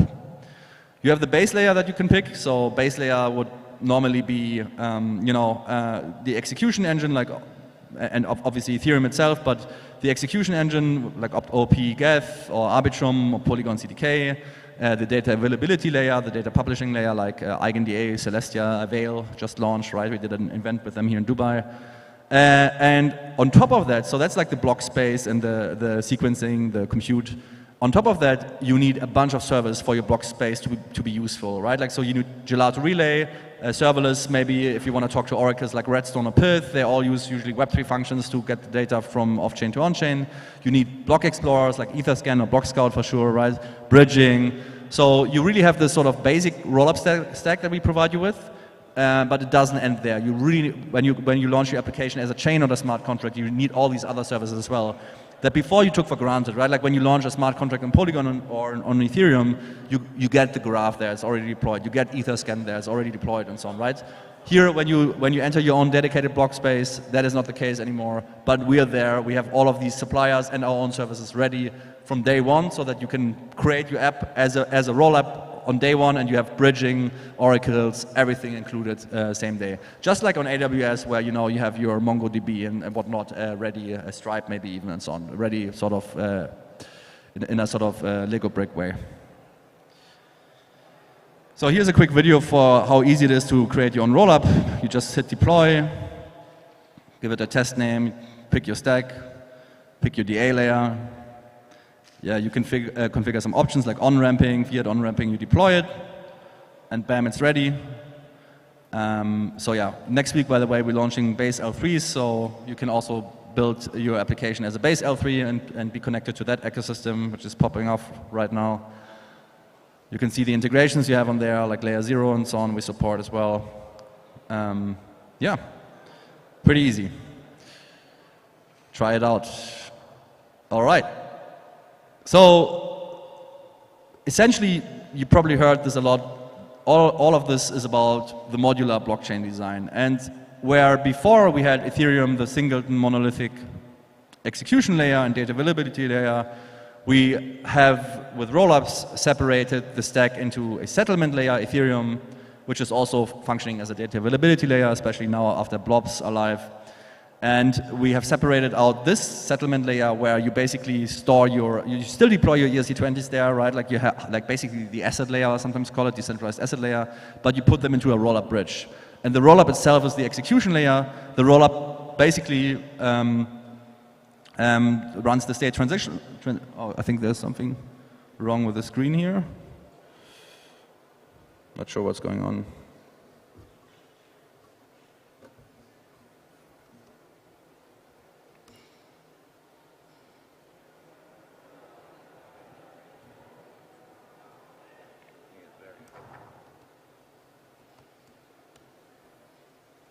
Otherwise, also use another. Small technical difficulties. We'll be back in a moment.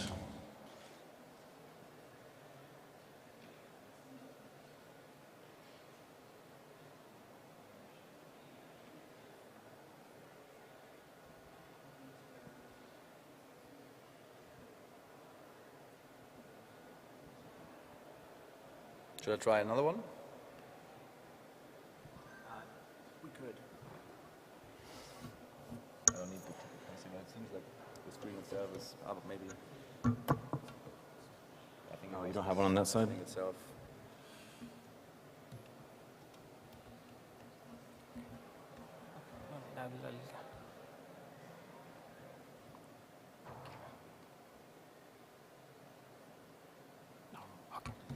Let it, this one. I'll play from. All right. Your clicker should still work. Once Awesome. Let's see how, That happens. See if the range on the clicker is actually as good as they advertise. All right, all right. I brought some time. Thanks a lot for waiting. We'll be back after a short break. Do you have some elevator music or something we can play? Who slept at the airport on Monday? Anyone? Any hands? One guy. You're unlucky, man. Two.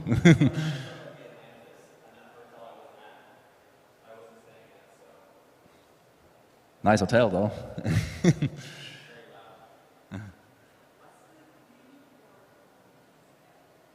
The link? I think, oh, that's a good one. I think it's ras.gelato.network. But yeah, you can find it just, if you go to gelato.network, you'll find a link on the website.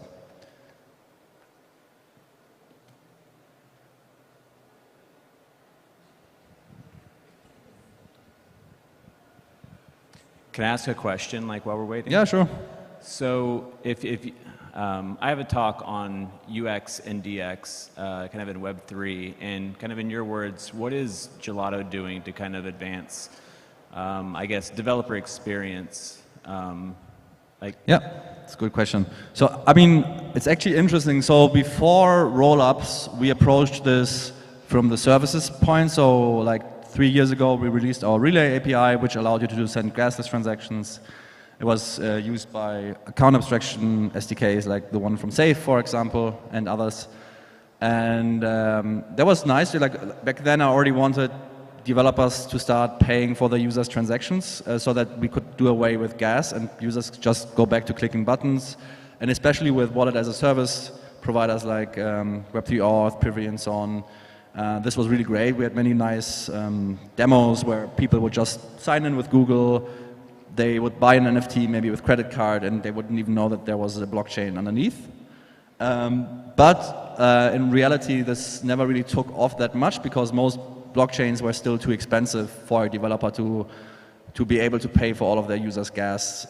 So actually what I realized is that with rollup technology coming on the market and also being the way that Ethereum decided to scale, we can now go to the base layer and we can create this block space ourselves at Gelato, the cheap block space for you, where for the first time it's possible, even for smaller projects, to just pay for all of the users' gas.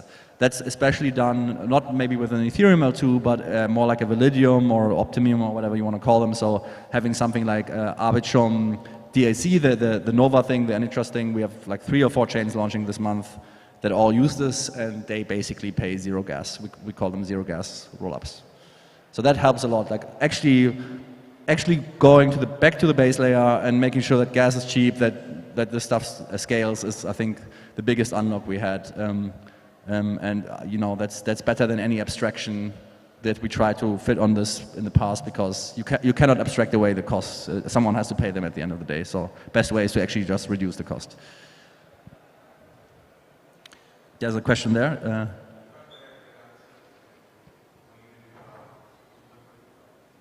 Liquidity fragmentation. Yeah, so there's going to be like hundreds of L2s using Gelato. Do you guys have any way in which you are going to be addressing the fact that with each of those L2s, you're going to need bridging, you're going to need like, you know, different dexes or whatever, and maybe there's some stuff you have in the works to help kind of not make things super fragmented? Yeah, so I mean, liquidity fragmentation is one of the bear cases for the world of, you know, hundreds of thousands of rollups, but there's a lot of technology that can fix that. I would say every entrepreneur out there, this is the same in Web 2 and so on, you still have a duty to attract as much liquidity as you can, right? Like that's just the homework that you have to do. You have to build a brand, you have to attract the liquidity, you have to, I don't know, nowadays people do points or whatnot, right, to bootstrap systems. That's a reality like that you cannot run away from, and I believe that there is going to be some power law where, I don't know, the top 10 rollups maybe have the largest share of liquidity. First of all, there's a bunch of use cases that don't need liquidity per se, like a lot of the gaming use cases don't really care about it. Some of the NFT use cases don't really care about it. So there's this world, but even in the DeFi world where liquidity is king, yeah, it's really a bootstrapping question. So if you are big, you're going to get liquidity, right? If the next Binance is going to be a roll-up system, then they will attract the liquidity. For those that are trying to bootstrap, it is nice to be able to tap into Uniswap and so on, right? You lose that benefit when you're on your own rollup. But we are working with Espresso, for example, on shared sequencing technology. Awesome, we're back, by the way. Where actually there is in research at least, very exciting primitives now, like base sequencing and so on, that we're also working on, where it is feasible, at least being theorized about, that you can have a rollup that synchronously taps into the liquidity of L1 or another L2. So maybe you can launch an application on a rollup and you can have synchronous cross-chain calls and atomic execution where it is possible to process transactions on your rollup that source liquidity from elsewhere. And that's the holy grail, synchronous cross-chain composability. But even without it, I think having a very nice like ZK technology that's entering the market, like Polygon CDK is already sort of leading the way there with the egg layer. We're running that as well, and they are like having super fast asynchronous calls, like the Web 2 that basically, I think that's also going to work for a lot of the use cases. It doesn't support flash loans and so on, but it's not worth throwing all of this away just to support flash loans. I think they're cool, but you know, they're not that important at the end of the day. So yeah. Anyways, back to the presentation. Thanks a lot for fixing that. So yeah, the core blockchain design is now all about modularization, and rollups are running basically the execution layer. We have the assets on Ethereum, the settlement layer, and we have a DA layer. Could be Ethereum or could be Celestia, EigenDA, Avail. And that's how we split up the core blockchain stack. Yeah, it works if I point it there. Cool. So now, beyond that core blockchain stack, we now need to add a layer of the essential infrastructure. So those are RPCs, right? Like we run our own, but we also work with RPC specialists like DRPC, for example. And you also need a native bridge UI. The rollup stack actually comes with that. So yeah, so that at the very least you can bridge ETH natively from Ethereum to the rollup or from Arbitrum to the L3. And you need a block explorer.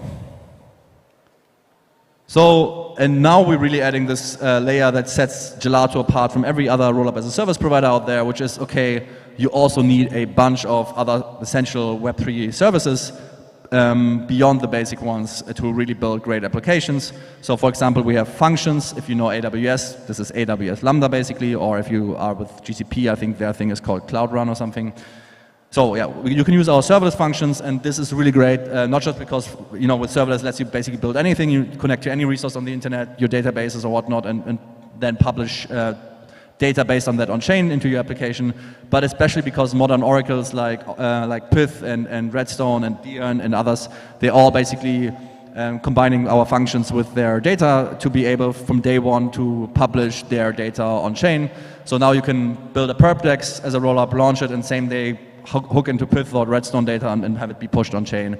And you don't need to pay these huge Oracle gas costs anymore because literally on your block space, if you go for like Arbitrum, AnyTrust, or I don't know, something else like Celestia, EigenDay with any of the stacks, gas is so cheap that you can feasibly pay for every Oracle update. Yeah, Relay is great as well. You can add your Deb UI on there. You can have Relay together with, I guess, one of the account abstraction SDKs, Safe SDK, for example, and so on. And you can build great applications now on your rollup that actually, let the user sign in with Google and click buttons, and they don't even have to know that there's a blockchain anywhere. And we also work with indexers that are, of course, important, the Graph, Goldsky, and so on. And yeah, here you see that what's really crucial as well are like cross-chain messaging services like Layer 0, Connext. There's many of them that we work with, and they let you also not just move assets from Ethereum to your rollup, but also from other chains. So if your users are coming from Base or coming from Optimism or whatnot, you can all move them into your rollup via one of these services. And this is also the part that's quite interesting because these asynchronous messaging services also let you connect to other chains, right? So this is also like the example I gave earlier that in Web 2 you can have multiple instances that talk to each other asynchronous. This is also like technically you don't just have to connect to other chains here, you can also connect to your own instances. If one rollup instance isn't enough to process all of your transactions, like for example, let's say you're building World of Warcraft, some type of World of Warcraft on chain. If you ever played one of these massively multiplayer online games, you know that maybe some of your friends were playing on a different server, right? Like so similar here, you can have a huge game, you can have 10 servers across, like maybe one is the US server, one is the South America server, one is European, Asian server, and you players can play on these rollups. And yeah, maybe if one player needs to interact with another player, at the worst case, they would just have to transfer their assets via one of these cross-chain messaging protocols to that other server and continue playing there. So yeah, that's the horizontal scaling what I just described, basically. In the asynchronous way, and there the holy grail really is, back to your question about liquidity fragmentation, is have this be in a non-asynchronous way, in a synchronous way, and that's where shared sequencing comes in. And there the idea is that you can run multi-instance rollups, like 3 instances of OP, for example, but your smart contracts, it's basically like sharding, your smart contracts can still call each other cross-instance synchronously. So yeah, this is like, one of the current most exciting research areas. You probably heard of projects like Espresso-based sequencing. Justin Drake is talking about it a lot recently. And yeah, that would be really great because then, you can essentially run a horizontally scalable, maybe even parallelizable instance where transactions are processed in parallel, but they all modify the same state. And yeah, maybe that's another way to scale rollup stacks like OP and Arbitrum and Polygon above the current limits. I don't know where they are exactly. I think it's something like 500 or 1,000 TPS to like beyond 10,000 TPS. And we're heavily researching that and seeing whether we can get that done. And I'm quite confident that by the end of this year, we will probably have the first proof of concept on mainnet, and by summer already first testnet. So yeah, Ethereum is therefore not one huge world computer. Just like Web 2,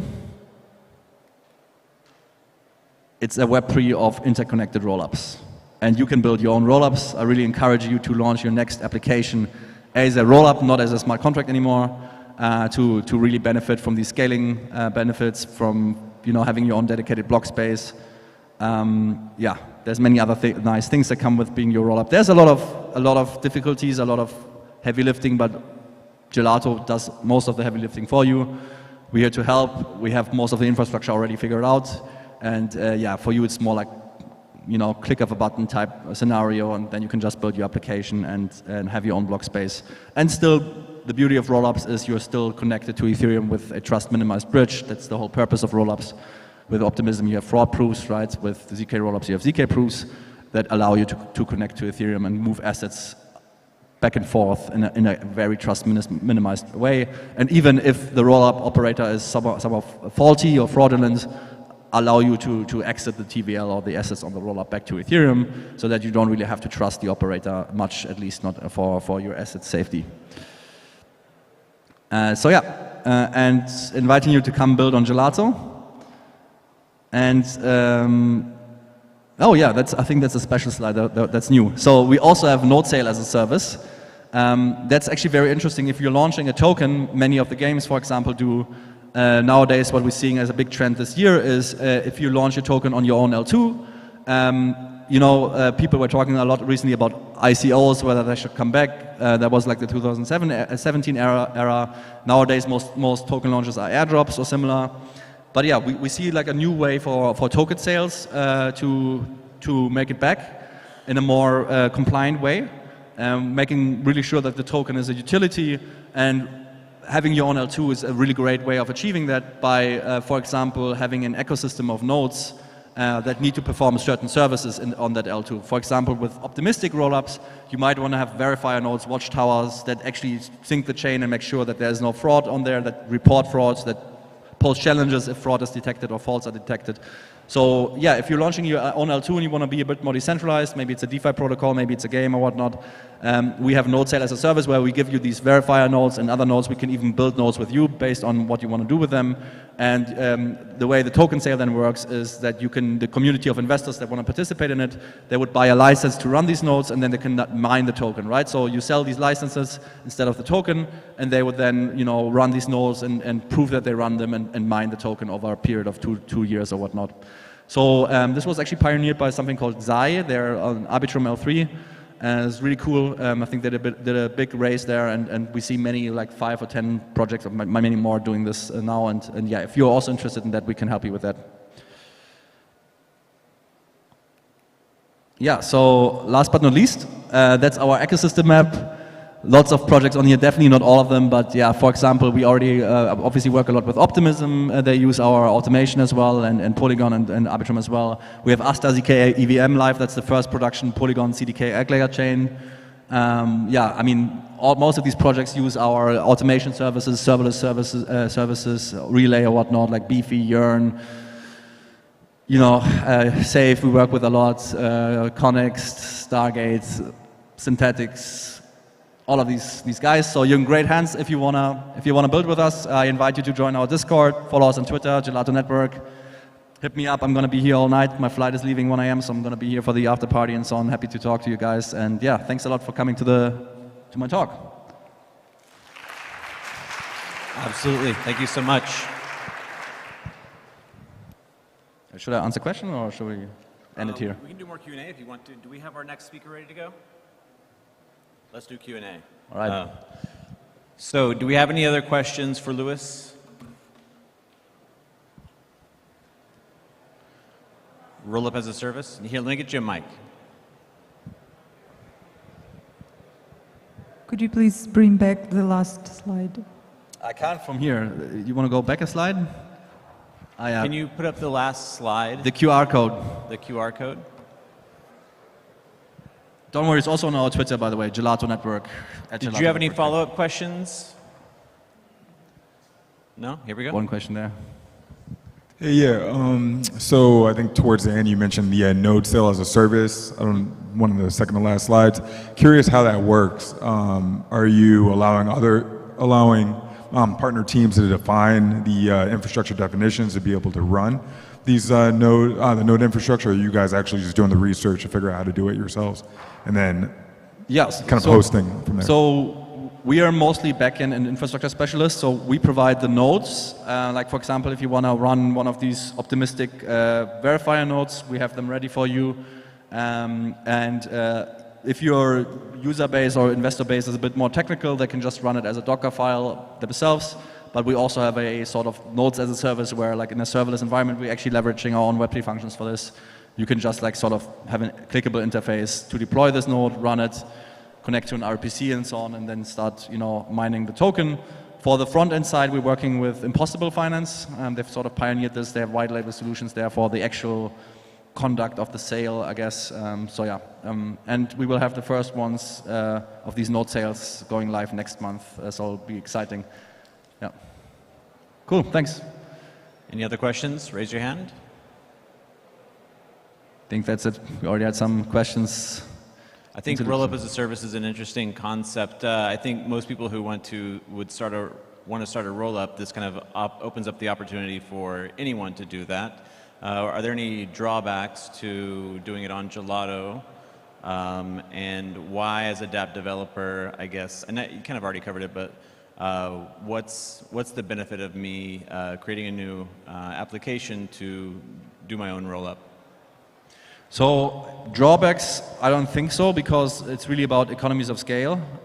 So yeah, you can run your own rollup, but we run already today 50 or so of them, and we are actively investing in that, and that just allows us to bring the cost down. Just typical cloud economy of scale. Now there's some trust involved, right? But there's ways to mitigate this. We are working on more decentralized sequencing technology as well, where you can run your own fallback sequencers. So if ours is down, for example, you can spin up your own one. So you can fall back to your own servers if you want to. That's not quite ready yet, but will be ready soon. But yeah, that's pretty much it. Other than that, I think it's just the more scalable model to use this as a service. And the second question was like benefits, I think, of it. But yeah, there's another question there.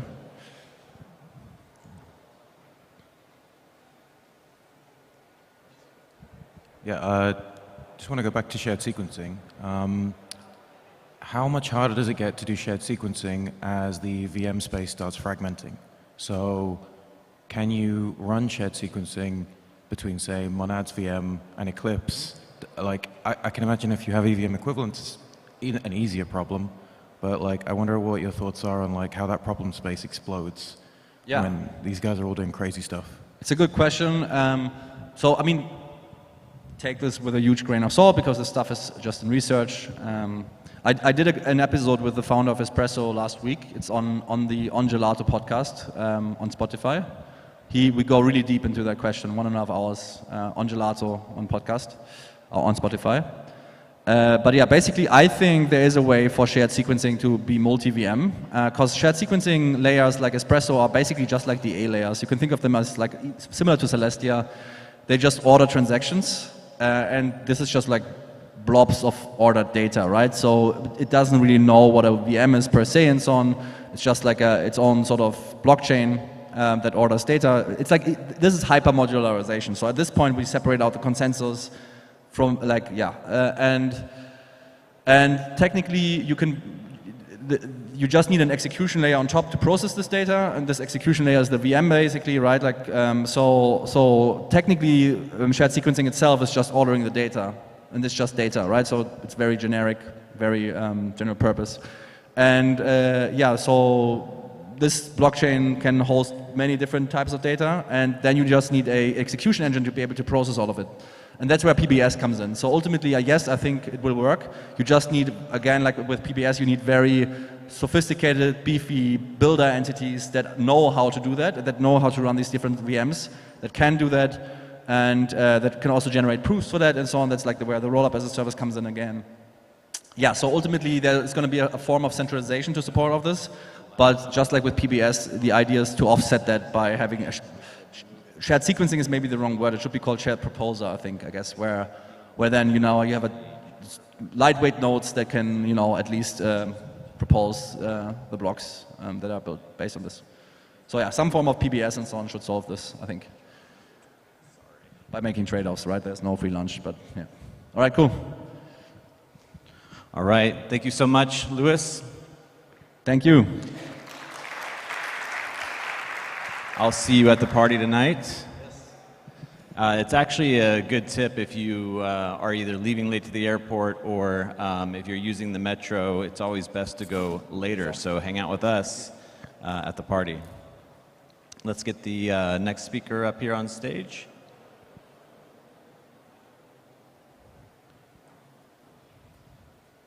All right. So coming up next, we have Lucas Shore. You can catch him on Twitter at Shore Lucas, just switch the name around. Co-founder of Gnosis Safe, covering balance of ownership, network abstraction, and the significant strides and challenges in the journey of making Web3 invisible to users. I like that. And if you want, you can use my mic, or you can... Yeah, oh, you still want... Yep. Let's go ahead and see if we can get this working on the stage again. extend, extend. They want me. Click करा? Okay. Yeah. If it works. I'll just. By the way, the party tonight is out at the beer garden from 7:30 until midnight, and we have Dubai's best DJ playing there, so you should come out.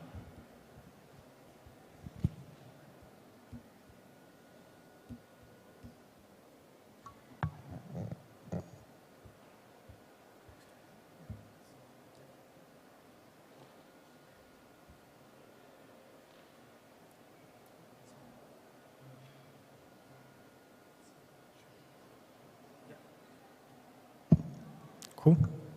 Hello. I'm Lucas, I'm with Safe, and I'm going to talk about the account abstraction, more specifically EIP 3074, and why we really should think about including 5003, another EIP, into the next hard fork. Disclaimer, I plan to do another talk today, and because EIP 3074 was included in the next hard fork, was just announced last Thursday, I short-term pivoted.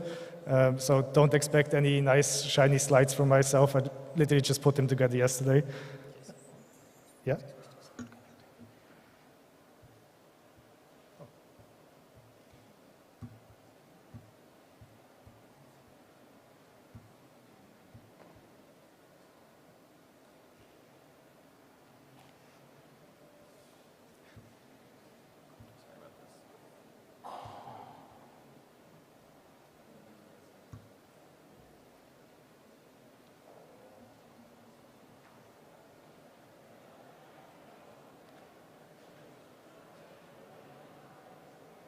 Okay, we'll keep there only. From there we can click. As long as it shows. Yeah, you'll still see the preview down here.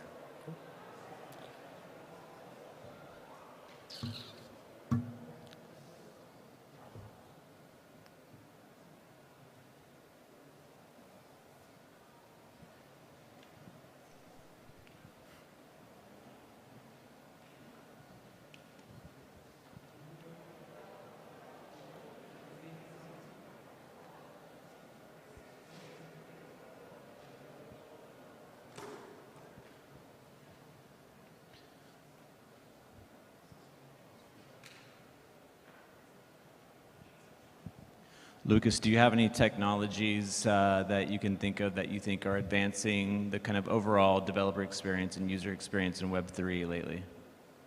Say that again? The technologies that are advancing the user experience, developer experience in Web3. I mean, one is EIP 3074.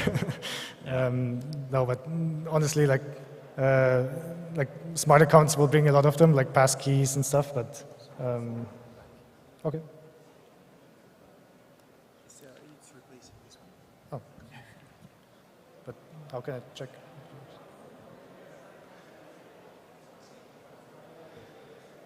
I'm just trying to pass the time. We need to have that elevator music.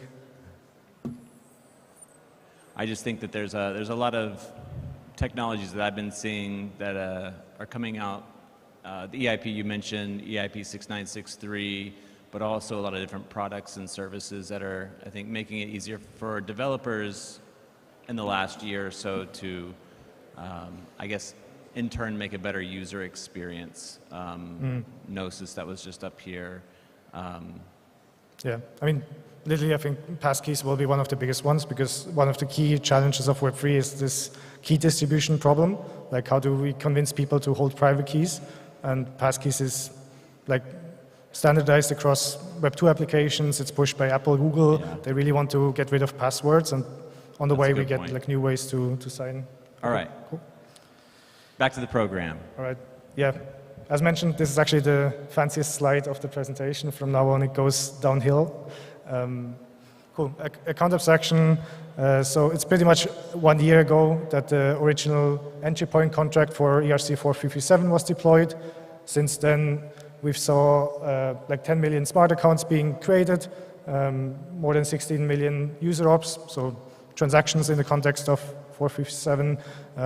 The entire network is being built out, so like bundlers, paymasters, a lot of developer activity, generally a lot of awareness about the account abstraction is here. We have panels, tracks at conferences everywhere. We've got a lot of media coverage about the account abstraction. It's just top of mind for many people. Major stakeholders like centralized exchanges such as Coinbase, OKX, really leaning into the space, building out teams, building out solutions.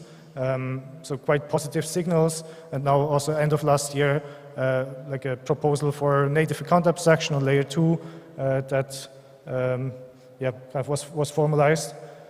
So a lot of positive signals so far, but also a bunch of realizations. One of them is that building out an account abstraction ecosystem will take a lot of time. That's maybe a result of 457 being a bit overhyped initially, that people thought it would get faster, and now we get this like sobering hangover the next day after the party where we say, okay, yeah, it's actually quite some challenges on the way.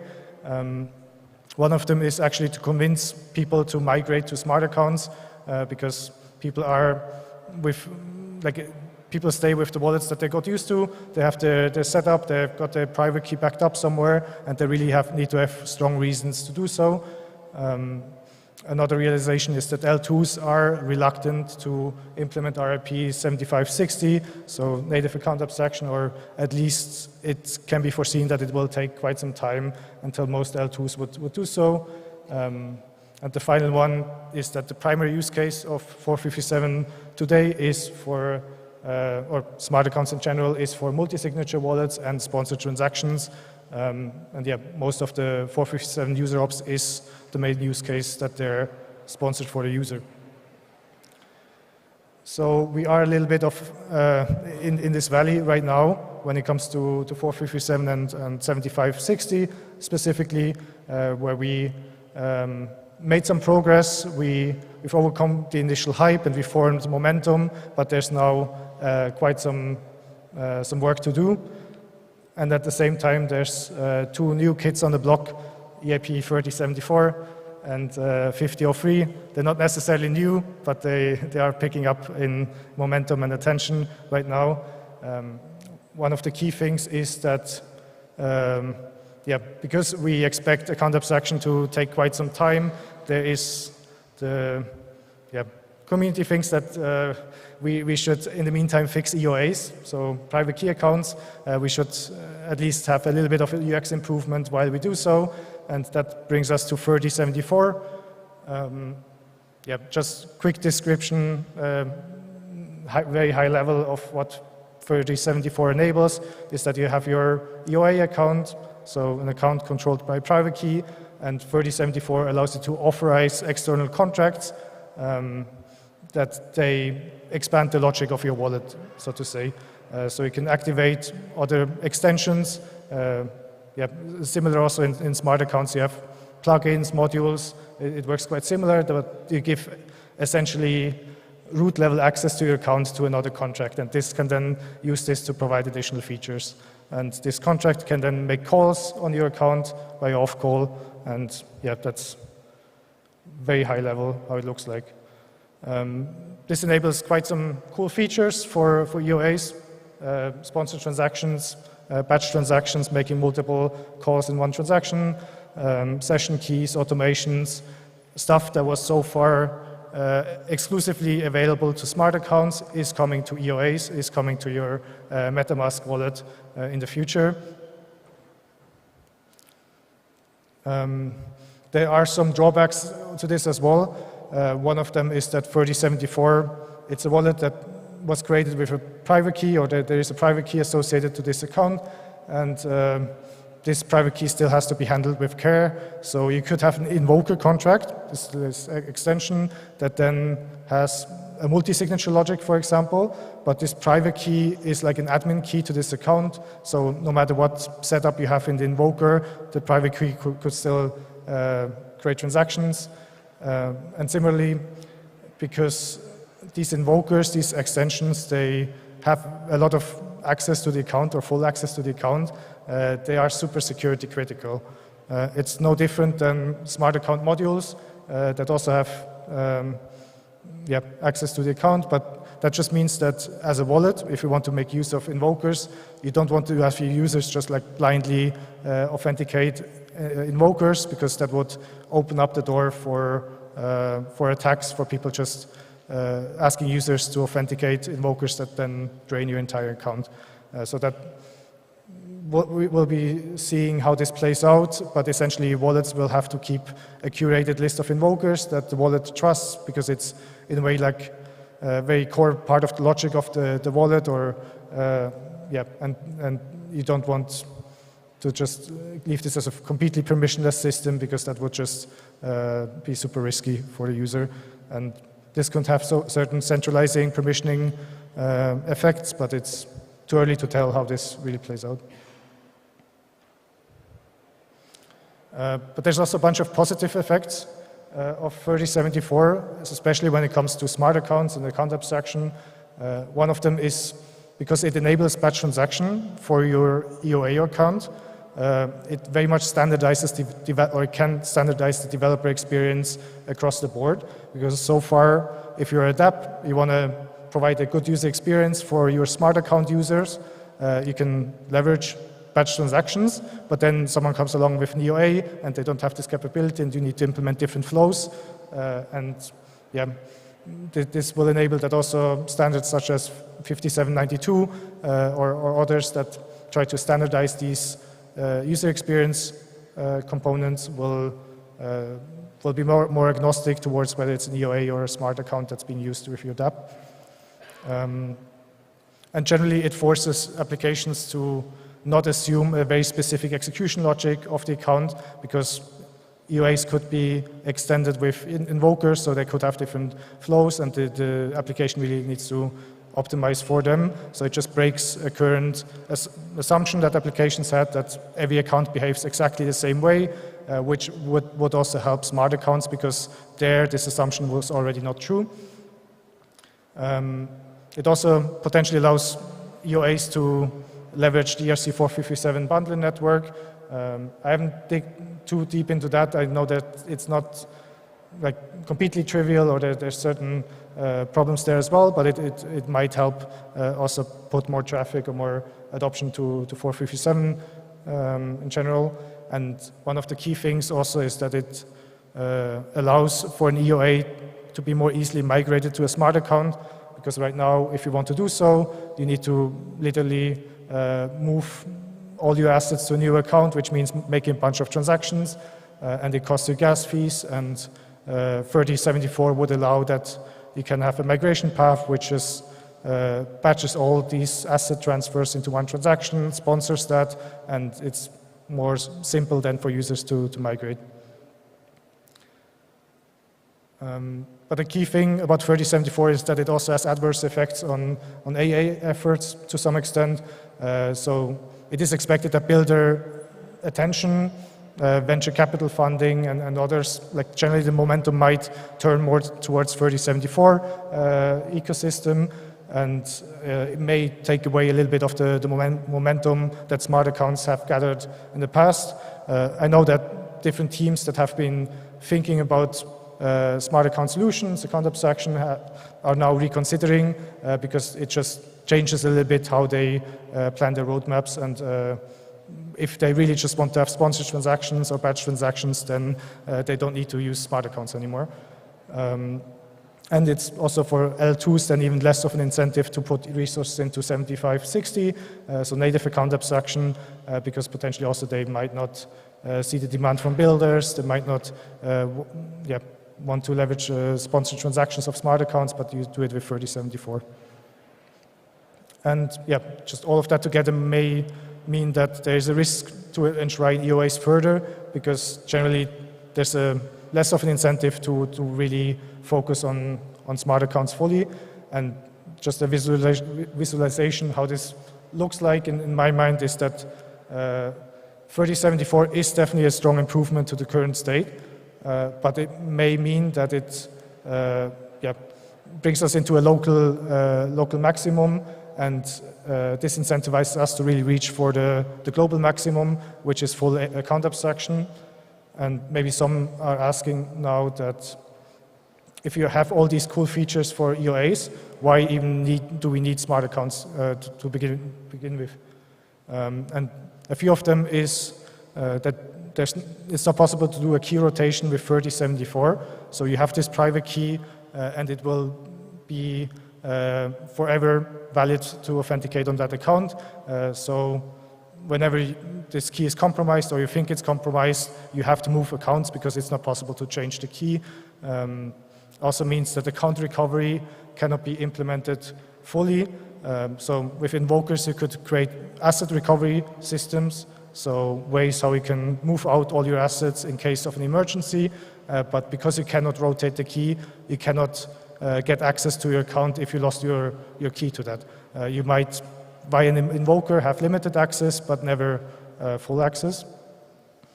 And things like multisig or general more secure security policies are not possible because they can always be backdoored with this private key, which, yeah, this pretty much puts a cap on how much security you can have on your account, including quantum resistance, which at some point we need to move away from EOAs anyways, because they're not quantum proof, and this just 3074 doesn't solve this very specific problem.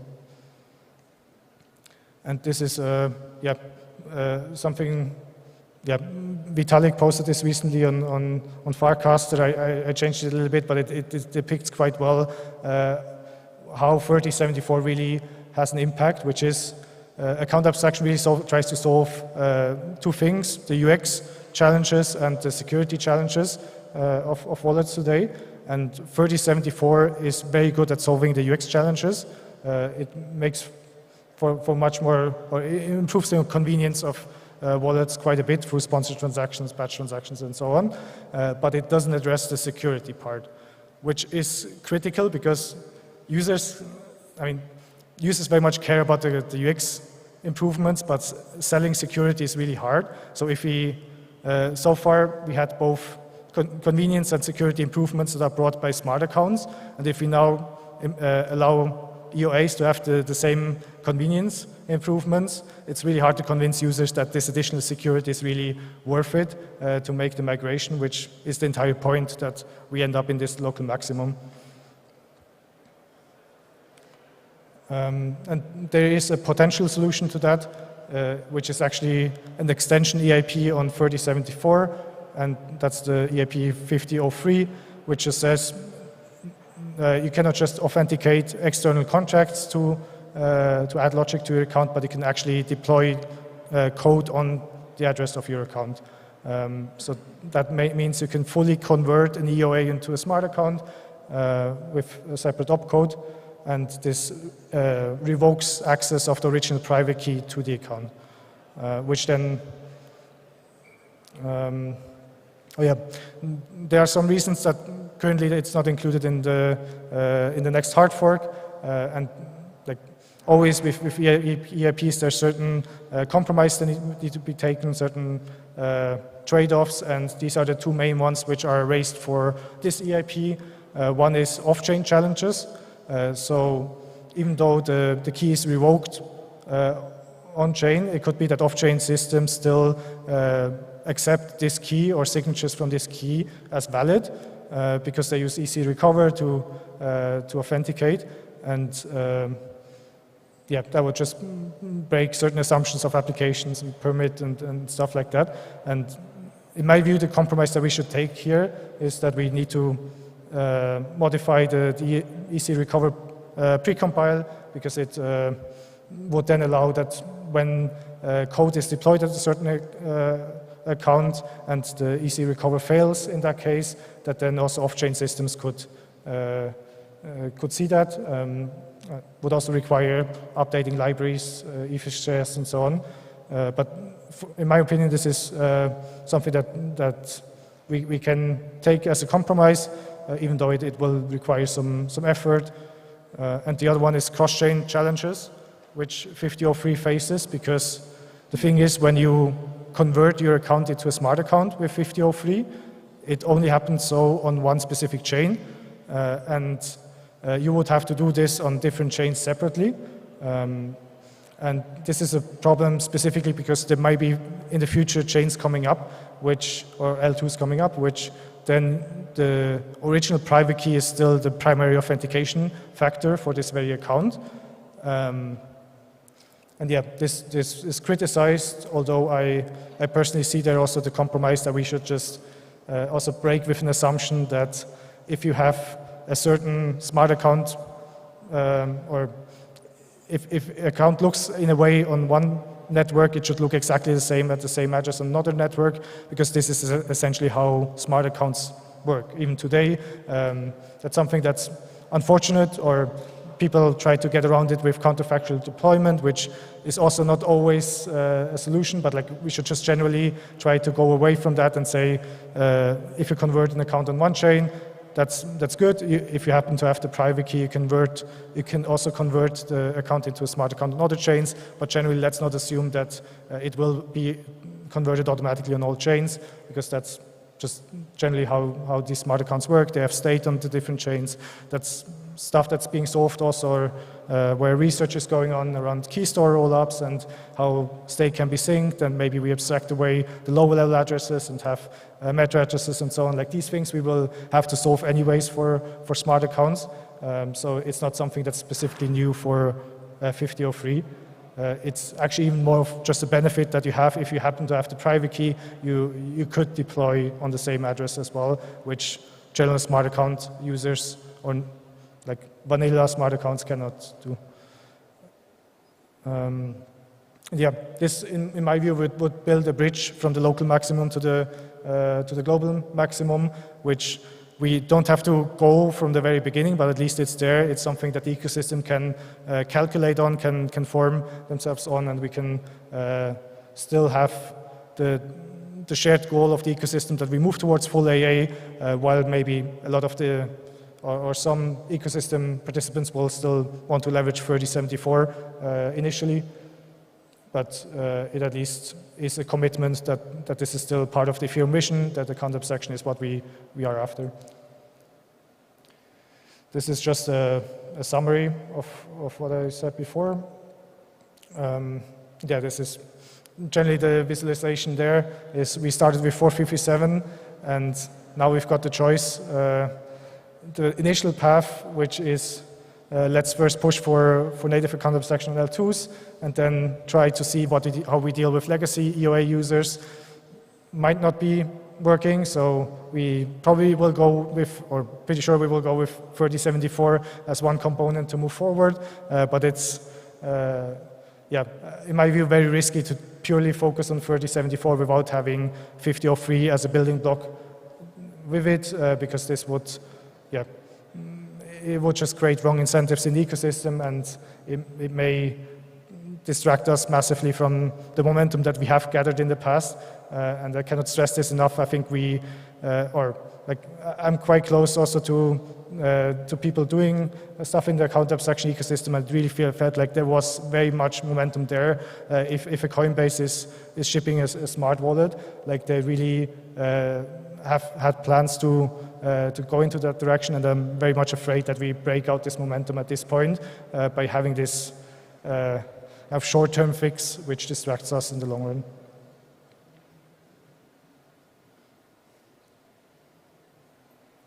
Yeah. So yeah, 3074 is great. Awesome UX improvements for current users. It has some advantages, disadvantages. For smart account adoption in general, I don't want to say 3074, if only 3074 is part of the next hard fork, that it's completely bad for smart account adoption. It just is kind of like a mixed bag, which is unfortunate. And I think 5003 would be a better compromise in general. There are some questions around it, I think solvable questions. I would appreciate having this, trying to get over these hurdles, because yeah, it might not be that we will be able to get like account abstraction related EIPs into next hard fork for, I don't know, 2 years. And if we do the wrong moves right now, it may lead us a dangerous path. I think, yeah, that's the last slide. So thanks very much, and happy if anyone has questions. Yeah, if anyone has questions, they can raise their hand. Any questions? for Lucas. All right. Oh, right here. Okay. So I work at Phantom Wallet, and the big focus is on Solana, but account abstraction seems to really only have taken root and hold with 4337 and et cetera on Ethereum. How do you feel the rest of the chains, Solana or non-EVM chains, let's say, will react to account abstraction, 3074, 5003, all the way up to like full account abstraction over time? So yeah, like what are your thoughts in terms of like the future of non-EVM chains in that respect? Was a bit hard to understand. I just got Solana non-EVM. Future account abstraction on non-EVM chains? I mean, I wish I was up to date with all the stuff that's going on all the different chains. Like, I know Fuel is doing a lot, Luxor is doing a lot, but I actually don't know in terms of account abstraction what's up in Solana right now.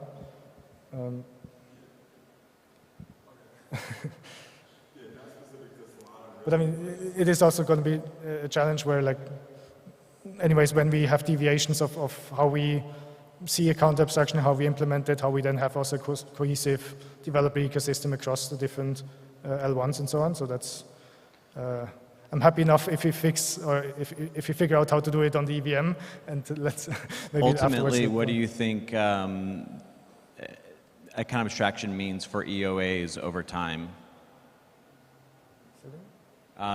Over time, what does account abstraction adoption mean for the current EOAs that we have? I mean, I still think at some point there should not be any EOAs left. Like at some point we need to migrate them, to convert them into smart accounts. And there are proposals out there that's like a forced conversion, like an emergency conversion in case of a quantum attack. Like we're planning for that already. And it's a matter of time where we have to migrate. Like we can push it faster, or we can then do panic mode in case it becomes really a challenge. All right. Any other questions? All right. Oh.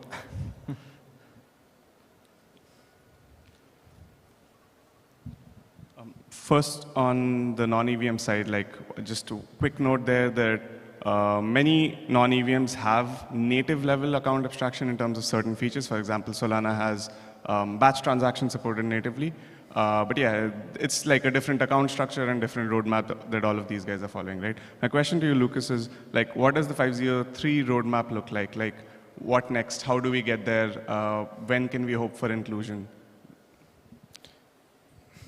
It's very hard to hear. How it affects SAFE's roadmap, or what? No, like the standard itself. Like we know 3074 is going to be included in the next hard fork.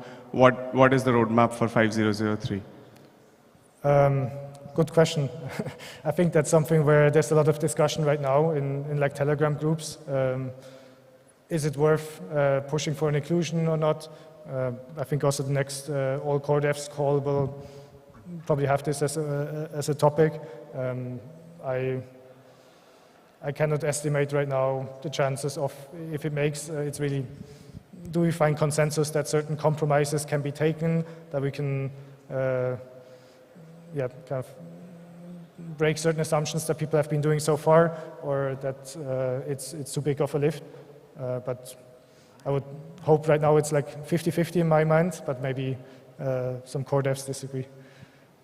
But yeah, it would be, and like both 3074 or if it happens 5003 would be, like the next hard fork is planned for end of this year, beginning of next year. So it's not something that will be there already this summer. Maybe at some point there's like a testnet on the way, but it's still quite some time also for the ecosystem to adjust, whatever it's then decided what's included to navigate this. Yeah. Hi.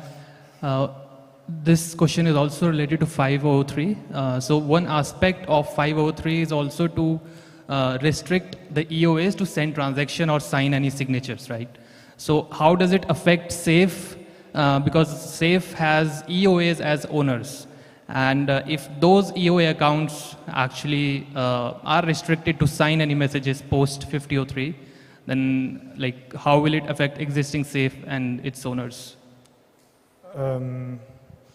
I mean, SAFE can have EOAs as owners. Usually they have. They don't have to. Like it could be other smart contracts that are owners. It doesn't matter. And therefore also, if you convert an EOA into a smart account, you could still use it as an owner. Just instead of EC recovery, you have 1271 contract signatures that then you use to sign, or it's it doesn't create that many challenges, I think. So there will be some sort of like a migration, like some action that owners need to do, like once they migrate to, 3074 type, account. I mean, it is a voluntary migration, so no one is forced, at least with 5003, to convert an EOA into a smart account. Thank you. Anyone else? All right, I think that's it. We have a panel coming up on account abstraction, so we're just rounding up those folks really quick. And Lucas will be here for that as well. But thank you for the round of applause for him. Let us get the stage set up and we'll be right back with you.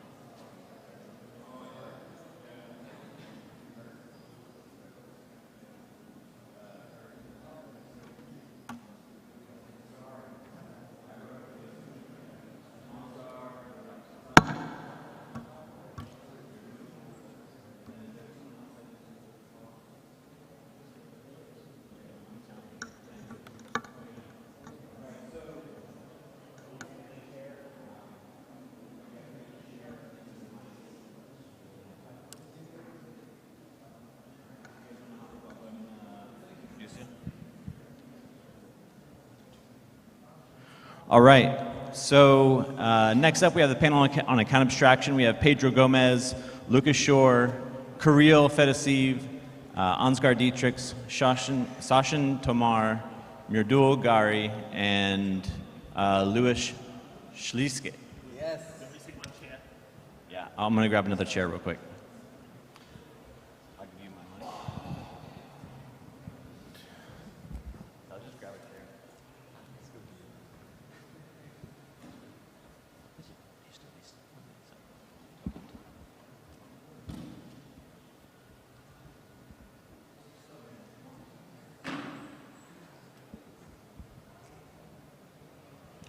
Let's start. So this is, it's great to be here. We are going to discuss account abstraction and its use cases on Ethereum. So before we start, we are joined by Lucas from SAFE, Ansgar from Ethereum Foundation, Sachin from Backonomy, Kirill from Block Scout, and Louis from Gelato, and Pedro from Wallet Connect.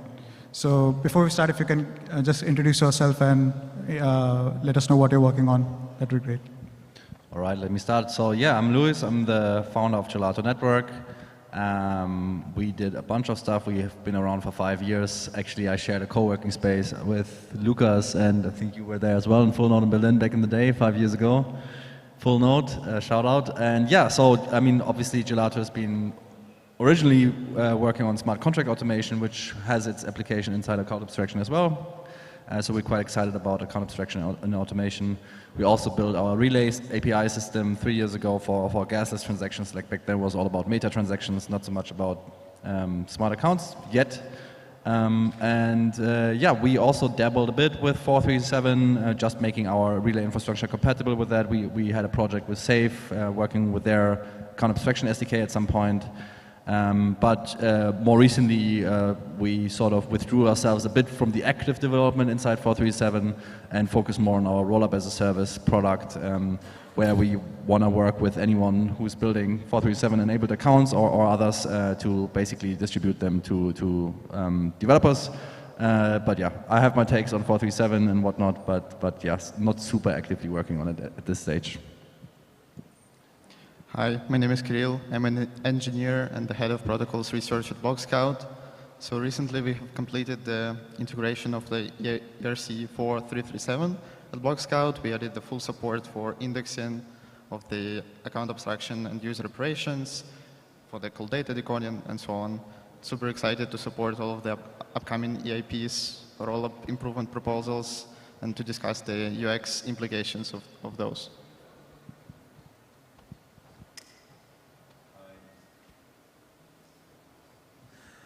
Hi, my name is Pedro, founder of Wallet Connects. If you don't know Wallet Connect, it connects your wallets, as it says on the name. But most importantly, it's an interoperability layer between dApps and wallets, so it affects a lot of the user experience that we face today, because there's a lot of fragmentation and a lot of wallets. And now wallets are getting more complex, so now not only you have like external accounts, but you also have smart accounts, and kind of fixing those problems is something that we focus a lot, and improving the experience to have less clicks, because with all of these operations and batching, everything is getting a little bit more complex, and we want the users to be completely abstracted from that. Hi everyone, this is Sachin. I'm from Bioeconomy, CTO and co-founder. And Bioeconomy is actually focusing on improving the user experience on all the blockchains. So we've been here since 2019. And our main focus is purely to improve the user experiences. And we have infrastructure built for that. Our clients are actually application developers and wallets. So they use our infra. We provide gas abstraction, execution abstraction. So all the things that you need to do in terms of transaction management and gas management, you don't have to do that. We abstract all of these at the infra layer. And we started with gasless transactions in 2019, and then we try to solve the problem for cross-chain bridges. And now we are currently focusing fully on account abstraction. So we have a full stack solution for account abstraction, especially 437. We have smart accounts, we have bundlers, we have paymaster solutions for anyone to use that. It's a plug-and-play SDK. So that's where we are currently focusing on. I think 3074 kind of slows the efforts on for achieving the full account abstraction. But maybe we can talk about that later. But yeah, our main focus is purely on improving the user experience. Thank you. Yeah, hi, I'm Ansgar. I am a researcher at the Ethereum Foundation now. Most of my account abstraction work used to be at a team before that called Quilt. We were at Consensus, and summer 2020 to summer 2021, we basically for like a year, we focused on account abstraction. We created 2 EIPs. One of them was basically the spiritual kind of predecessor of 4337. That was basically an enshrined version. That was the EIP 2938. Which then, because of 1559 and the upcoming merge, basically there was no room to do that on mainnet, so then people instead went ahead with basically this out-of-protocol version of 4337. And then kind of as a side product, kind of like just like a random accident there, we also kind of stumbled upon the idea of like 3074. Back then we basically thought that account abstraction just still needed some time to grow, and so we thought it was like a good kind of transitionary EIP to just make EOAs have more functionality while we wait for account abstraction to arrive. I'm in this weird position now where now 3 years later, I'm not so sure that it's still the right time for 3074, just because now account abstraction is so much more mature. I still think if we get this right, it might still basically help with getting a lot of traction around like just getting kind of DApp, standardized DApp support for all these more advanced account features. But I think, as we just heard in the previous talk, right, I think there now also is a lot of downside risk of like, if we don't get this right, we end up with like 2 separate tech stacks here. So I don't know, I'm basically just now entering the account abstraction space again to help kind of guide this a little bit. To close the round, I'm Lucas from Safe. We have one goal only, to make every account a smart account, because it will make the ecosystem much more secure. I used to say more convenient than secure. The convenient part maybe we will have 3074 solved, but it will definitely make the ecosystem more secure, and we do a bunch of things like open source developer tooling, infrastructure, interfaces and ecosystem initiatives to support that. But what really we want to do is to accelerate this transition to smart accounts. Thank you all. So my starting question would be that 4337 is just the first step in the long journey of account abstraction. So Ansgar, I'd like to start with you in knowing when the eventual roadmap of AA on Ethereum finishes, what it's going to look like to transact on Ethereum, what's the UX going to be, and what are we exactly abstracting away at the protocol layer? Audio's a little bad, but I'll try to answer from what I heard. So yeah, kind of I think that the roadmap for account abstraction on Ethereum is a little messy right now, right? Because we have these kind of two separate paths now with kind of 4337, which is the proper way to do full account abstraction, but it also is basically requires more of an active kind of effort for opt-in support for dApps and everything. So it's still in a more kind of immature stage. And now we have 3074, which basically promises to make existing accounts smarter, but it doesn't deliver full account abstraction. I think like Lucas did an amazing job to just kind of tease out the differences. So I think basically in the optimistic case here, basically 3074 becomes a stepping stone that accelerates general adoption of more advanced smart features that then lead to the end goal of us moving away from EOAs. But basically, in a way, it ups the stakes, because now if we don't get it right, we end up with this kind of messed up transition that has us stranded in this local maximum of basically smarter EOAs, but not full account abstraction. All right. So is it correct to say that, like in far future, users will just, like the dependence on ECDC signatures or any kind of signatures is abstracted away at the protocol level. So users are free to choose what kind of signature schemes they want and what kind of like multi-sigs or any kind of validation mechanism they want. So at the protocol layer, is that the abstraction layer that we're talking about, that authentication mechanism for transactions? So what I mean to say is ultimately when at the protocol layer, account abstraction is fully adopted. So what is exactly abstracted away when we say account abstraction, right? Because right now everything is done at the application layer. But when it's ultimately adopted by the protocol, what it's going to look like then at the protocol layer itself? So on the protocol layer itself, I think it's basically about EIP 5003, maybe. No, the RIP, I guess, would be what's the RIP 7.5? Right. I mean, we basically we just need to find a way to migrate existing users, right? But then in terms of like, support for the protocol itself. So one thing that I feel like, because everyone uses the term account abstraction slightly differently, right? And so for example, one thing that to me is a very crucial part of account abstraction, and that specifically you don't get with 3074, is a fully decentralized mempool. And why is that such a concern for the base protocol? Because we care about censorship resistance, and we have all these mechanisms in the work of like inclusion lists and everything, and for that we need basically like a decentralized kind of base mempool. And actually making basically like getting account abstraction right is not obvious on the protocol level, because you need arbitrary validity conditions that still can basically be be processed in a mempool that's not open to DOS attacks. And that's a really hard challenge. That's what kind of 437 was all about solving. And that's what 3074 in itself does not solve. So basically, we need to find some way on the base protocol that's not at all about like how does this look like for dApps or anything. That's just the base protocol layer, right? We need to find a way to basically to enable such a permissionless mempool so we can have all these kind of features that we need for censorship resistance. And basically, that looks something like 437. So we need to find some sort of path in that direction. And I think the ultimate goal is actually to enable full account abstraction at the protocol level. And there are, efforts around that, like RIP 7560 is actually built on 437 to enable the same kind of account abstraction at the protocol level. And right now, 3074 is coming that, empowers EOAs. But we don't, again, want to end up in a situation where we have to manage like 2 different standards of account abstraction.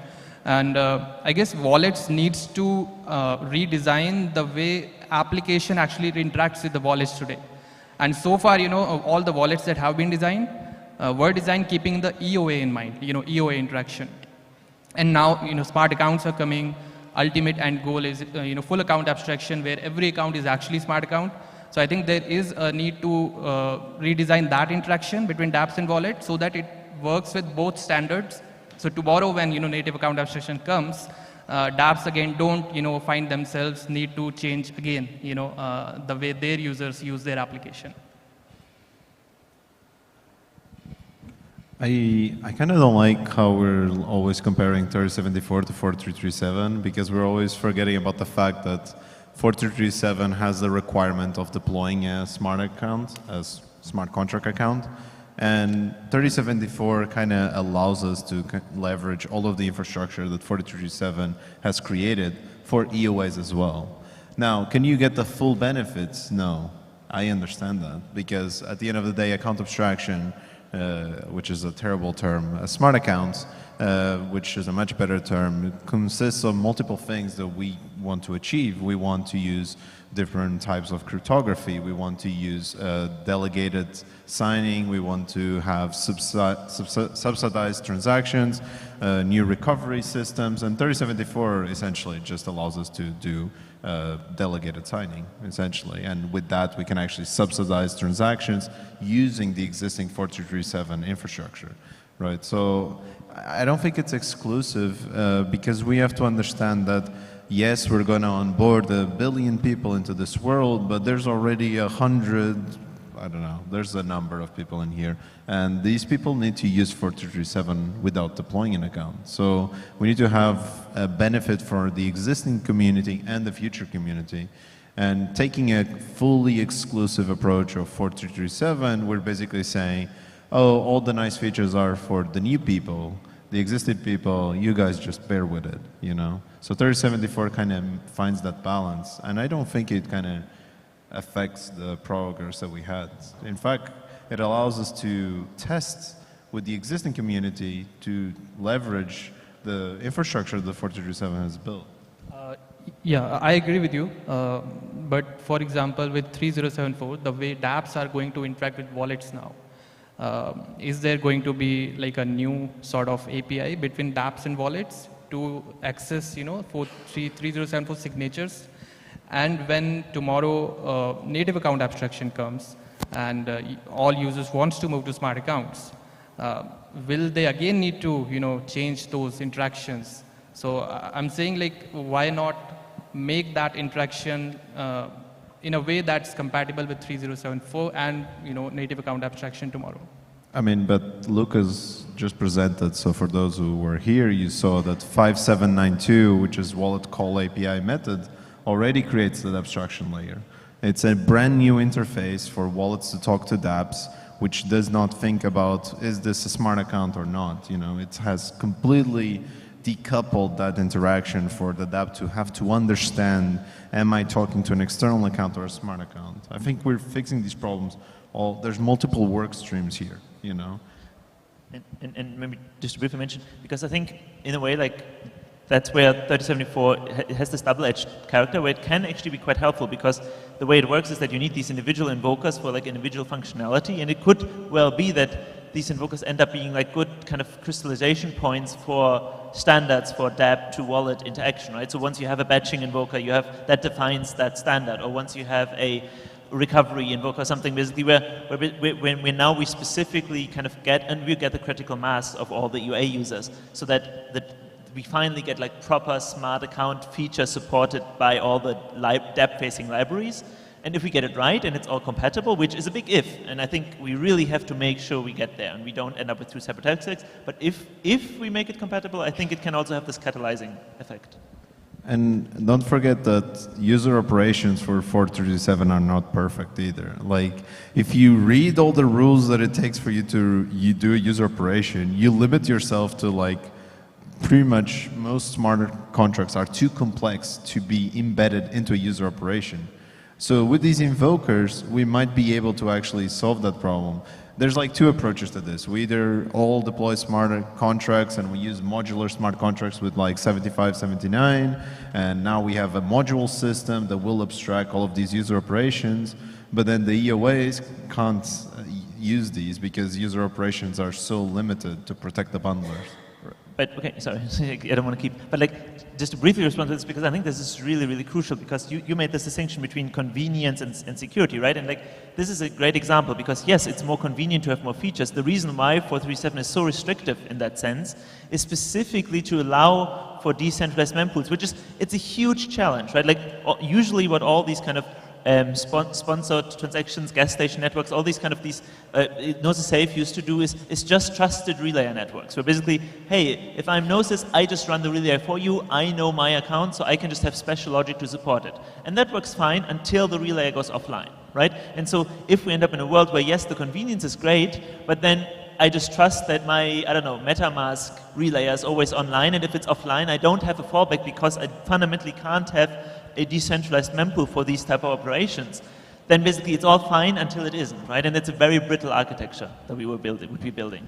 Actually, to riff on that point, part of the reason that I lost a bit of interest on 437 was because I agree with you that I understood it originally to the main goal to be to have a permissionless mempool mimicking the original public mempool that, I mean, nowadays we don't even use that often because of sandwiching and whatnot, right? But that was like the idea, and in practice, I think a lot of the companies that were building in the space were actually still privatizing all of the user operations. So I guess Alchemy, probably by Economy as well. I don't know. Even we at Gelato, when we dabbled with it, like the bundlers privatized the order flow. The users would still submit their user operations to a private endpoint. That's how the business is being handled. So this mempool isn't. There's really no incentive to share this flow. There's no incentive for Alchemy to share this user operation. So I think it's sort of a broken mechanism, to be honest. Where 437 is still cool because if we standardize, the vendor lock-in isn't so strong. If you want to switch from Alchemy to Biconomy or whatnot, you can do that more easily. You don't have to update a bunch of code and so on. It's sort of more easily done, but like the actual feature of this sort of ephemeral mempool out there, that I don't really see it in practice. Maybe that's the case nowadays, but when I was looking at it, like, I don't know, half a year or a year ago, the space was not really going there. Okay. Promise, last comment. But like, I think the problem with these things is just, like with something like censorship resistance, right? Censorship resistance works great if it's preemptive, where basically you know that trying to censor will not work because there's always a way to basically fall back and have some forced inclusion mechanism. If you can't have a forced inclusion mechanism, basically now it means that, yes, sure, maybe there's like 5 different big kind of relay companies that all are happy to relay my 3074 transaction. But basically now if I want to just censor, it's very easy for me to go to all these 5 companies and I'm like, hey, please, you're not allowed to relay these specific type of transactions. And then because only like 0.1% of users are affected, those users are just out of luck and have no way of actually getting their transactions onto the chain anymore, right? So like we are just on a default path now where basically we end up in a situation where most users have a great and very convenient experience, and a few users are basically completely out of luck. If we, again, this is not a necessary consequence of 3074, but if we don't get this right. Okay, my next question is to Kirill. So with 4037, 3074, intents are also coming up. So I just want to know how are block explorers going to involve with all of this? Because right now, the user perspective is that I pay for gas and I swap or bridge or transfer an ERC20. But now, soon enough, the perspective might change from that I have 20 USDC on Optimism and I want to pay someone in ETH on Arbitrum. So do you see explorers evolving with all this to show all the details? Yeah, I think one of the big problems with this end game for account abstraction, full account abstraction, is that it also brings this increased complexity in the UX, in the dev UX. So we don't have the standardized way how the wallets interact with this account abstraction, how they batch operation, where this operation are mempooled, and so on. And then from the UX, there's also increased the complexity of how this operation can be indexed, how they can be parsed, how they can be decoded, because if you take a look at this, just in a single example of the transaction sent to the ERC for 337 entry point, which contains like multiple transactions in multiple batches, it's very hard to reason about just from the current level of development in the block explorers and other infrastructure. So we definitely will need to spend much more effort into decoding these batches, into developing new ways to display these meta transactions and user operations, and actually bringing them back to the way how the simple transactions were displayed to the users before, so that we can decode simple actions the users perform in these user operations. We can interpret them using AI or similar tools. And so for that, we'll have to standardize certain interfaces on the smart contract wallets. So like for now, just an example, basically every smart contract wallet uses a different signature for the execute method, which makes it harder for us as a block explorer or similar infrastructure projects to decode these methods and to actually understand what contract is being called and how to reason about this internal call data. So yeah, we'll definitely have to put a lot more effort to improve this UX in the DevX to actually make account abstraction more usable and as friendly as the current simple operations users send through EOAs. Yeah. Thanks. My next question is about the introduction of a new mempool in 4337. So we have already seen in the usual block production that there are some entities like relays who, on which there is some trust relied on from validators. With 4337, there are new resource requirements as well that are introduced. But a North Star of Ethereum has been to keep the resource usage low so that an average person can participate in running the blockchain. So do you see some centralization happening on 4337 mempool as well? And are there any concerns about how to mitigate that or something like that? So with the mempool, 437 mempool, like we've seen in the usual mempool that there are some centralized relays where the trust is placed upon by the validators, right? And do you see similar concerns happening with the 4337 mempool? Because I see similar patterns emerging in that mempool as well. So do you see a similar pattern emerging there as well? And are there any concerns on how to mitigate the emergence of centralized player in this whole ecosystem? Yeah, I think there is some active work going on in decentralizing the 437 mempool. And I think everyone knows that there is a centralization risk with the way current bundlers are operating, and this has been thought of before, and that's why there is already a roadmap first to decentralize that bundlers, so that there is a shared and decentralized user of mempool, and then from there we can easily go to 7560, where these bundlers don't have to be run by some external actors. The validators itself can run this bundling logic in the validator node, and that's where we all want to reach. That's the native account abstraction. Yeah, I would also say I don't think centralization in itself is something negative or something we have to avoid. It's really more about centralization is okay as long as there's always an easy fallback. And to me, that's what I'm mostly focused on. We have to make sure that it's very easy to, if those centralized parties go away, or for some reason they do a bad job, or they do something we don't like, that there's always an alternative. And so making sure that those alternatives are built and are usable actually in practice, I think that's an important thing. And then, yes, we will see over time more and more specialization, more and more like specialized mempools, private order flow, all this kind of thing. I think that's inevitable, but it's always important to have this decentralized fallback.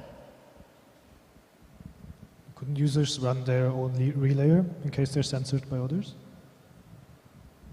Well, yes, but then you need an EOA again. Like, then we are back to square one. Like, yes, but then you don't have account abstraction.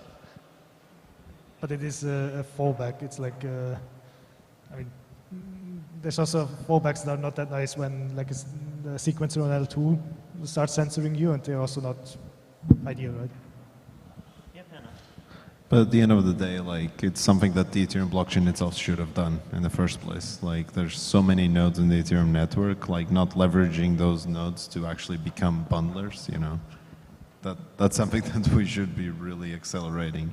I understand there's, like, skepticism from, like, core developers to, like, go full-on native account abstraction, but the benefits completely outweigh the risks, in my opinion. One point I want to make earlier is, for me, the major concern around 3074 is that it both feels too late and too early at the same time. Like, too late because it would have been a viable kind of stepping path towards full account abstraction if we wouldn't go the 457 route. But now that we went the 457 route, we didn't wait long enough that we actually started having the learnings that we could then have to form around 3074, because like it's similar challenges there around like cross-chain. Like, you might not have the same invokers on different networks. It's the same, like, you don't have like a smart account plugin at the same address on different networks. It's about the security, permissioning system. It's about the standardization of the modularity in a way that, like, we just like really like a half a year ago, we started having like an ecosystem, and we started having learnings from more and more users, and now we have unleashed the same problems that we have with smart accounts to EOA users without actually having any answers to these learnings yet. Like, we're working on all of them, but we don't have the solutions yet, and that, yeah, I see risky. It's funny you say that, but the reason 3074 even got included in the first place and got all of this momentum was because of 4237. Because I remember 3074 at the beginning, I was so excited about it, and everyone just thought, oh, this is too many security risks, and it didn't even have a nonce at the time. People just complained, and then 4237 showed up, everyone was super excited about, and then what created was now a polarization, because some people were really happy about 4237, and some people just thought it was over-engineered, and that all of a sudden people started liking 3074 for its simplicity. So it was a little bit of a cycle there. Because I remember you were saying like, oh no, all of these memes about 3074, but those memes started because 4237 was too complex, you know, so. But at the end of the day, they're like complementary. I don't see a problem. I just see like progress. Like in 2019, we were talking about meta transactions, and it was like the best thing that we got was like gas station network, and it was still like really centralized, you know. My next question is about fragmentation on EVM across different rollups and chain. With push 0 opcode, the mainnet adopted first, and then it came out slowly on other L2s, and some L2s have not even adopted push 0 until now. 3074 introduces 2 new mode opcodes, and again it will be rolled out on mainnet first and probably will come on some L2s later. And so do you see this as a feature or a bug? So with different EVM versions on all of these chains and wallets supporting all of them, how do you see this fragmentation playing out? I mean, one thing that I'm starting to like that's happening is because we're basically modularizing everything really fast, and everything is just being so fragmented, but at the same time it's allowing us to kind of redefine what a blockchain is. So if we do have like these bundlers, or sometimes people like to call it like searchers, become almost the cross-chain layer for all the blockchains. Users can like sign operations for multiple chains and just like bundle them together, and they can evaluate if this is gonna succeed on a multi-chain level, and then just settle them all at the same time. Because the biggest problem with like all of the cross-chain communication is that one transaction had to settle on chain A, then on chain B. So if we actually like just take all of the settlement away from the blockchains themselves and then just resolve all of the operations off-chain, then we can actually know that once we settle them, we have guarantees that given the mempool that we have, these chains and these operations on different chains will all resolve at the same time. So I think we're actually going to have this full chain abstraction as a consequence of account abstraction. And I think this is my last question as we are almost out of time. Ansgar, you recently expressed your disagreement with 3074 rolling out here, and then this is one of the common concerns with this. And people are raising concerns about nonce in this, but this EIP has been discussed over several years. So if you can give us insights on how to, if any interested people can, how can they get involved in discussing EIPs and what goes behind the scenes in creating an EIP, taking it through all the way to mainnet. So just some behind the scenes action on that. So basically, like kind of just talking about how to get involved. With because there was a famous tweet floating around that don't get involved in EIP discussions. Right. But I mean, which is actually interesting because the talk I gave 2 years ago about 3074 specifically, I think was like 3074 and the governance process of Ethereum or something. So like I think if people want to go back and watch it, it was also about like how did it kind of how does this process work? I think in general, I mean it's easy to get involved, right? Like a lot of these conversations happen, like especially for like the EIP process. There's every time you can open EIP, like eips.ethereum.org. It always links to a discussion forum, a thread. So you can go in there, you can read the messages, you can comment, you can participate. So that's a good way to get involved. Of course, the hurdle to actually like get involved in a way of like creating your own EIPs and actually push for changes in the EVM, that's a bit of a higher hurdle, because what sometimes we see is people who are like have an idea and then they put in basically the minimum effort to like come up with some spec, and then they put it out there and they're like, hey, can you have a look and just see if it's a good idea or bad idea? Like usually what you need to do there is like to actually really put in the effort of like really kind of talking to people, getting feedback, figuring out like how would that interact with all the different pieces of the ecosystem. So basically creating EIPs and like going through the entire process is a very kind of like involved multi-step process. I will say that it's interesting. We are in an interesting moment in time right now where basically we talked about like EVM equivalence just now, right? And like how basically this interacts with different chains and everything. And in the past, we saw a lot of layer 2s that basically just copied what layer 1 did with EVM equivalence. We are starting to move a little bit away from that. So now like you talked about the IP 7000 something like the enshrined account abstraction, IP rollup improvement proposal. So we created a separate standards process now for rollup changes. And so I think we are starting to see a lot of like active participation in the governance process from the layer 2 side as well now. And so like maybe if you have interesting ideas, that might actually be an interesting starting point to like go talk to layer 2s, understand their specific needs, and maybe instead of creating an EIP, maybe create an IIP and like kind of get involved that way. I think that's like a very timely moment, like thing to do. Yeah, any last comments? We are nearing the end of the panel. Yeah, I think this is it. Well, thank you all for this very interesting exchange. Maybe we have a couple of minutes to take a few questions. If anyone has a question, raise your hand. Yeah. Just as a heads up, the audio's pretty bad up here when getting questions, so please make sure to speak up loudly. Question is, why do we need to enshrine account abstraction at the base layer? Why don't we rely on the rollups to implement it in their opinionated way? So like ZK Sync already has account abstraction, and they may choose to do it differently. Why do we implement a very specific design of account abstraction at the Ethereum mainnet? Why don't we just delegate it all to the rollups? I think one of the reasons is actually to save gas cost, because once you implement these protocols at the base layer and at the protocol layer, for example, in RIP 7560, these entry points and some other contracts are supposed to be pre-compiles, so it does not take that much gas as compared to if you just deployed them as a smart contracts.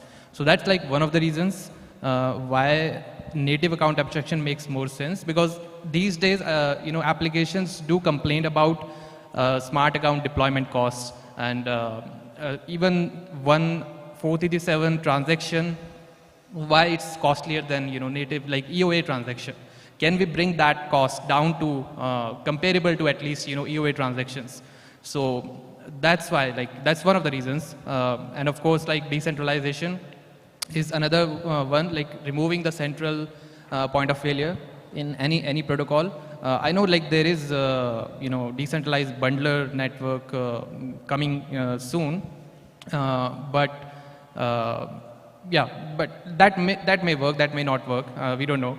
But yeah, enshrining at the protocol level definitely will save you some gas, and you can actually be in a world where you can compare EOA and smart account transactions. I mean, at the end of the day, you also have to kind of count the cost benefit, right? Like, account abstraction is not supposed to be used by a minority of people. If it's meant to be used by 99%, hopefully, of the users, then why build this whole off-chain infrastructure when you already have like this whole network of nodes? You're not leveraging the network effects of the Ethereum network, and you're just recreating it all from scratch on the top. I understand that some features are maybe exclusive to, like, let's say 50% of users, but account abstraction is supposed to be for everyone. In fact, I don't want to use hardware wallets. I don't want to use like keys and seed phrases. Like, I want to move away from that. I want the account to just exist, like to just be universally as a concept. And I think we all want that. We all want that kind of level of convenience and security.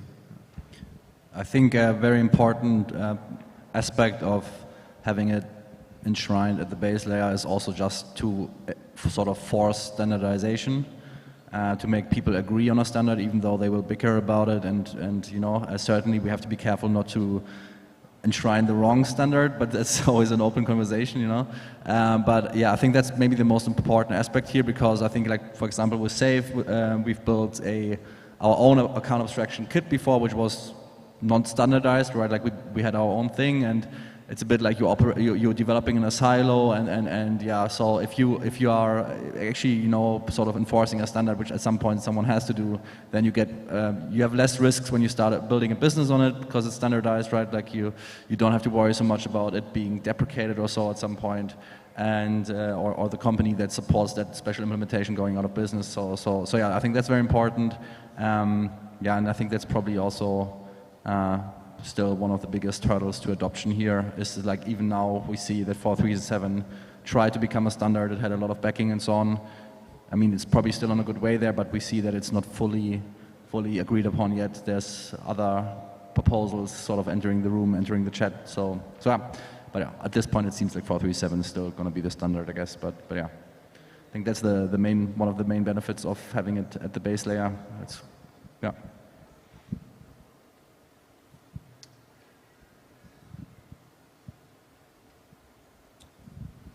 Yeah, so I recognize account abstraction is bigger than just like increasing or adding to the ways that we're able to protect our accounts than forcing people to remember a seed phrase. But like, I guess my question is, do we feel like we're overestimating the Web 2 experience? So in a sense, it seems like account abstraction is to give us parity with like a Web 2 UX, right? Where we're able to like offload and delegate these responsibilities to some kind of, let's say, centralized force or entity. But like, I still have to have a separate password if I don't want to be like super insecure and risk, all my accounts being hacked if one of them is compromised, for Facebook, for Google, for Amazon, et cetera, all the different services that I use. And then I'm likely using some kind of like password repository like LastPass, like 1Password, where I have a master password, where if that gets compromised, then all of my stuff is SOL, right, anyway. So I'm wondering, like, what are your feelings towards like, or what are your feelings on like what the ultimate goal is for account abstraction anyway? Like, is it for Web 2 parity, which already seems a bit insecure? Like, I think we're all worried about that. We're worried about the security we get with Web 2 anyway. And like, yeah, what are we really trying to achieve with account abstraction in your view? With that in mind. I mean, currently users don't even have an option, right? So I think that's the number one thing that we need to actually consider. Like, it's very well understood that like an EOA is just safer in the sense that if you are the bearer of the private key, now it's your full responsibility, no intermediary risk, nothing, not even smart contract risk, right? But now we're forcing everyone to be a bearer of a private key, right? That isn't like the best experience, and we are not even considering other use cases. In a normal scenario, people have more than one device, right? Even if you don't own a laptop, you might own a tablet, and you're now going to have to import private keys around. And even in traditional cryptography, I mean like pre-blockchain cryptography, just the concept that you don't rotate keys goes against every cryptography principle, you know?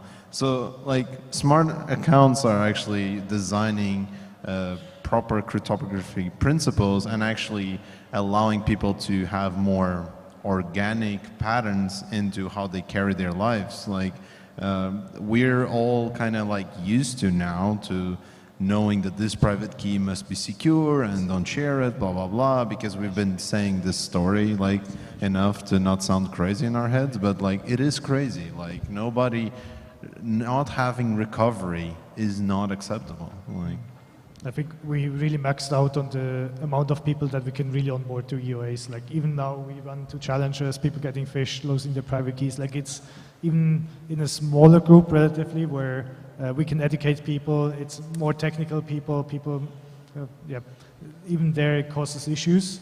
If we scale this out to billions of people, that's not going to be feasible. So smart accounts are needed to onboard like 1 billion people to Web3.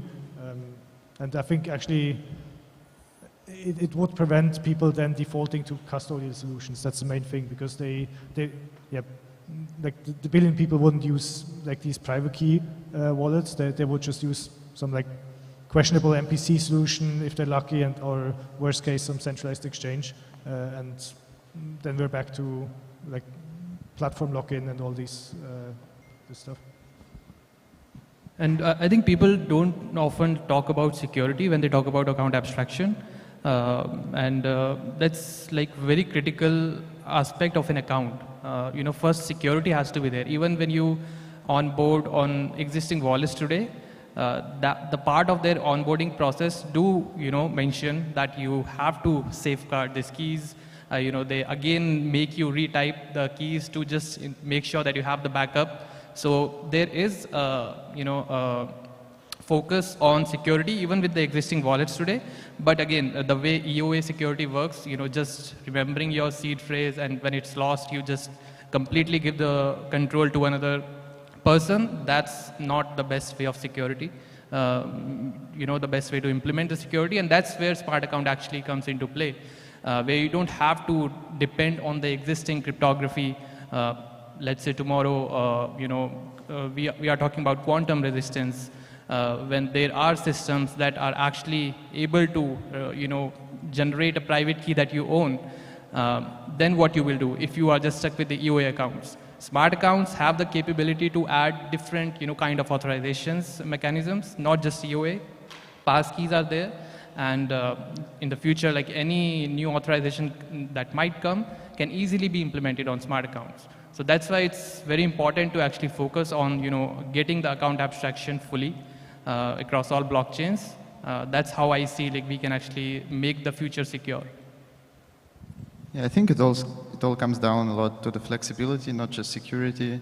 So you can't do much with just an EOA, but with smart contracts, we basically want to support the minimum number of EIPs and different standards for the people to be able to reach like the highest number of different use cases and customizations, including all these recovery features, key rotation, multi-sig, and so on.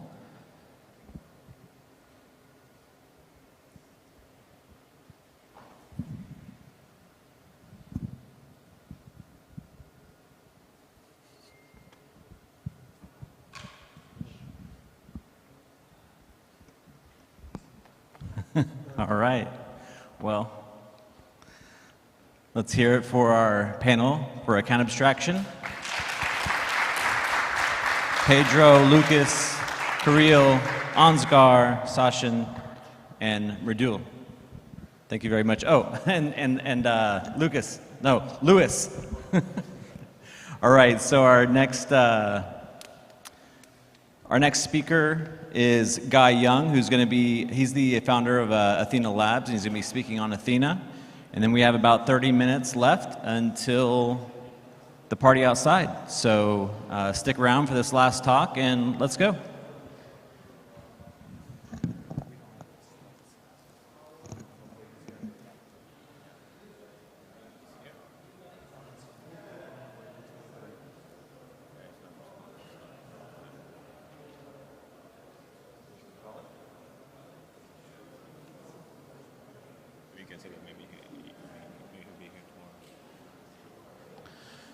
So we have not heard from our last speaker of the night, Guy Young. He might be stuck on the metro, who knows. But this is going to wrap up ETHDubai Day 1 for this room. Check out one of the other rooms for the next 30 minutes. Join us outside at the beer garden for a party. We'll have a DJ. Do you know who the DJ is? Guest appearance? Someone big, right? It's huge. Huge. All right, so we'll see you guys out there. Thank you very much for attending ETHDubai, and see you guys all tomorrow.